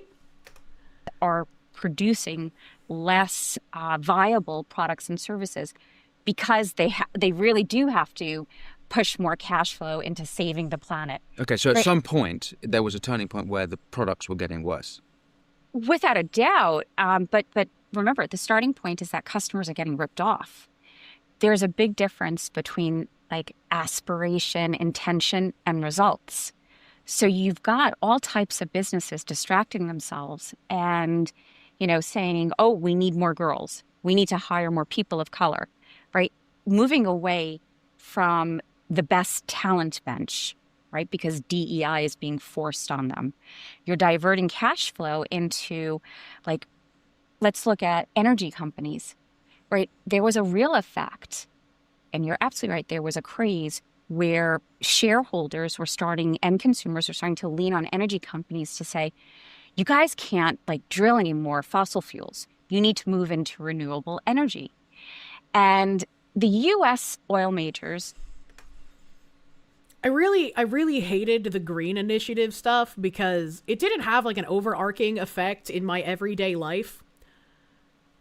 But eventually I knew it would creep in, and at my apartment complex, when it got bought out by a new management company, instead of actually improving things around the complex, like fixing the dumpster that had been broken for years, or finally getting more doggy poo bags and doggy poo bag stations that were overflowing with filled bags of doggy poo and were really disgusting, or doing something about reseeding the lawn that had started browning and looking absolute crap for ages, or even cutting down some of the bushes that had been destroyed by the degenerate families that had lived at certain buildings. Instead of doing anything about that, they started buying, those eco bicycles because they were, a fucking green tax credit for the company. And they just started doing so much, green shit to the property that made it worse everywhere. And, it didn't even make sense because the green bicycles, you could only ride, within the apartment complex. And it's not like I was in a giant city. So I was like, even if you could take it out of the complex, you would be riding that bitch for a hot minute before you get anywhere to do anything with it. Like, it's just fucking worthless spending all that. And they're like, I think Tim had said that they were like $8,000 or $10,000 per bike or some shit. Like, absolutely ridiculous. Nothing but posturing and half measures that are terrible. Yeah, it did nothing good. But like she had said, you know, it was good marketing. And you also signaled that you're a part of the special crowd. You're down with changing the culture.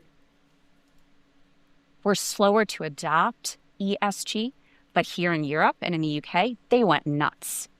So you see companies like British Petroleum, Danish Oil and Gas, Shell.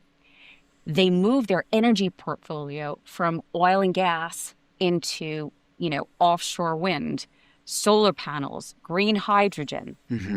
There was a real effect on the bottom line. I think recently there was something published by one of the New Hampshire reps I follow that was talking about how the wind farms in New England generate like less than 1% of the overall electricity usage.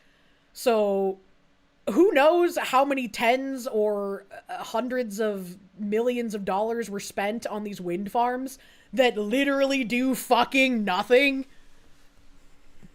At the time, people were sold a story that fossil fuels are evil and that regulation would eventually stop the extraction of coal, oil, and gas. That was termed a stranded asset. So don't invest, right?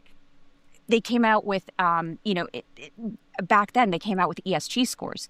Only invest in highly rated ESG energy companies because they're moving into renewable energy. That is the future, right? Well, fast forward. You know what you have today? The stranded assets. They're not fossil fuel extractions. The stranded assets today are the renewable, investments that were made in unproven areas or in highly unprofitable areas.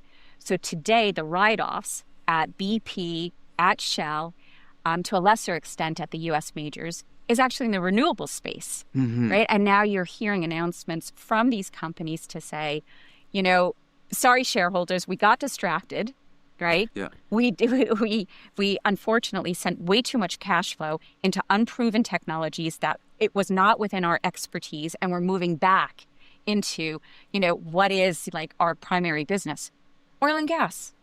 And you can see if you chart the share price, the stock performance in, European oil majors versus U.S. oil majors, obviously the U.S. outperforms because they didn't get as much distracted by ESG. So the bottom line is this. Today, we can look back and we know that ESG investments underperform. So take the S&P 500, like our bellwether, index. And, you can chart, let's say you have 1,000 pounds. You invest in the S&P 500 index 5 years ago. There's an S&P Clean Energy Index. Okay, so you're 1,000 pounds. One goes into the S&P 500, the other one into the Clean Energy Index. 5 years later, guess what? You would make, out of that 1,000 investment, over 800 pounds investing in the S&P 500. It goes up over 80% in 5 years. Your investment in clean energy would have gone down over 30%. So your original 1,000 would be less than 700. You lost money, which is crazy. But it is crazy. But I think the crazy thing is that how many companies were convinced that doing this would be good for their business when there were no studies that proved it was good for business. It was like this giant racketing scheme backed up by bunk studies that proved literally nothing or had no way of peer reviewing, and somehow everybody massively bought into it. It's almost like it had nothing to do with the money. Imagine. Windmills are not going to power all the blue sky AI bullshit predictions of energy. You're getting needs. a vigorous How many wind farms spanking do you need because to you've been power a just from bad one girl. data center? I don't know. Maybe they just like killing birds. Battleizer, thank you. It's far more insidious than that. Do you know how many products had to start and still use sustainable, eco-friendly requirements in faucets, valves, toilets, and other things? Too many, and it only increases prices. It's dumb, and it's still going on. Oh, 1,000%. I mean, even Family Guy did a skit on, like, low-flow toilets, right? I fucking hate that shit. It doesn't actually save anything. It's so annoying. Birds aren't real. It's not about the money. It's about sending a message. I like how I paused her doing the fucking alien guy pose. Saren Mathis, thank you. Can't find a name for it, but there's a phenomenon where emotionally charged terms cause the associated facial expression. Probably why she lights up when saying certain terms. It's literal cult priming. That's interesting. I didn't know that. But yeah, I knew like when you leave a cult, it takes a while to like get yourself out of the cult messaging, right? But it's interesting that there's like an associated facial expression, which kind of also lends more credence to when I talk about some of these things. I talk about how certain low-level foot soldiers, the useful idiots as it were, have been taught to respond to certain stimuli, whether that be words or certain expressions or whatever. They've been taught to respond to this. So it's like when Sherm comes out and says, we're still committed to diversity and inclusion, but we're going to be dropping the E from DEI, and we're going to continue doing the work as a more put together idea. A lot of these foot soldiers have been taught to respond to equity as a good stimuli. So Sherm dropping equity made these foot soldiers go, wait, what are you doing? This is important. You can't do this. Instead of understanding that it's not getting rid of equity, it's just doing a rebranding so less people notice the kinds of equity work still being done. Very interesting. Liam Dell, thank you. You're all for renewables being researched and implemented, but not shutting down the coal plants before they make the infrastructure for it? Yeah. Why can't we just build some nuclear plants, bro? GS Wolfwood, thank you. It's clear this lady is a triple agent working on behalf of the evil dudes. She's glossing over a lot of the suffering and misery inflicted and trying to placate the public with an easy win. I don't even know if it's about that. I think, like, she genuinely wanted to feel like a good person. And so when they told her, you can be a good person if you do this work that's done by good people, TM, and she bought into it and she did it. And then when she realized it was, in her mind, a monetary scam, and she did mention socialism once, to her credit, when she realized it was a monetary scam, she was like, wait a minute, this isn't actually helping people. This isn't what I wanted to do. I want to help people, and it's losing them money. People unironically think nuclear plants just shit out nuclear waste into rivers. They have no idea how it actually works. I mean, to be fair, I have no idea how it actually works, but I feel like it would be a better source of energy than all of this renewable, like, nonsense garbage we're dealing with now. Why can't we make people in prisons walk on treadmills to generate electricity? Mike W, thank you for the 18-month member. Thank you. Couple of minutes behind. If it takes the world ending for capitalism to fail, maybe it's not the worst system. And people unironically think nuclear plants can turn into a nuclear weapon. Forbidden Cat Belly, thank you. ESG made it easy to sell assets. Investors were too lazy to do diligence because of the McKinsey report. Thesis started breaking in 22 because of actual performance. Yeah, thankfully. No. For as much as you love The Simpsons, outright screwed up people's perception of nuclear power. People mixing up fiction and reality again, imagine. Nuclear's just aggressively boiling water, and somehow the commies still fucked that up with Chernobyl. Never trust commies with anything, man. SG, at the end of the day, underperformed. There were all these seminal research reports written like by leading professors at Harvard, just on the take. And they linked ESG to profitability back in the 20-teens. Mm-hmm. All of that has been debunked. Cool. And now we have financial data. You have long-term data to see, holy shit, this was a total, you know, marketing scam that overcharged investors and the consumer. And the pivot has been not, we shouldn't do this because it was a scam. The pivot has been, well, DEI just didn't go far enough.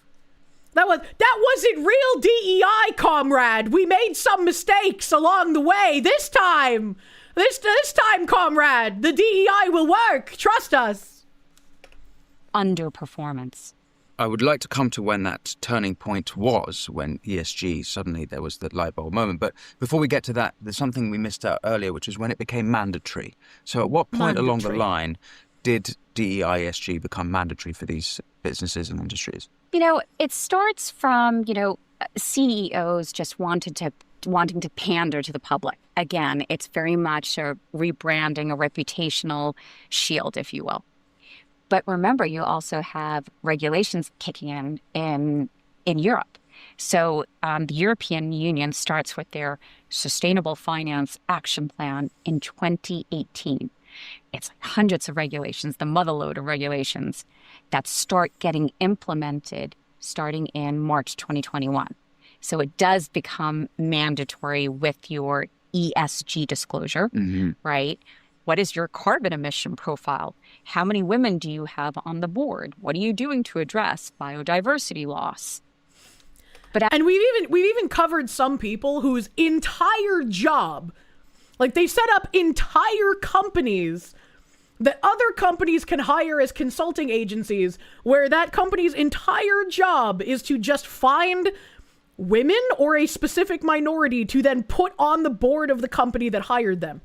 We've gone over multiple of those companies existing that their only purpose is to find a woman or a specific type of minority to put on a board of a company that hires them.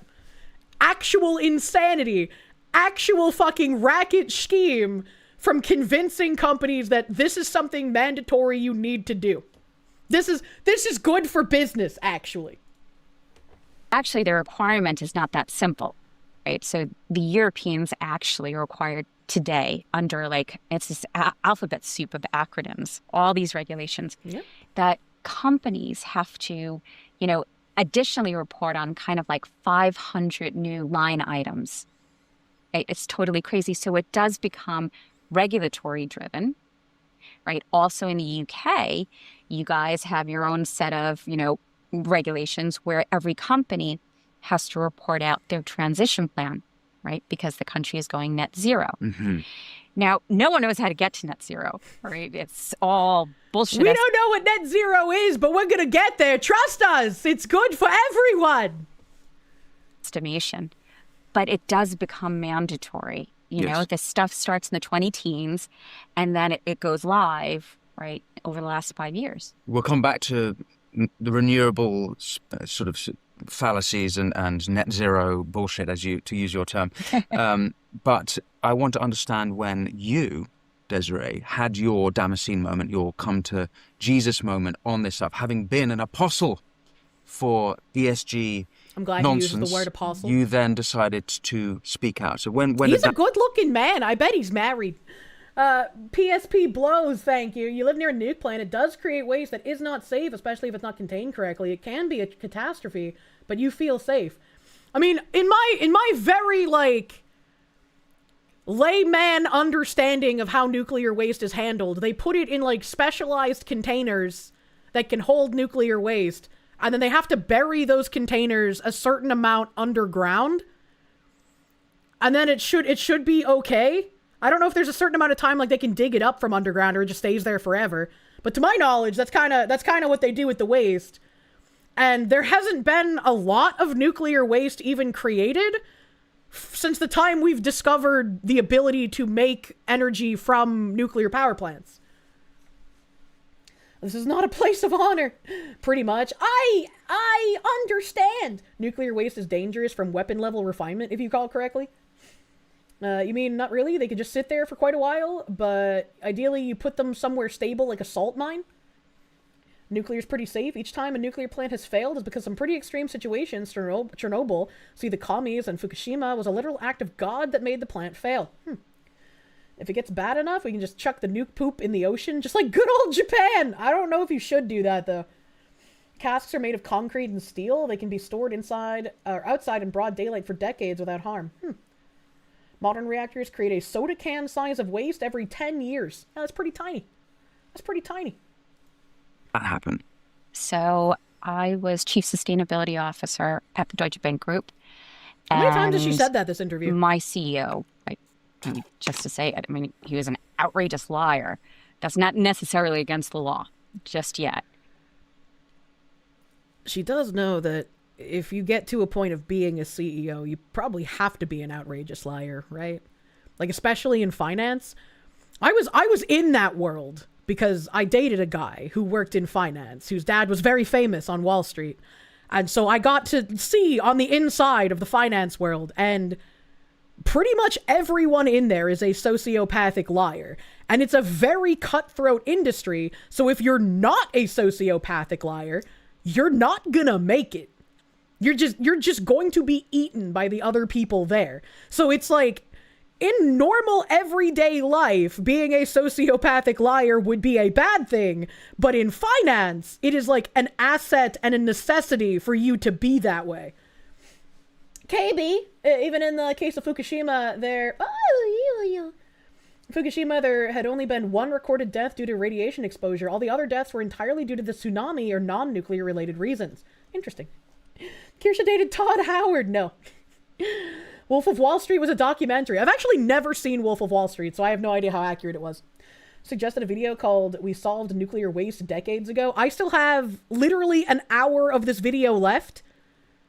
Somehow I managed to watch 26 minutes in an hour of stream time. How am I like this? But what I had seen is that he was using... Lying is actually against the law in the UK now under the Online Safety Act, if you do it online. But that's a side point for another day. Wait a minute. If lying is against the law in the UK because of the Online Safety Act, does that mean if I find someone lying about me and I find out on Twitter they live in the United Kingdom, I can unironically go get them arrested for it? Because, like, fuck, game on, brother. I'll do it. Sorry for interrupting. He's just being snarky. Fuck. It sounded so plausible. He understands, rightly so. It was boom time for ESG investing, and any asset manager that was perceived to be... You're conservative. For every fucking freak on Twitter that lies about me being a Nazi, every tweet calling me a Nazi, my resolve builds to make another call to ICE when I encounter someone possibly illegal. Do you want to be responsible for building the Titan? Advanced in ESG doing this. Sell-side equity analysts would start writing stuff like, we have, buy signal on DWS. Share price should, boom 25% because they're so advanced in ESG.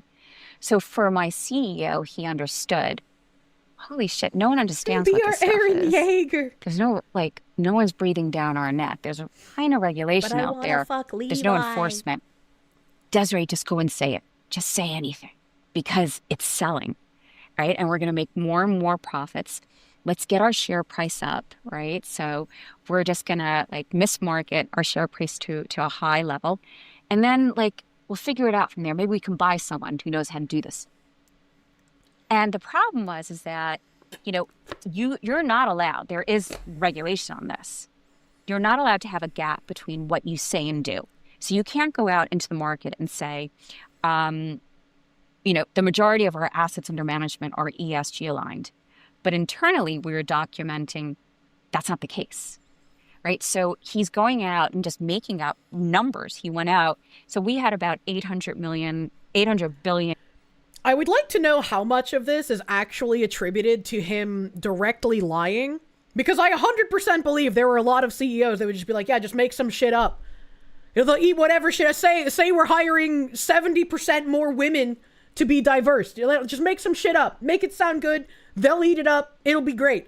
I can believe that. But also, how much of this is part of making the tenets of DEI part of the DNA of the company?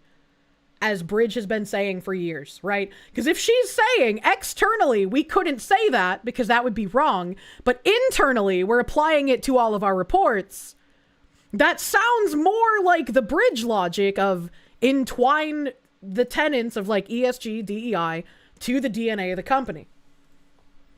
Euros of assets under management. He went out to say over 450 billion of the assets under management, it's ESG aligned. We're doing good. Internally, we said to him in the board meeting, that's mental. Well, he made up that number. Oh. So in the boardroom, I said, look, that's a false number because we don't have a tracking system. So no one calculated that because we can't. A lot of companies didn't have a tracking system for how much money was going to the siloed off approaches of DEI and ESG if it was just a marketing thing or a hiring thing. And again, this was something that we've watched videos of people in Bridge talking about. We've read articles about this. When you apply DEI or ESG to the DNA of the company and everyone, no matter what their role is participating in the DEI work, in the ESG work, all of that money, all of that income, everything spent on all of those sectors, that becomes DEI money. So was this a number he was just lying about? Or was he applying ESG as the DNA of the company and adding up a bunch of different sectors who had already had that ingrained into their everyday work, saying this is the amount of money those sectors control, this is the amount of money we're using on DEI initiatives or whatever, right? Which one exactly would that be in this case? Estimated and manually estimated, and maybe the number's not 450, it's maybe 120. That's a huge delta. And so we need to... Maybe, so you're still estimating. We're estimating, yeah. but but you can't go out with a number. I mean, the SEC would choke us. Like, you can't market a number. This is now financial. Yeah. When we have no data behind it, we have no... But again, is it an outright lie, or is it because he was doing DEI as the DNA of the company? I don't know. I don't know if we'll get that information in the interview. Substantiation. And again, I'm raising the concerns to say, hey, Mr. CEO, cool down on this stuff. We were already on probation with the Department of Justice in Brooklyn. Or was it Manhattan? I forget. For a separate issue. Oh, for bribery, for fraudulent. Like, I mean, Deutsche Bank is the most scandal bank at this time. So we were already warned by the U.S. authorities, like, no more lying. You have to have, like, complete financial controls. And so I'm raising this to say, we're mismarketing our funds. We're slapping, ESG labels on everything. If they're slapping ESG labels on everything, then it does sound more of a case of DNA-ifying the DEI rather than just outright lying. We have Which I'm not saying one is better than the other. They're both fucking shitty. But you have to know which one is actually happening to know what kind of action to take. Because if it's DNA-ifying the DEI, then it's not technically lying, and it's not actually illegal, which is why Bridge advises companies to do that kind of thing. Technology tilted portfolios that suddenly we're calling like sustainable development goal aligned, right? And I explained to him, like, an investment in Apple is not saving the world. That's mismarketing. We were fudging. But an investment in Apple because you want Apple to hire more women or more of a specific minority, that would be DEI aligned. Maybe you invest a bunch of money in Apple, not just in the stocks, but hey, we're going to give you this amount of money for this DEI program because we want to work together to make the world a better place. Gender ratios. So my CEO's compensation, his bonus, is linked to achieving ESG targets, which is actually becoming very common at this time. It was. And so that's now not allowed, he would just thankfully. look at, like, how many women do we have in the company? How many women are in senior management? Shit, fuck it. Get that girl to report to me directly so I can fudge the number, right? And it's like, that's an intern. You're the CEO. But again, he was fudging numbers to show that there was better diversity. Just going out, talking about... Oh, it's almost like all of us who have been pointing out every instance of people being elevated to positions they don't belong in because of their genitals or their identity or the color of their skin. It's almost like we're not conspiracy theorists. It's almost like we just look at what these people say and then repeat it. Wow, that's crazy. That's nuts, bro. Our artificial intelligence risk management systems that are all ESG driven. We didn't use AI. Like, no, in fact, the system kept, like, collapsing. And there are emails where we're going back and forth. See, that's the thing. we're documenting this in real time, saying like, we don't use AI, right? There's no system that we use AI in.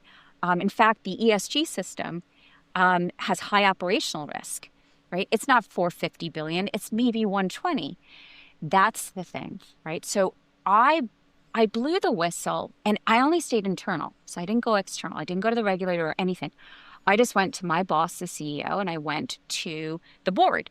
And I said, listen, we have a problem, but this is all fixable. And our annual report was coming out, and my CEO had all the lies in it. And I said, listen, I've redlined everything. Here are the, we need to restate these things. We're not going to get in trouble at this point. Let's just, go out there and say, sorry, here are the real facts. So, I kept saying it. There was no reaction. And then it was my last board meeting where I kind of have to say I got a little aggressive because I'm getting very nervous. And I kind of I think, and bang the table to say, I need an answer. We cannot issue this annual report. This is a legal living document, right? Everyone's going to scrutinize it. It is filled with lies. And a couple of weeks later, I was fired. And the next day, the annual report came out with all the lies, with all the misstatements. And what happened? So for me, it was... It came out, but did anything happen? Well, were there any repercussions for their lies, or was it just you whistleblowing that it was all lies? Which is good. It's good that she's come out and whistleblowed, right? But did the bank face any repercussions for their lies? Because we know that most of these companies, when they push these ESG, and DEI lies, there haven't really been that many repercussions until places like America First Legal started suing them. Liam Dell, thank you for the difference between a conspiracy and government narrative. 6 months, true. Evan Hawkenfresh, thank you. Sounds like this woman is too honest to back DEI, but too naive or innocent to understand how deep the rabbit hole goes. I don't know. I don't think she sounds too innocent, considering she herself admitted that she was like a devoted acolyte to the cause. A Myriad Colors, thank you. You think the fact that she's so comfortable saying all of this is a good sign that the ESG racket is dying? Because she would never do this previously. I mean, she got fired. I'd be very vindictive if I got fired for, trying to point out something that was true and real. And I didn't quite realize that I wasn't living in a reality that wanted things that were true and real. They were awarded for record investment in ESG and guidance. Actually? Or is that a joke? Help. I'm scrolling. Okay. Politicians are in on it by and large. I mean, a lot are. I just think she doesn't know that this goes beyond making profits. She did mention socialism at least once in the intro clip. So hopefully we'll see what she says about that. If not tonight, then on Friday. It wasn't that I was, and people kind of misunderstand this. It wasn't that I was demanding that the company invest more in green activities. It was just, as head of ESG, there's a G in it. It's called governance. You were head of ESG. I was head of ESG, the Chief Sustainability Officer. So I have ESG and DEI rolling into me. That's what sustainability, it comprises those two areas.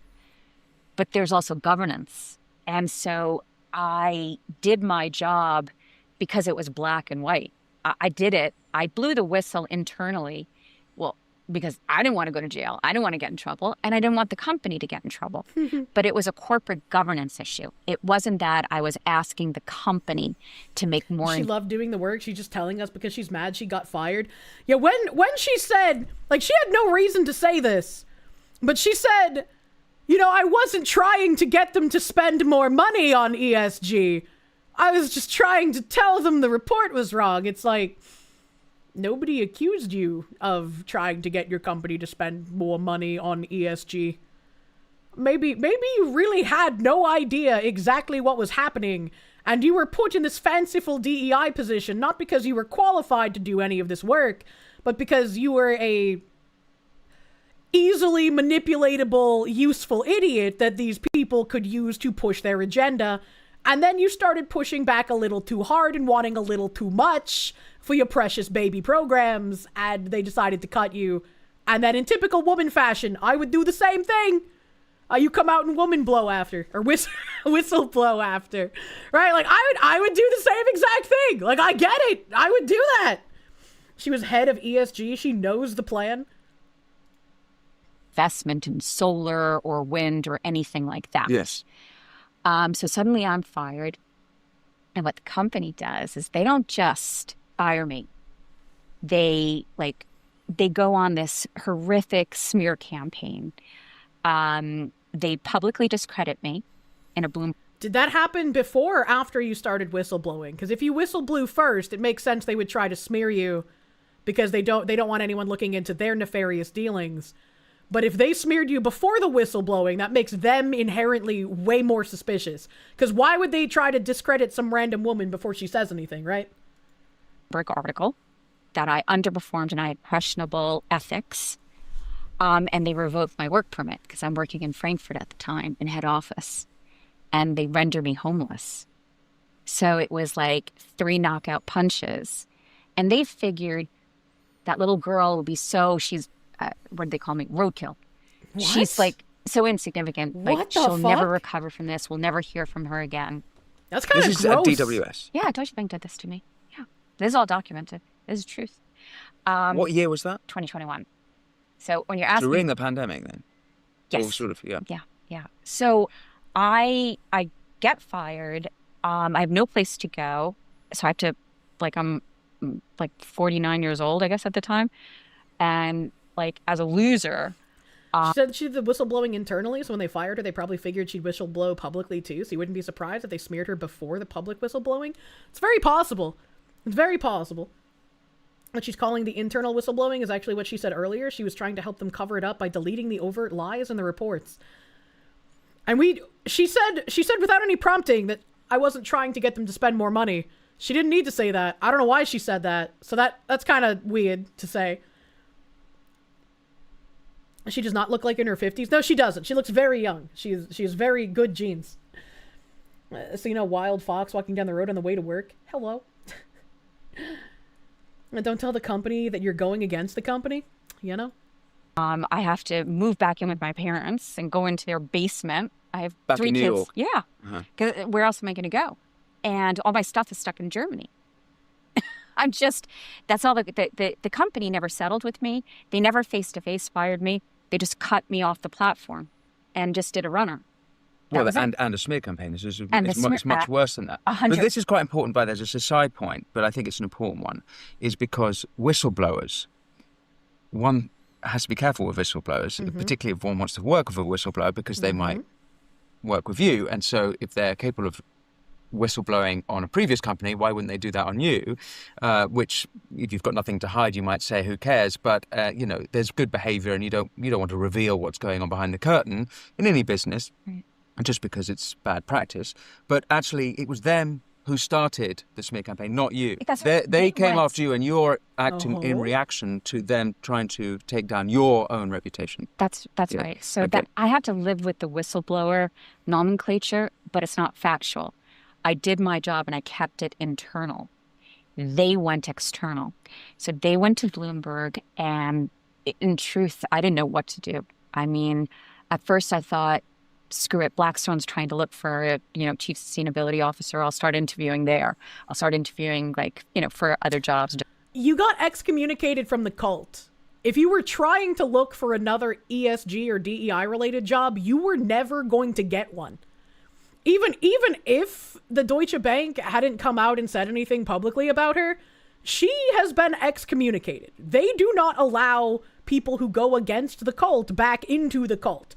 Her career in any of that, make work, pretend nonsense was completely done. It was completely over. No way she was going to be ever able to get a job in that sector again. Persona non grata. It is very weird that Deutsche Bank decided to come out first. And I kind of wish I had, the articles in front of me to look at them. Just put this behind me. The problem is that the Bloomberg article was out there. There's an elephant in every room. And everyone's thinking that I lied, I cheated. I was the one that violated regulation. So I sat on it and I just started reading lots of books by other whistleblowers like Tyler Schultz, he blew the whistle on Theranos. But I decide, okay, the only way forward is for me to clear my name. So I'm going to speak out. You were in a corner. And a friend of mine used to run the Wall Street Journal. Jared Baker. So I gave Jared a call and said, can we meet?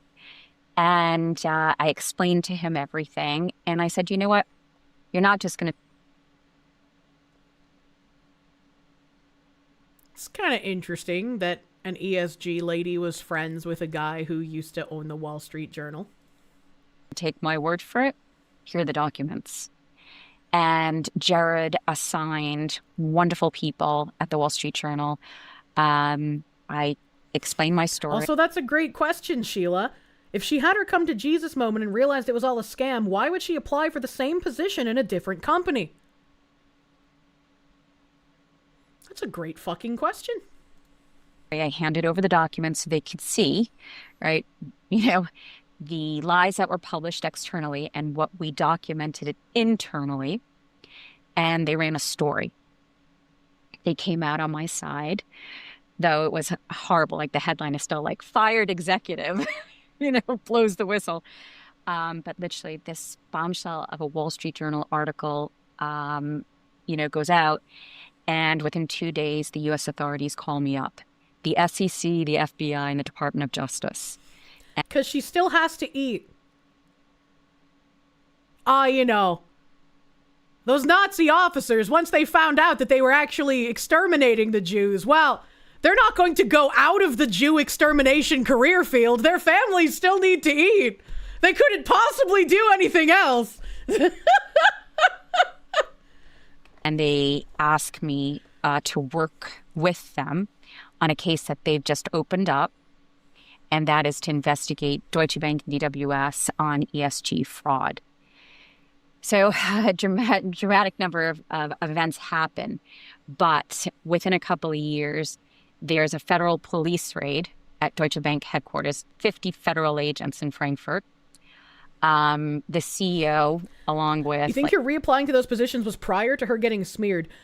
The trajectory here was she was an ESG leader, and she became disillusioned because she found out how much of it was a scam, how much of it was lies, how much of it was fudged. She tried in her company bringing the attention of the lies and the fudging to, internally to her boss, etc., to try and fix things. Randomly, without prompting, brought up that she wasn't asking for more money to go to these programs. I don't know how true that is. Kind of weird to say. But if she was disillusioned because she found out it was all a scam, why would she then apply for the same job at other companies after getting fired for internally asking them, why are we lying? Why are these numbers wrong? It had nothing to do with getting smeared. She had already claimed to have her come to Jesus moment. That's what you're getting at. Basically, she's an ESG follower who was mad they were fake investing in ESG. Yeah, it seems like, again, like I called her a useful idiot. It seems like she was someone put in that position because she was easy to manipulate and easy to take advantage of, and they just wanted someone who would push number and do the work. Unfortunately for her, she wanted more of the work because she actually believed in what they were doing, and then she realized, oh, this is just a marketing scheme. This isn't what it's supposed to be. Dung is fun, thank you. She blew the whistle too hard, too much teeth. What the heck? And she's made more money than most people will need their entire lives. She has enough to eat. This is a stupid excuse. It absolutely is.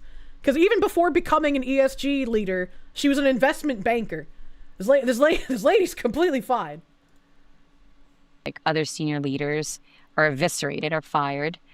The U.S. authority renders a guilty verdict that DWS made ESG misstatements, and the Germans open up a criminal investigation and also render a guilty verdict there. So they did get in trouble, right? I paid the price, there's no doubt. I paid the price of my career. But those lying sacks of shit also got in trouble. It cost them 14% in market cap. It was over $1 billion in one day, tens of millions in defense legal costs, and those people got fired. Wow, what an absolutely astonishing story. Yeah, I'm genuinely surprised something happened to the people doing the ESG work. Points towards them probably just lying about things instead of trying to do the embedding DNA version. I haven't actually answered my original question, though, which is that... True.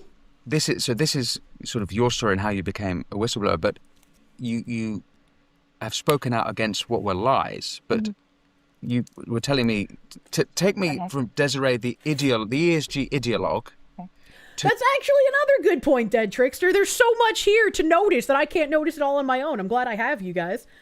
I had to move back in with my parents. What the hell sort of money was she spending? You hate people like this. It's the other side of the living outside their means coin. They don't prepare for the future. She thought the gravy train was going to go on forever. When it didn't, she had to go back to mom and dad. And it's like, well, what level of lying are we on right now, right? Did she only have to move in with her mom and dad temporarily while she looked for a new house to buy?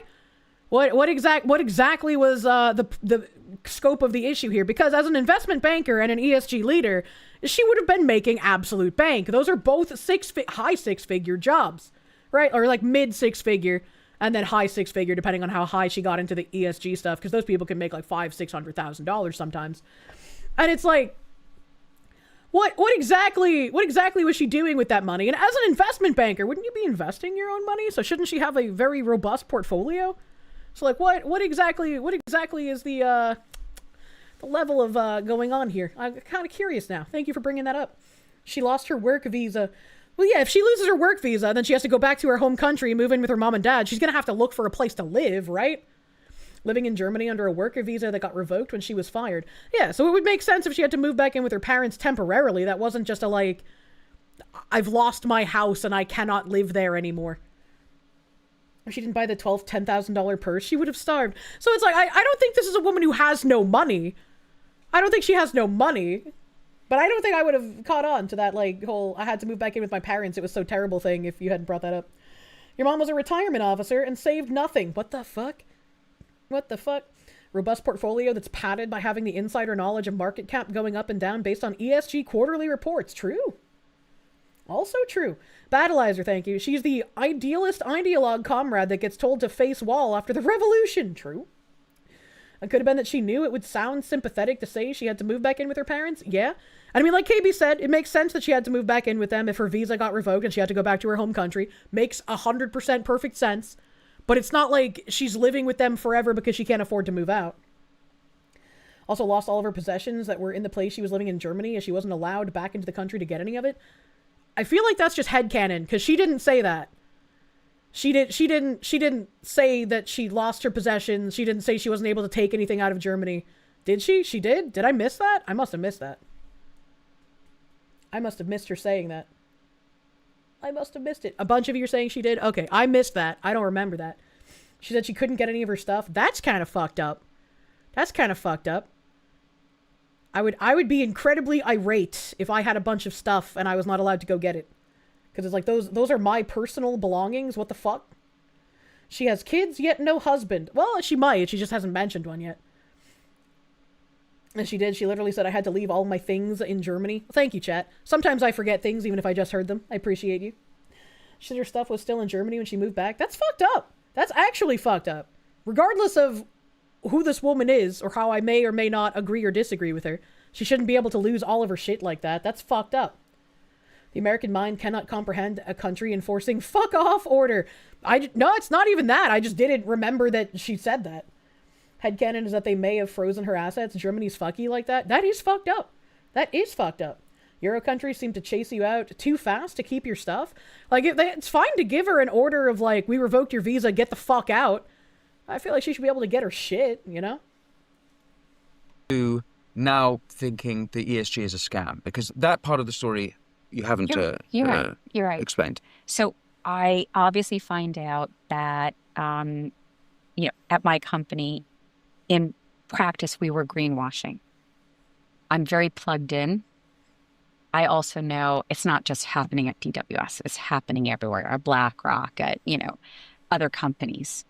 As a practitioner, you start to recognize like these slogans, these like mission statements.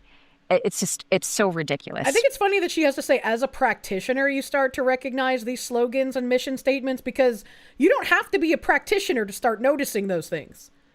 Like, we notice quite a lot of them, and we're just like a fucking bunch of retards on the internet, Like, we read enough of their schlop that we know how they talk.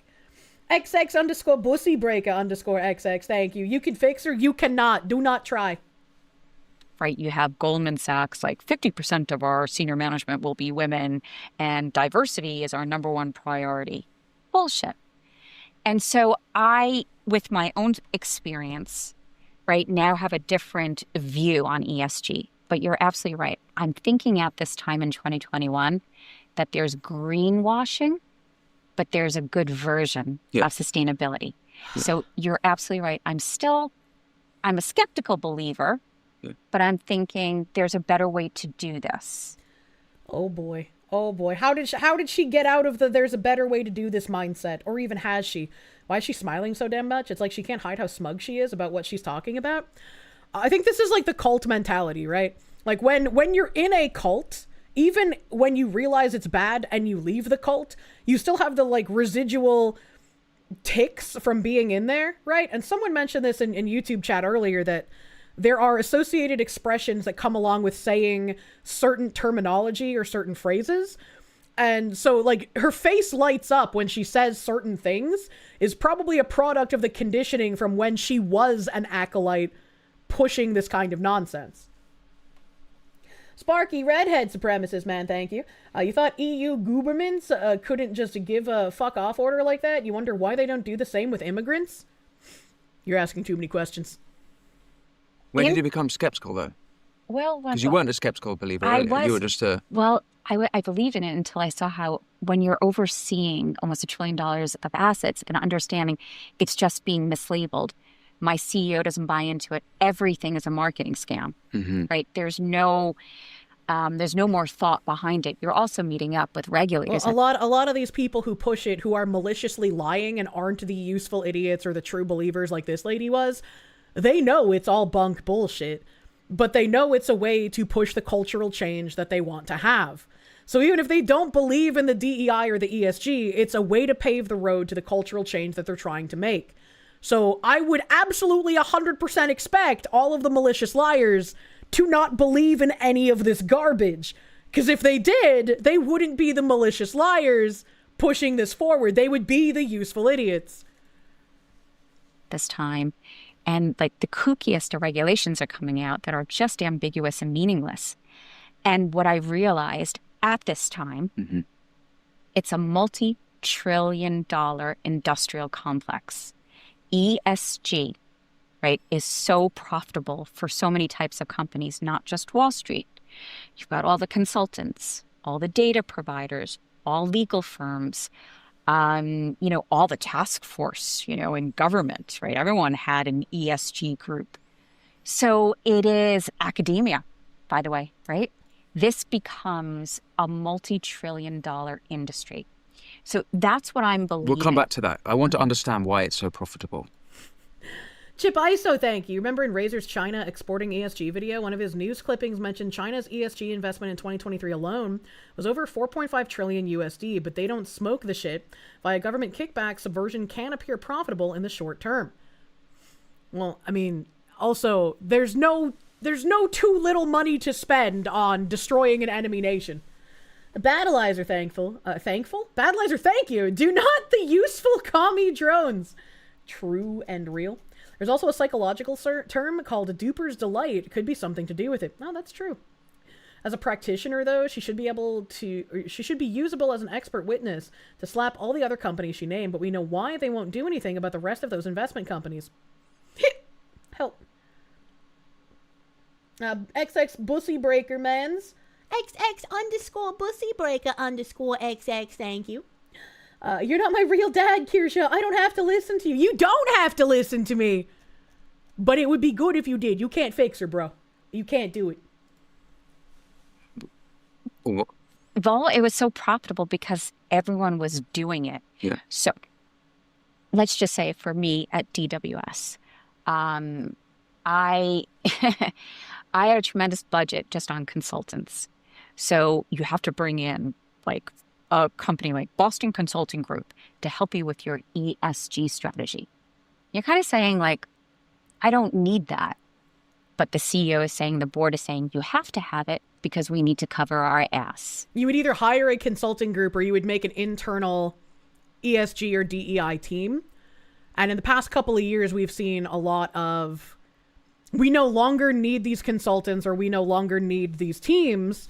And a lot of people on Twitter would celebrate, oh, they're getting rid of DEI. They're not. They're dispersing those acolytes to other areas of the company, and they're starting the embedding DEI as the DNA. This has been what's happening. That's a nice ESG strategy. Would be a shame if some Fox woman saw it coming. I predicted it by reading exactly what they said they would do. Right? That we can outsource accountability. So bring in all these consultants. So you have to bring in Boston Consulting Group, PwC, who's going to help with all your reports, your reporting requirements. You're going to bring in Accenture to help with new IT apps. So you can say, oh, we need, this feed from Bloomberg, this feed from MSCI. Each one of these things, like each consultant is like $500,000, right? So it's $1.5 million just on like consultants, right? Just in my, just my company. Now you're getting all the other feeds from the data providers, all the legal help, right? In redrafting, prospectuses and press releases. Yeah. PR agencies coming in. Do you see it's a feeding frenzy from every which way? Someone said the slippery slope is just noticing something before the left is ready to defend it. Yeah, that kind of checks out. 8 p.m. I'm trying to get to the end of the segment. I don't like stopping in the middle of a segment. I like finishing a segment before I leave. You're looking, it's a total feeding frenzy. And then you've got the investments, right? Again, right? Mismarketing, an investment in Apple as saving the world. You've got, a lot lobbyists that we're supporting as well, to make sure that this is enshrined in regulation because it is such a feeding frenzy. We want more regulation, yes, okay. So there's more business. You see how it keeps ticking up. Academia jumps in and they're getting tremendous funding because every single thing they get funding on, if you link it to climate change. Okay. So stakeholder capitalism, in the name of helping everyone, created a sort of new elite of cronies who are profiting. So it's not actually spreading the wealth around, it's just creating a whole sort of industrial complex, like you say, of new elites. Yes. Who are creating the crony class that believes they are part of the elite ruling class without realizing they're actually just the puppets of the actual ruling class. It's actually very interesting, but still unfortunate for the rest of us that this class of people got paid so much fucking money to do nothing but destruction.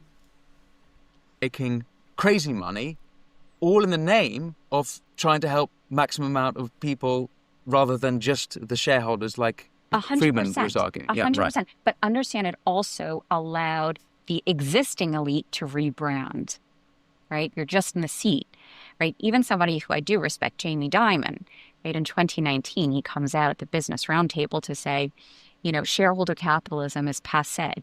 It's all about stakeholder capitalism. And why did he say that? Because guess what? They started to make a lot of money in this area, right? And it grows and grows and grows. So everyone... I think Jamie Dimon, he's one of the big banker companies, and I can't remember which one it is.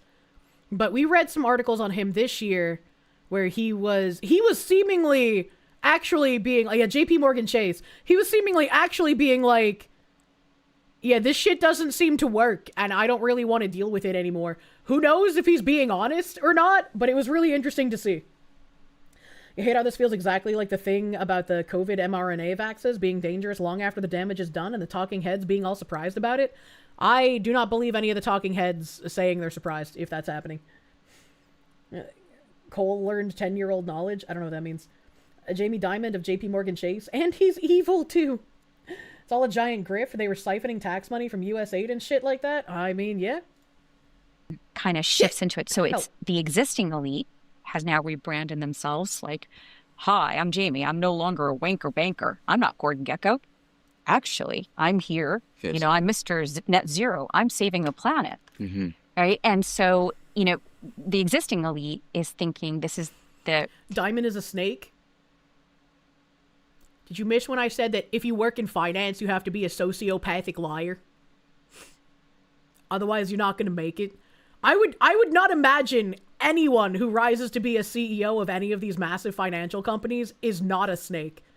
Not a single one of them. Because you have to be if you're going to rise to that position. That's just the way the landscape there is. You're following a streamer who studied this stuff, and based on what he said, you're fairly confident you can use RNA vaccine without any major concern. What? Battleizer, thank you. You know, with the people who more or less run the economy being the ones pushing this, and that they don't care about money, almost makes you wish for an economic collapse, which is even more depressing. Well, you at least get the housing market collapse coming soon. It's already started, brother. Buckle the fuck up. You know, this is the new cover, the new shield. They get status from it. Yes. In their peers and their circles. 100%. It's sort of honorable or whatever. But then, to your point, it now gives rise to this whole all new. Did I sleeper sell a bot just by saying mRNA vaccine? I think I might have. That was weird. Yeah. Bureaucracy. Yeah. Okay. So back to your story then. Sorry, because I interrupted you there for that little segue. But you basically, it sounds like where originally you're slowly marinating in the waters of ESG. And I like the way he says marinating. I kind of want him to like ASMR read recipe cards, and then I can have like a recipe card as read by dashing British man in my kitchen. Becoming more and more convinced of it. And now then you're slowly seeing the lies done in the name of it, and slowly these things are chipping away. There's sort of it's not one big thing, it's just lots of little things every day chipping away, but it seems more and more bullshitty to you. Have I understood the story correctly? Yes, it is. Yes, and what does it is that, you know, so I get fired. I can't get another job. No one's going to hire me, as you rightly say. Now I have this whistleblower label. But people were reaching out. And so I was invited to join the UK's financial... I still think that's kind of weird because, right, like, as a whistleblower, I don't think companies should be afraid of you unless they're also doing nefarious things. Like, I see whistleblowers as mostly good people. I can't remember the last whistleblower that I've, like, said anything bad about. What an odd thing to say. Yeah. Like, I don't think it should paint you as, like, you know, persona non grata just for whistleblowing. Unless what you're whistleblowing about is an actual non-issue. Right? And, like, you think you're saying something, but in fact you're just, like, leaking company secrets. That's the secret. They're all doing wicked shit. I mean... Look in the eyes. They're all fucking crazy. I mean, you have to be crazy to join a cult to a degree. Suddenly she gets it. They're all doing shady shit. A ghost of Aces, thank you. His wife is going to be mad. A cartoon fox lady turned him gay. Don't say that! But it looks like the next segment has started. And we got through about half of this. I'm pretty impressed. I managed to get through half of it. But we'll have to save this for Friday. And also on Friday, I wanted to cover, because I figured after we watched this, covering the Compact Mag Lost Generation article would be very interesting right after the DEI segment. Because this is all about how companies essentially decided wholesale we're no longer going to be hiring white men.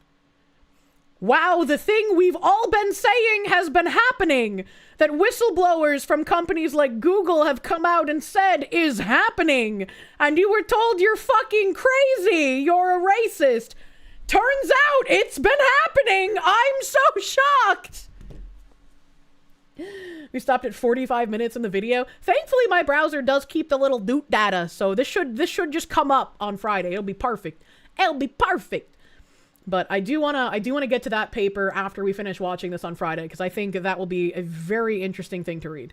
It'll be a lot of information we probably already know, but it's really nice to see the inner workings of all of this shit, even if you already knew what was going on.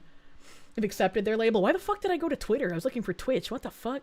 What the fuck? What the fuck? Next time on Foxu News, let's see homesteaders online. Nom nom nom nom nom. My husband is no longer streaming. I streamed too late. Unlucky. Wait a minute. Is this the real is the real Justin Bieber streaming right now?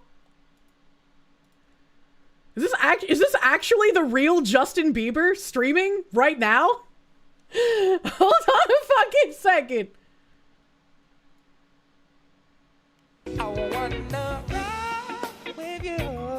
Oh my god, it is. I'm gonna raid Justin Bieber. We're gonna raid Justin Bieber today, chat. Oh, we're gonna raid into fucking Justin Bieber. Let's go. He's got 10.4k viewers. Thank you guys for hanging out. Sorry we had to pause video because I take forever to react to things since I pause and talk a lot. I went to the Asman School of Reaction Content. We're gonna go see what Justin Bieber does in current year, I suppose. I guess. Thank you guys for hanging out. I will see you on Thursday for Side Scrollers. I remembered I'm on Side Scrollers Thursday. Bike shorts, thank you. Justin Bieber gaming real. He looks like he's vibing. He looks kind of like my brother when he doesn't have long hair. It's really funny. We're gonna raid into Justin Bieber. Have a great rest of your night, everyone. I'll see you Thursday on Side Scrollers and Friday for big fucking yapping about more nonsense about how corporations want to ruin your life with gay race communism. Have a great rest of your night. Bye bye. Bye bye.